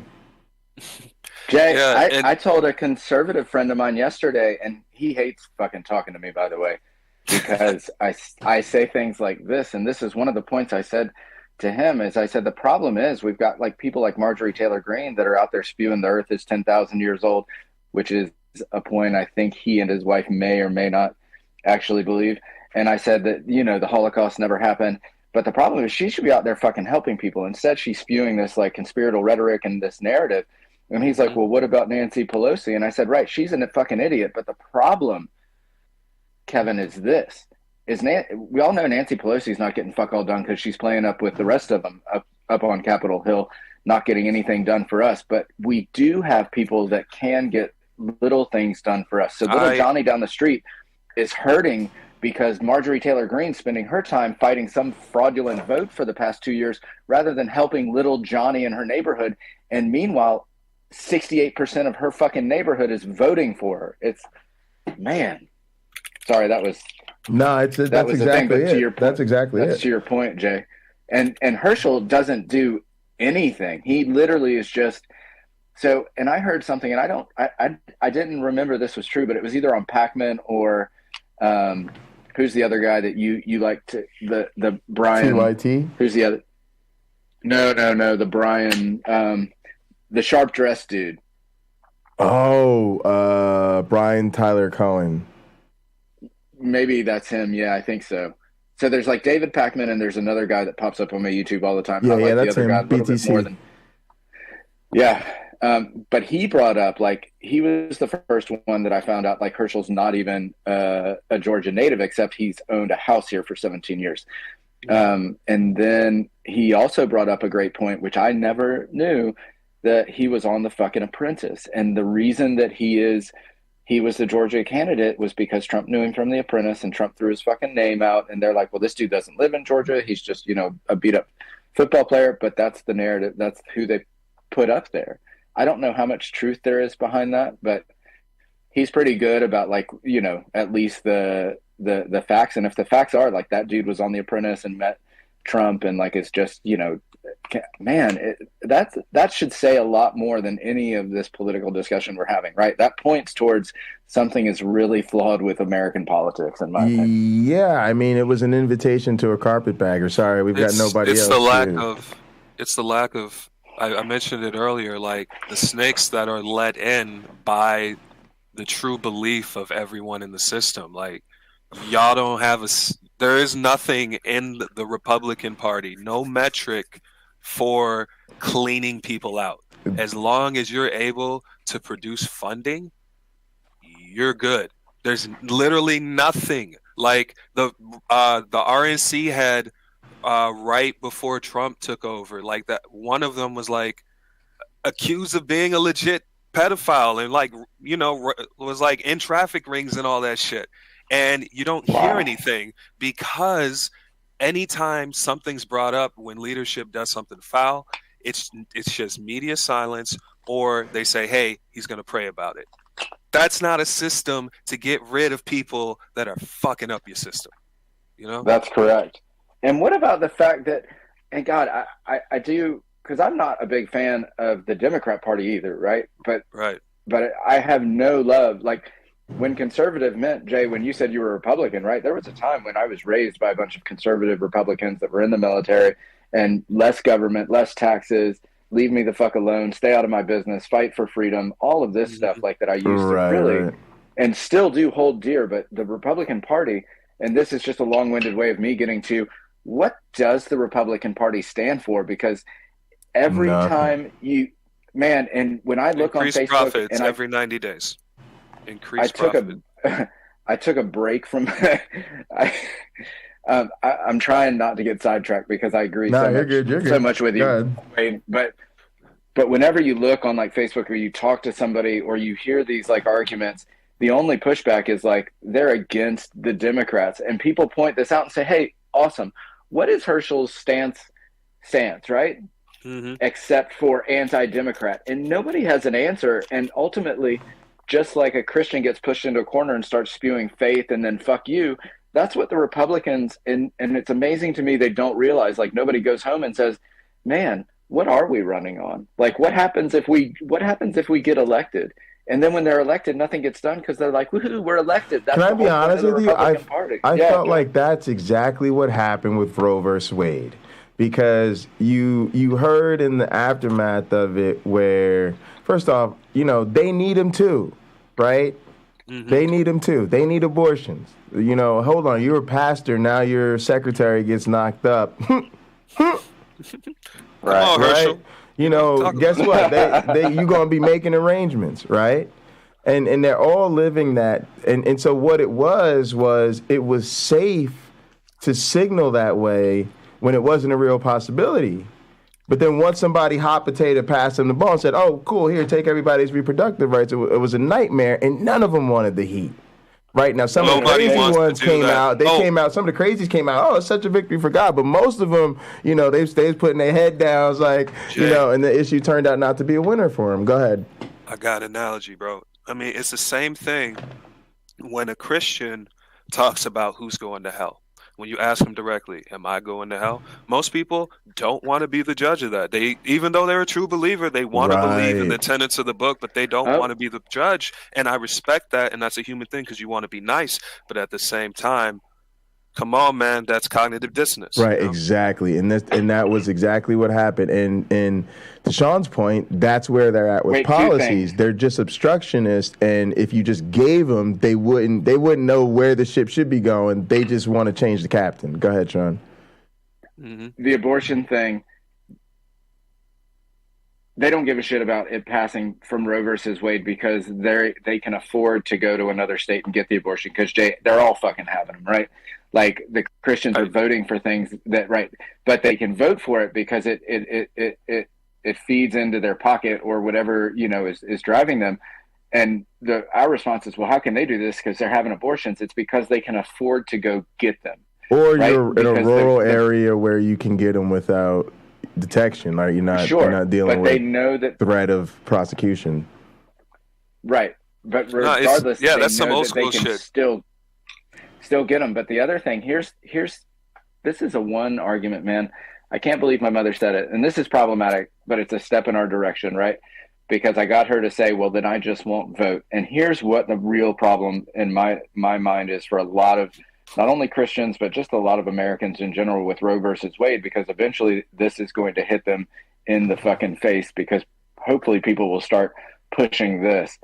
The simple fact is when Roe versus Wade was installed, you could choose pro-life or you could have like stand on this ground, but now you vote for it, right? So I told, like my mother said something in Roe versus Wade and we had a conversation and I said, look, here's the bottom line, right? Now when you go vote, when you vote in Georgia and you vote for Kemp, you're voting to take away the rights of the bodily autonomy of your fucking daughter, right? Like this is problematic because now you're no longer saying, oh, I'm part of the pro-life party. You're voting to take women's rights away. You specifically, because it's handed down to the states. And that, man, she'd never thought about that.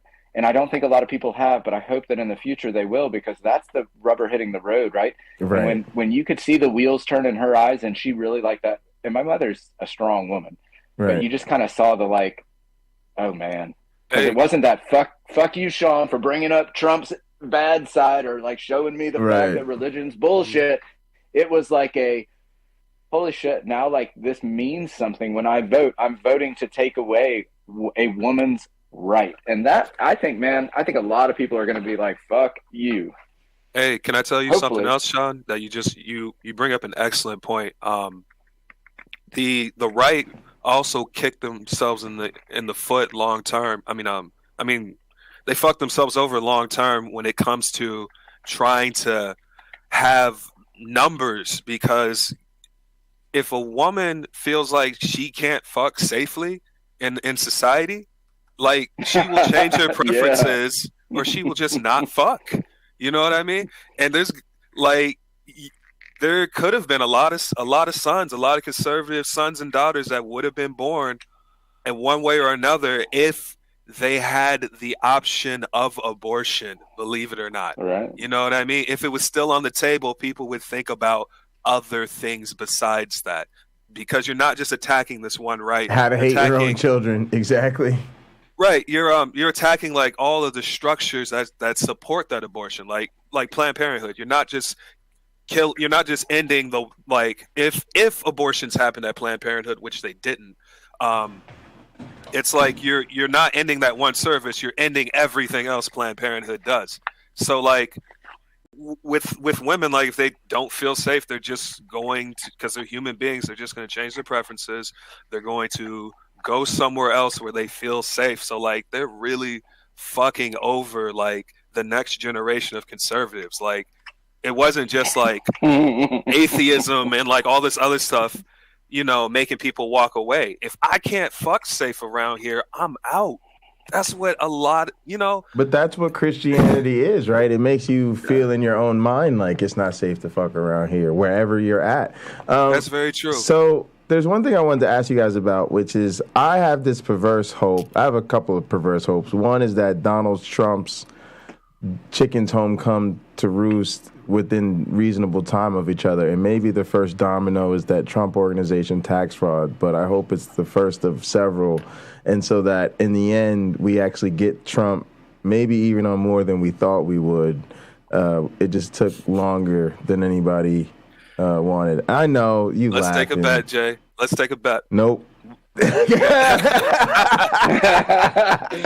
Look, here's Nope. y'all tell me what you Right. think. The only thing I'm going to bring to this particular point in the conversation is I'm with you, brother. I wish that would happen, but I think the biggest hurdle for that is everybody that's going to lock him up or that would allow him to be locked up. That opens the door to, well, now we're all fucking, like, we're all, I don't know what the word is. Yeah, you're all like, on the table. If they can lock up that mother, right? Like, Yeah, everybody's shit is on the table. Oh, yeah. Yo, 100%. Like, presidents don't go to jail. Like, if who's still alive? Obama. If Obama ran over somebody today, he wouldn't be sitting in a jail cell. You know what I mean? That's a bad look for like PR and all sorts of bullshit. And they'll make up a whole bunch of reasons, but that's what it is, Sean. 100%. If they come after him on this, they can get all of us. Presidents don't. Wayne, you're 100. Like, I think you're completely right. Yep. And the shame to your point, like what it really made me, like, what I'm now thinking, it's so fucking terrible that Obama could intentionally run over somebody and get out, and it would be an easier press fix than the shit Trump's going through right now, right? Like, they're jumping through so many more hurdles for Trump than literally, like, someone, and who knows if he ever, he might even say, you know, But I should have just killed somebody, it'd be easier. Here's what's interesting. I do think there's precedent here, though. So, number one, I think Trump has stressed the system to the point where he just has to be held accountable, period, end of story. Because, you know, it's just there, right? And that's where my optimism comes from. My optimism comes from exactly what you guys are saying. Given the unprecedented nature, given what it would say, given the bigger picture, given the world stage, right?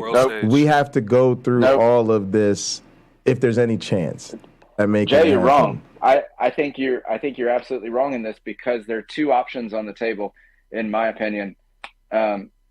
I know of at least one other option. So if I put two options on the table, one is they're going to jail Trump. I think we're all just wishful thinking, because the other option to me is they make him go away. And by that, I mean, at some point they sit this motherfucker down and they say, look, we are going to ruin you, right? Like, you're going to live, like, he will have a meeting with the powers that be, and they're going to say, look, you either go away and go back to your shit. Like, you literally, like, you can be on True Social and you can hang out with my pillow guy, but if you ever try to get into politics or even involve yourself into politics, we're going to financially ruin you. Because that door to them is so sacred. Because look, I mean, if we open that door to start putting politicians in jail, dude, it'd be fucking a, like, snowball, right? Like, I mean, look at the disastrous amount of what are they called when somebody, like the wiener, what's it called when a politician, scandals, right?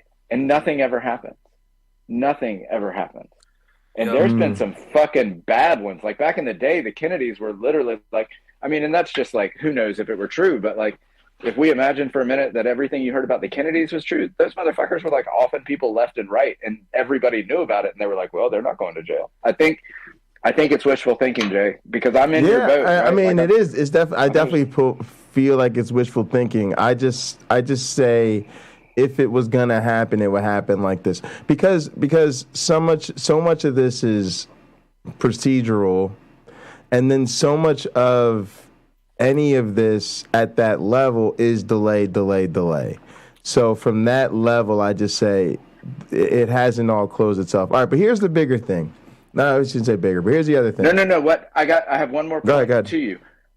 Right now, I don't think the focus is on wanting him to get put in jail because of, like, look, I mean, this motherfucker, like, now they're thinking, like, okay, they have to be behind closed doors thinking how they can get him out of there. And the only way they're going to get him out of there is to have him, like, blow himself up. And that could be running as an independent, but I think that's going to kill the party, right? So they know this and they're thinking about it.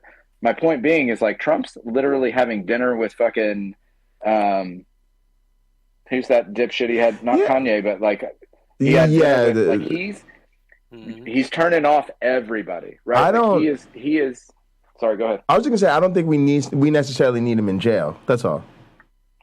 What's the benefit though to like for me? I think it's more beneficial for them to keep him out of jail, doing what he's doing, right? Like holding these trials. That's making everybody money over at Fox News. People are getting paid. People are getting paydays all over the place because of Trump all the time. Not to mention that I think for whatever reason, he's still useful, and he'll be useful after all of this. Well, here's a couple interesting things. I don't know. There's a lot of money to be made if he goes to jail. That could be unprecedented.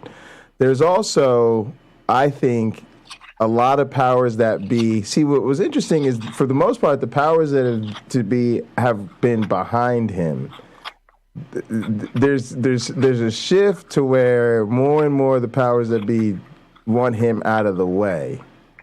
And again, it's just what's going on. But here's the other thing: I don't necessarily want him all the way out of the way, because I want to hear what you guys think about this. I want them to have the same problem with Trump that we had with Biden, which is, what do you mean? We're currently positioning Trump as sort of needing to be the best candidate in the general election sense, right? He needs to sort of outperform what he did in 2020 so that he can take on and beat Biden, right? Or whatever.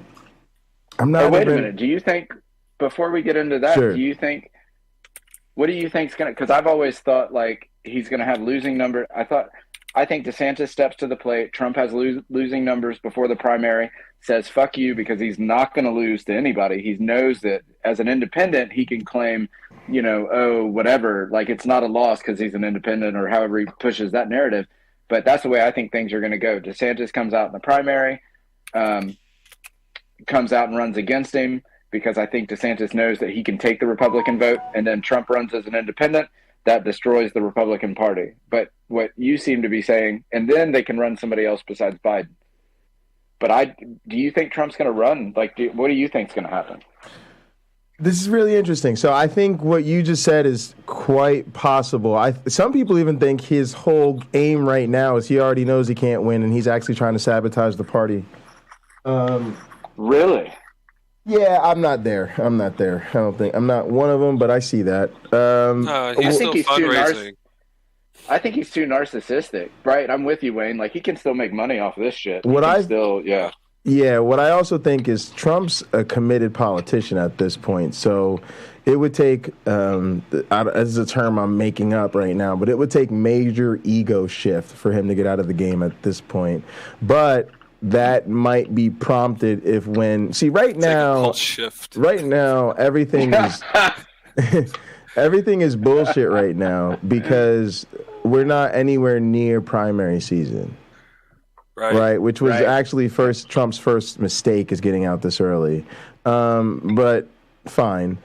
But here's my thing. Let me talk to you about the Biden problem. Do you remember the Biden problem, which was that it kind of felt like time in and time out, he's a million. We were constantly told, like, think about it. Biden was never really popular, right? Biden ran for president 6 times. Exactly. and every single time he went in, right? It's like it was never, fucking Joe Biden's the guy because he carried this wave of momentum, right? What it was it was always considered he just is trying to edge out these other people in terms of electability, right? He's our Jeb Bush. That's what he is. He is the Democratic Jeb Bush. He please clap, but in a Mustang and glasses. Like, he has a little bit more. Go for it. He's just the anti-Trump vote, right? Like yes. Trump got elected because, like, he's the anti-Trump vote. That's all he is, and I don't know why. He's also like, look, he's a, and maybe I'm completely wrong about this, but what makes him any different than Herschel Walker in the fact that, like, he's just up there doing his thing? Because if you get somebody like Pete Buttigieg up there, right? One, Pete's a loser when it comes to Trump because Christian, gay, fuck no, they're done. Like the Christian, like they're gonna like that's like getting a trans elected. Now, if he comes out, if the Dems want to truly win and change things, and Trump runs as an independent, they prop fucking Buttigieg up there and just watch him walk away with it, right? Because the Republican Party just destroys itself because there's not enough people. There's no way they get everybody to converge to get the amount of votes they would need, right? Because some people are just diehard Trump. They just do it. And Trump's so narcissistic, I think he would think that he's going to pull everybody. So this is where I was actually going with this. What I mean when I say I hope the Republicans have no, it's perfect. This is what I mean. Like literally, I hope they have a Biden. Like they hope they have a Trump problem the way we have a Biden problem, which is and here's where I'm thinking it. It's like you said, we go into the primary season. Okay, let's just assume they're now like we feel about Biden. We don't really like him, right? If I'd have asked you going into primary season, we had Bernie folks. We had AOC folks. I'll tell you how much we didn't like Biden. There was 20 potential Democratic nominations. Boy, we was desperate. People were anybody but Biden for the most part. We was coming up with creative reasons to put other people on that stage. Put them in the basement for the summer. Yeah, we were doing anything to come up with an answer. But here's what the establishment eventually told us. None of these people is as electable. And boy, with Trump on the other side, do you really want to take that chance right now? And so we went with Biden, not because he was popular. And what do I mean by that? He wasn't carrying. Not only was he not carrying the majority of Americans, there was no way he was carrying the majority of Democrats going into the primary. Just no way. It just was the battle of attrition. Every time we went through every round, we had to hang on to Joe Biden in case we needed that safe option, right? And then he ended up the last person standing once they did the final shift, like, yeah, we can't go with Bernie right now. And then it was done. And we voted anti-Trump. I didn't vote for Biden. I mean, I did, but I didn't vote for Biden. Right. You voted anti. Yeah, me too. It was the lesser two evils. So, I was a hardcore never Bidener until Trump was the alternative. And so that's what I think might very well happen to the Republicans, because it's going to be like, who else do you got? Like DeSantis? DeSantis. But DeSantis to me, I hate to say it, but DeSantis is not going to get it because he's not Trump. He ain't got that dog, And not only that, he can't get all of Trump's wave for whatever it's worth, because he's never going to get Trump himself. Hold on. Well, for sure. Hold on, but give me a couple of questions then for you. Sure. So, how big do you think because this is what everybody's asking right now, and it's diminishing. So there was a bar. For me, that bar was long before Trump got elected. For my mother, maybe it was somewhere around January 6th. For other friends of mine, it was like the guy I talked to yesterday. He said if Trump ever runs as an independent, Kevin's like, he said, then I know he's just a narcissist because he can't be dumb enough to think like, not that it's going to tear apart the party, right? And so there's the line. But every day we're seeing that line crossed. And now there are people guaranteed that have jumped off of the Trump train just by that final that fraud claim, right? So it's not a big deal among business, and there are lots of business people we can all say like, oh, sure, everybody avoids taxes and all this. But there are Christians out there that's the straw breaking the fucking camel's back with Trump, right? They're like, oh yeah, there's a bunch of these. The fraud, the yay was something so for people. Question, go ahead. The white supremacist dinner. Yeah. So for you guys, how big do you think that wave is? Because I think it's only like 30 million people at the moment. Well, this is what I'm getting at. Again, think about Biden. It don't have to be that big anymore. It just has to be bigger than everybody else's. And when it comes to money time, the primary season, it has to be who do you think can really bring it to bear right now? So I'll give you a couple problems. DeSantis doesn't have the national profile, right? Will not get enough of the Trumplican vote to move the party because, again, at least right now, because he won't get Trump himself, right? And so that means I don't think DeSantis gets you bigger beyond Trump, especially because, let's face it, DeSantis is Trumplican, right? So he's not going to get Liz Cheney support and Mitt Romney support tomorrow, because they all know Mitt Romney's just Trump in a different form, right? So they don't want that. So like you said, every time that deal gets broken, even though the deal gets broken with Trump himself, if it does, it gets broken with everybody that's considered in that same mold, for the most part. So now you're talking about what is the DeSantis crowd then becomes, who are the hard right-wing radicals that become the never Trumpers within the Trumplican movement. And again, I'm not saying he's not going to be the guy that's going up against Trump. I think he's very likely to be. I think we're seeing that. And I think they might even get desperate to get behind him. But again, if that happens, and again, I don't know, right? But this is the conversation we're having. It's kind of fun to play it out. My hope would be he becomes like their Bernie. Oh, yeah, we would love to get everybody behind DeSantis, but the national establishment, the bigger players, all of them are going to tell you, sorry, he's not electable because he's not a real, do you know what I'm saying? He's just a Trump guy. But hold on, dude.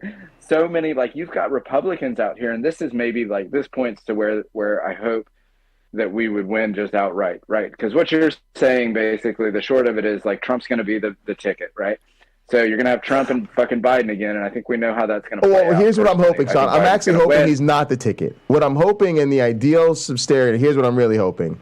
I'm hoping he's in the picture long enough that they can't get away from him until it's too late.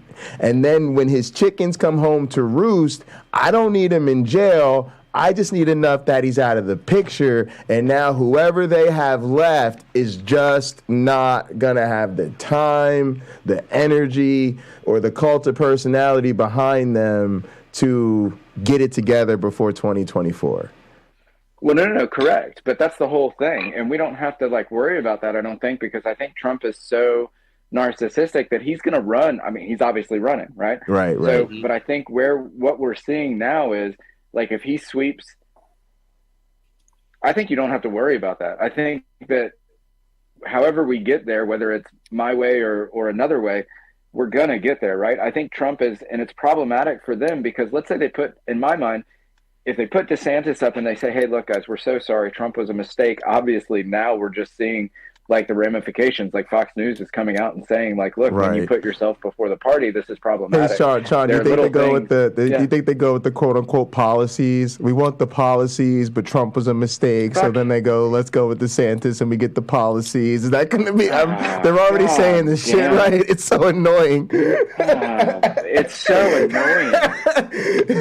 I had that dude, the guy I talked to yesterday, and I wish I knew more about the policies, right? Because I've listened to people talk about it, because if I was more in tune with it, because that's all the only, like this guy said yesterday, he's like, man, I just liked his policies, right? Like, I didn't like him and I just wish he'd go away. Like, he's lost and it's kind of done and he's just tearing apart. Like, and it's one of the Christians that gives me hope that, like, they've seen just enough of his fucking ass. But the problem is he says policy, and I wish I was smart enough or maybe not smart enough, but I was in tune with politics enough to go, oh yeah, really? What's that? What are these policies? Because I've seen that debate happen with two people that are knowledgeable, and the guy that says I like Trump because of the policy just gets the floor cleaned with him when they talk about it, right? Because Trump's policies did very little to help the American people. They did very little to help the Republican Party. They did very little to help anybody except, like, literally the uber rich and just keep pushing some. I mean, it was like, I've seen that argument a couple of times, and I'm not in a position to where I could even remotely argue for it, but it's, Sean, that's not, sorry. Yeah, go ahead. I'm sorry. No, I got a quick question for you. Legitimate question. Why is it Christian, according to the GOP and the people that like Trump because of his policies? Why is it Christian to dismantle the EPA?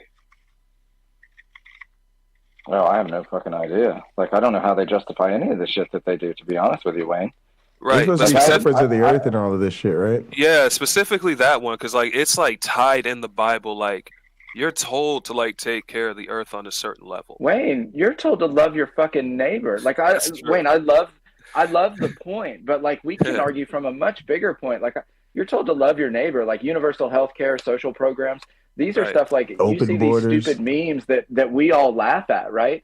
When they come out. But like, what would Jesus do? Would Jesus fucking turn away his neighbor? Would Jesus close the borders? Would Jesus fucking, not want people to get the help that they needed? Absolutely not. But I don't have these answers, Wayne. It's so frustrating because I agree so much with like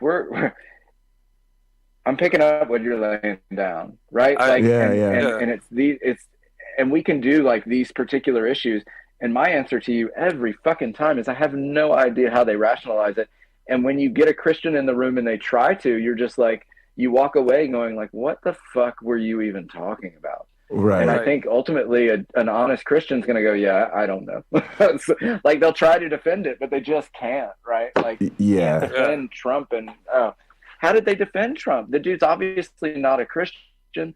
Fuck all the bullshit. Fuck all like the optics, favorite right? Bible like the Bible verse. that he holds, the like the favorite Bible verse, the upside down Bible, all this stuff. It's obvious, painfully obvious. Trump's not a Christian. Trump's obviously had people paid for multiple abortions, guaranteed. He's paid off fucking hookers, right? Like, I mean, this dude's obviously been to Epstein's Island. Nobody gives a shit about that, but they defend him to the teeth. Because like, the Clintons, and I'm like, they were all on that plane. Clinton, Trump, Obama probably went down there. Like, who knows who was there? But the minute you say Trump was on that plane, man, what? Excuse me? What are you talking about? 100%. Like, what are you talking about? And I'm like, like, that's a far stretch. Come on, man. I mean, these dudes were partying in the fucking 80s. You don't think they shared a little bit of fucking blow and maybe an 18-year-old stripper? Give me a fucking break. 100%, man. Like that's why Hillary Clinton couldn't run again, because Bill Clinton rode on that plane. Like motherfuckers was ready to trot Hillary out for 2020. For 2020. I've been with Hillary, yeah, of course. Yeah, they was all ready for that, but they understood the moment they trot her out, everything her husband did on that plane with Epstein and all those photos are gonna come out too. And as youth that it. Like I got to be honest with you, Wayne. I would vote for Hillary Clinton in 2024. I believe you. I would vote for a woman whose husband is fucking kids. I wouldn't do that. That ain't got nothing to do with her. I would vote for almost anybody that wasn't Trump at this point, or DeSantis. I think DeSantis is a dangerous Trump.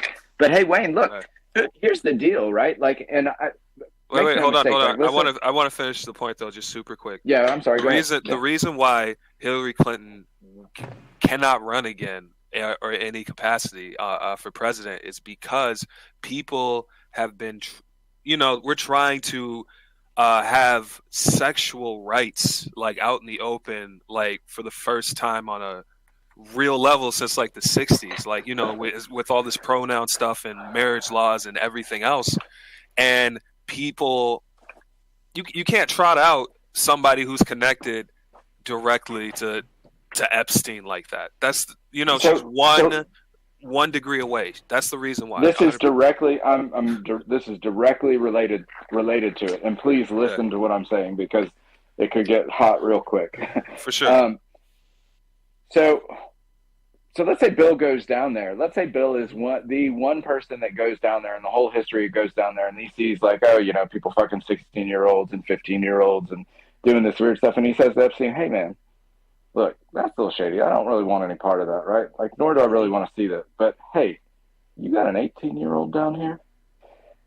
How would you feel about it then? The fact that you didn't leave the party when kids are being kidnapped off the streets and fucked under the influence of drugs. You didn't leave that party? Go fuck your face.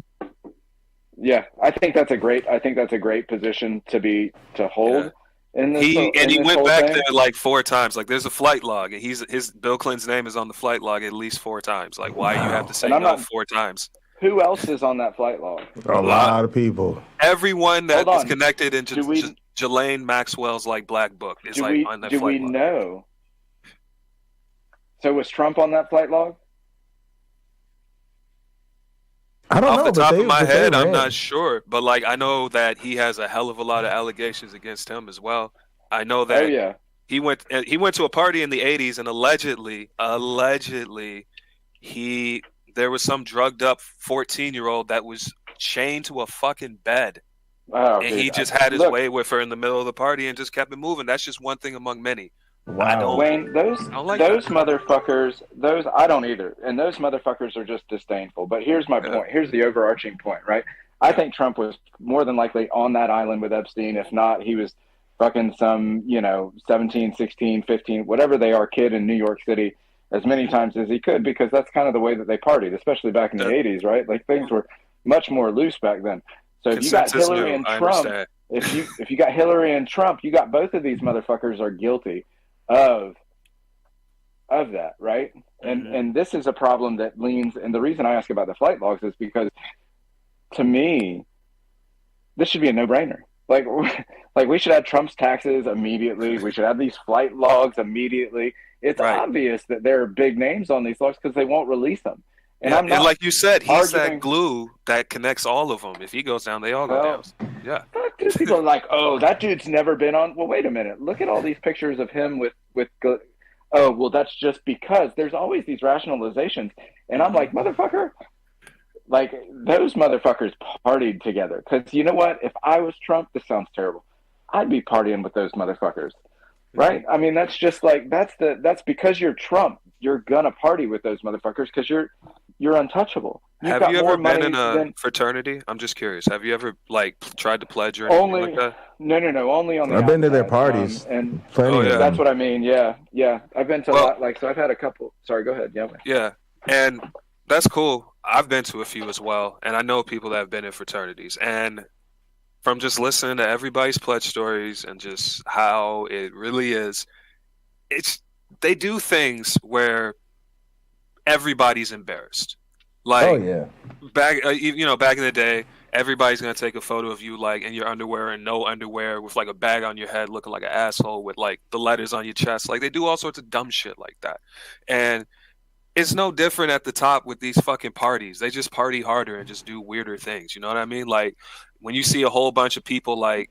What's it like the Bilderberg group or whatever? Oh, they're out there in the woods with like the owl and like the mask and shit. It's like, no, it's just when you're super, super fucking rich, you can afford to have all sorts of like, like costume parties and affectations and shit. It doesn't mean that you're like sacrificing kids on an altar out there, but shit might look weird to somebody who's not accustomed to that lifestyle of partying, Well, Wayne, what about Dickie and Scree and who was oh my gosh, who was that fucking asshole that literally was like, that's fraternity, like, and it's not all fraternities, but they're fraternities that get in trouble every fucking year for like taking advantage of some girl or some like football team that ends up gangbanging some girl, and look, again, there are all these things that are just like happening in life. So for me to like, you look at this, sure, they're outliers on that football team, but they're probably like, this is terrible and this shouldn't happen. But there are a lot of fucking football players that were standing around watching, cheering, and like, this is great until they get fucking busted, and then they're crying their fucking eyes out.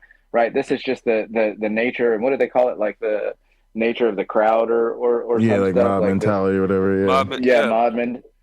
Oh, I But thought this was cool really, because everybody else in the nobody's doing anything in the room. Like that's a real fucking we're thing. very far from what we're talking about. We're talking about politics, and my main point is this: is everybody was on that fucking plane. I wouldn't be surprised if Hillary went down on that motherfucker with Bill, right? Like to get her own little girl. That wouldn't surprise me, but it doesn't affect the way that I vote because all of those motherfuckers are crooked. None of them have our interest involved. They're all playing this weird game, but. I hope with Jay that at some point, because what we talk about, like at least what I think about when we talk about Trump going to prison or the Marjorie Taylor Greens of the world or any of this stuff is that we'll see things kind of normalize, that we can vote out. They're going to die out eventually, right? Like you're going to get this change of the guard. No, the change of the guard is going to happen, dude. We're seeing it. Like we're seeing so they did a statistic based on the midterm elections, a big reason that a lot of the Trumpers got voted out were because we're seeing a new wave of younger voters voting for the first time, right? Like, so the numbers, like they're seeing younger generation vote, and the way the younger generation votes is with a little bit of empathy, right? And if you've got any empathy in you, it's anti the stupid shit. But I think it's also they're able to like suss out bullshit real quick, right? Like the new generation seems to come up and you say, hey, you know, how do you feel about trans issues? And they're like, what do you mean? Why would I feel any way about trans issues? Right? I mean, that's the goal. Or Right. A friend of ours said her daughter and her friend were coming home from soccer practice, and they were talking about the Roe versus Wade, and her daughter's response is like, why do they want to take our rights away? Like, why would I want to take rights away? Like, this is insane to me. Like, why would I want to harm you? And Michelle was saying, like, look, these are the way the kids are coming up, though, right? Like, politics don't interest them because they see very simple. And listen to me, I'm sick of it. Right? I'm taking the gloves off. That's it, right? The kids are coming up, and these are. It's not like what side of the gay issue are you on, right? Like, oh, blah blah. The kids are like, what are you talking about? Why would you not allow a gay person to get married? Right. Like, are you fucking insane? Like, that's just, and it's not from really what the parents are doing. It's just that these kids are like, you know, being raised on the internet and stuff. And for whatever reason, they seem to have a good sense of empathy, and that gives me hope. But I'm sorry, I kind of derailed that in the sense of like, I do think they're dying out. So in the next 20 years, I don't think it's going anywhere. It's just because all how these quickly. old motherfuckers are dead. Right, correct, Jay. I think 20 years from now, we'll see politics different. 20 years from then, we'll see politics different. Hopefully, we'll all be old motherfuckers like, I told you so, Jay. I told you the fucking, I mean, right? Like, hopefully. Hopefully, we're not all these old motherfuckers on the internet talking about, you know, when we used to have, I remember when my brother could get married as a gay, or I remember when trans had rights and they weren't being shot in the street. Like, I mean, you know, we could also be living in that fucking crazy world. I feel like we kind of are living in that world, but it's in a world where you get to choose your own media. Things can be getting better, things can be getting worse. Because, yeah, this is a great. This does seem like a great time when more and more young people are being accepting, but it's also like, I think another record year for the death of trans Americans. You know, who were just existing. I think that's going to be a big problem to figure out, to fix, because I think, like, in the trans community, I think unfortunately there already is a high suicide rate. Like, even if we gave trans people everything that they wanted, which I would love to see happen. Murder. There's right? It's a record year for murder of trans people this year. I'm so sorry, Wayne. I took you wrong. That's terrible. Right, and like, I mean, you're looking really? at the bright side, and I respect that. But like, yeah, that's how it always is. If there's a brand new statistic that just came out saying like the last 6 months have been pretty good, I'm all about it. But like, no, I was talking about suicide. I'm so sorry. Like, that, right. You know, I wasn't even thinking about like people being murdered because they're fucking. It's so foreign. Right. It's so foreign to me. It's such a foreign concept to like look at somebody else and be like, I want to murder you. Guys, I'll be right back. Hang on. I do that with a lot of conservatives all the time, Wayne. Like, I have conversations and I'm like, the world.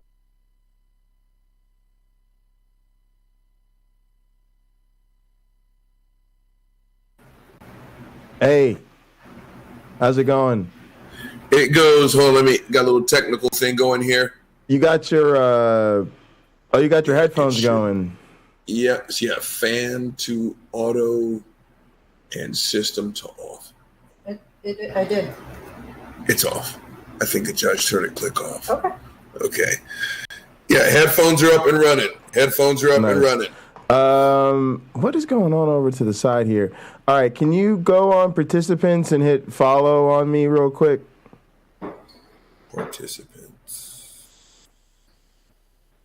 So normally when you come in over to the right-hand side of your screen, it should say like Bundy Ranch and it shows all the people.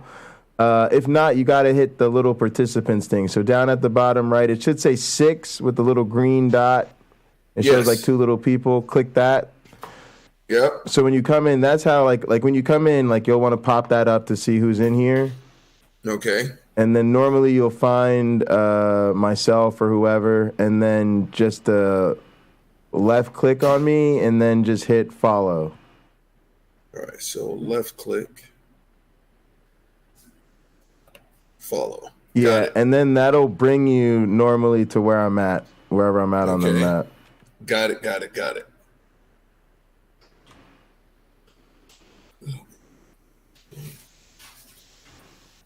Looking at that as not narcissistic, but as pessimistic as I used to. I'm looking at it like I'm trying to grow in compassion. Right. It's just life. All right, gang. Yeah. Life, brother. Look who it is. I found a wild gin and truth out there on the interwebs. Hey, pause the tape. Yeah. Pause the fucking tape. So we gotta handle some nerd business. We gotta help this man with some behind the scenes stuff. But before we do that, give us a hot take on the situation in Georgia. Yeah, talk to us, please, sir. Well, on Warnock? Yeah. Yeah. As far as I know, the sucker won, right? Yeah. That's all I fucking care about. and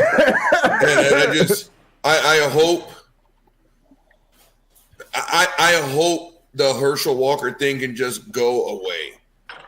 That was just embarrassing. That was the fact that dude was a topic of conversation with all the bullshit, his violent levels of unqualified bullshit. I just hope now we can go back to talking about Herschel Walker for being what he was, and that was a great running back. For sure. Yeah, so it's just useless. There was a bit of a surprise in there for you. If you actually check out the coverage of his concession speech, he actually gave a halfway decent concession. Did he really? Yeah, like he didn't, I hope so. BS. He talked about democracy and the Constitution and supporting your elected officials and it being bigger than him. And, it was somebody made the point, Sean made the point of saying that, he spent most of his life saying good game and demonstrating good sportsmanship. I hope that kind of sets and it won't, but the precedent that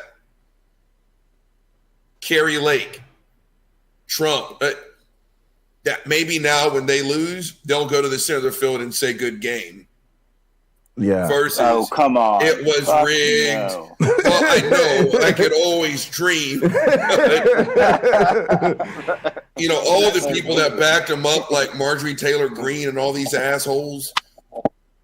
Oh, man. Now, Cajun, are you Cliff? Is that right? No, that's Gin and Truth. It's Uncle Bobby. Gin and Truth. Yeah. Oh, Uncle Bobby. I'm Sean. Yeah. Hey, Sean, how's it going? Yeah, Sean, you got to subscribe to Gin and Truth on YouTube. I think I am. Oh. This is me. I've got the camera off because I've been having some lag issues, but we've got a new internet, so hopefully. Yeah, Sean's in Georgia. Yeah, I'm in I'm Georgia, sorry. Bobby. Yeah. So, Bobby, we're going to agree on a lot of things, but I think Jay brings up one of the best points, in my opinion, or at least the one that we need to figure out what's going on, and that is why we're having a runoff when Herschel Walker is one of the candidates, or someone like Marjorie Taylor Greene is getting 68% of the vote. Right? What is going on with what is going on with these people? How many of these people are just towing a party line? Because if the majority of them are literally just towing a party line to get to a place up on the hill, I think that's fucking dangerous, right? Because it's literally saying, I don't care who I'm voting for. Because imagine if Herschel gets in, I don't think he's going to do any major damage. I think Herschel probably would be helpful in the sense he'd run around talking bullshit, right? He'd run around helping people do whatever. Right, much more than Marjorie Greene, but I don't think Herschel is going to do anything good for Georgia on any other level, rather than just being Herschel Walker, hanging out with kids, signing footballs, and making sure that parts of the state aren't being burned to the ground. I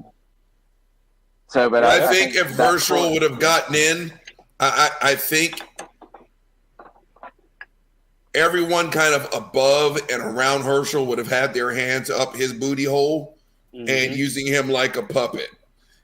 I think it was Dana Lash. I know Marjorie Green did it. But when asked, what about, his hardline stance, no abortion, not even in the case of rape or anything else, he was like, fuck it. You keep the pregnancy. And there was like, well, we now have 2 women coming forward saying that he's paid for abortions. Doesn't that kind of kick him off your platform? And they straight up said, we don't care. We want that seat red. Hey, Bobby, I just don't think they care. Bobby, yeah. To your point, man, I agree with you wholeheartely, but shouldn't the thing that turns us off first and foremost, shouldn't something that makes you uneligible for a fucking Senate seat be the fact that you have brain damage? Because people were saying, oh, he's got brain damage, he should be excused. They're all admitting like this dude obviously has brain damage, but it's because of the amount of football that he played. It's because of this. They're making excuses. So what you're talking about is 100% correct in my opinion of like, shouldn't that be a factor? Like, this dude's paid for abortions. He's put women into a situation where he's had abortions, right, himself, however you want to say that. Oh, yeah. And they're making these excuses. But the bigger issue for me is like, wait a minute, you admit that this dude has brain damage. That should make him uneligible. Like, we should immediately like, okay, yeah, like, not to mention the motherfucker doesn't live in Georgia. He has a house I saw that. He's never lived in Georgia. Nobody's got a fucking problem with it. It goes back to what Jay was talking about. It goes back to what Jay was talking about at the very beginning. I'm sorry. And that's the ideology or the party. All right, no worries. All right, guys, look, I'm gonna end the show. I just wanted y'all to see Uncle Bobby and say hi. I'm gonna help him with this technical stuff and hopefully this YouTube monetization application. But he might be having gather difficulties, so no worries. Oh, there he goes. I think he's there back. you go. All right. See you. But yeah, guys, I'm gonna hit the end. Thank you guys so much for tuning in, and don't forget, Uncle Bobby and I are gonna host the Blackout at 1 p.m. Eastern this Sunday. Tune in, call in, hang out with us. It'll be followed by a hot program with my one black friend. And come link up with the gang and gather. Like I said, I'm going to help Uncle Bobby with this for a little bit. And then after that, I'm going to make some food, and we'll probably play some games, watch some TV, and watch some movies later on. So see you guys soon. In the name of the Darwin, the Dawkins, and the Christopher Hitchens, science bless you all. Poof!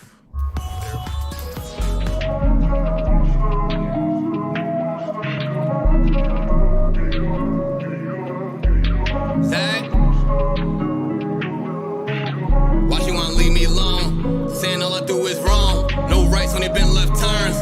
Playing that she gotta let it burn. Saying that the hell's not a home. Sunshine cause you heard it all before. Sometimes she don't wanna be alone. Most times she don't want me gone. She don't know I try my all. She don't know I sprung in the sun, but I'm going in the winter, so we good to the fall. And be back on the YouTube, but watch only the quality content. Well, yeah, I appreciate being on your list, man. Thanks so much. Oh, yeah, of course. Absolutely. Hey, Wayne. Yo. It's good to see you, brother. I'll talk soon. Yeah, it was fun, man. We'll chat soon, son. See you later. Later. All right. Uncle Bobby. All right, so we're not live anymore.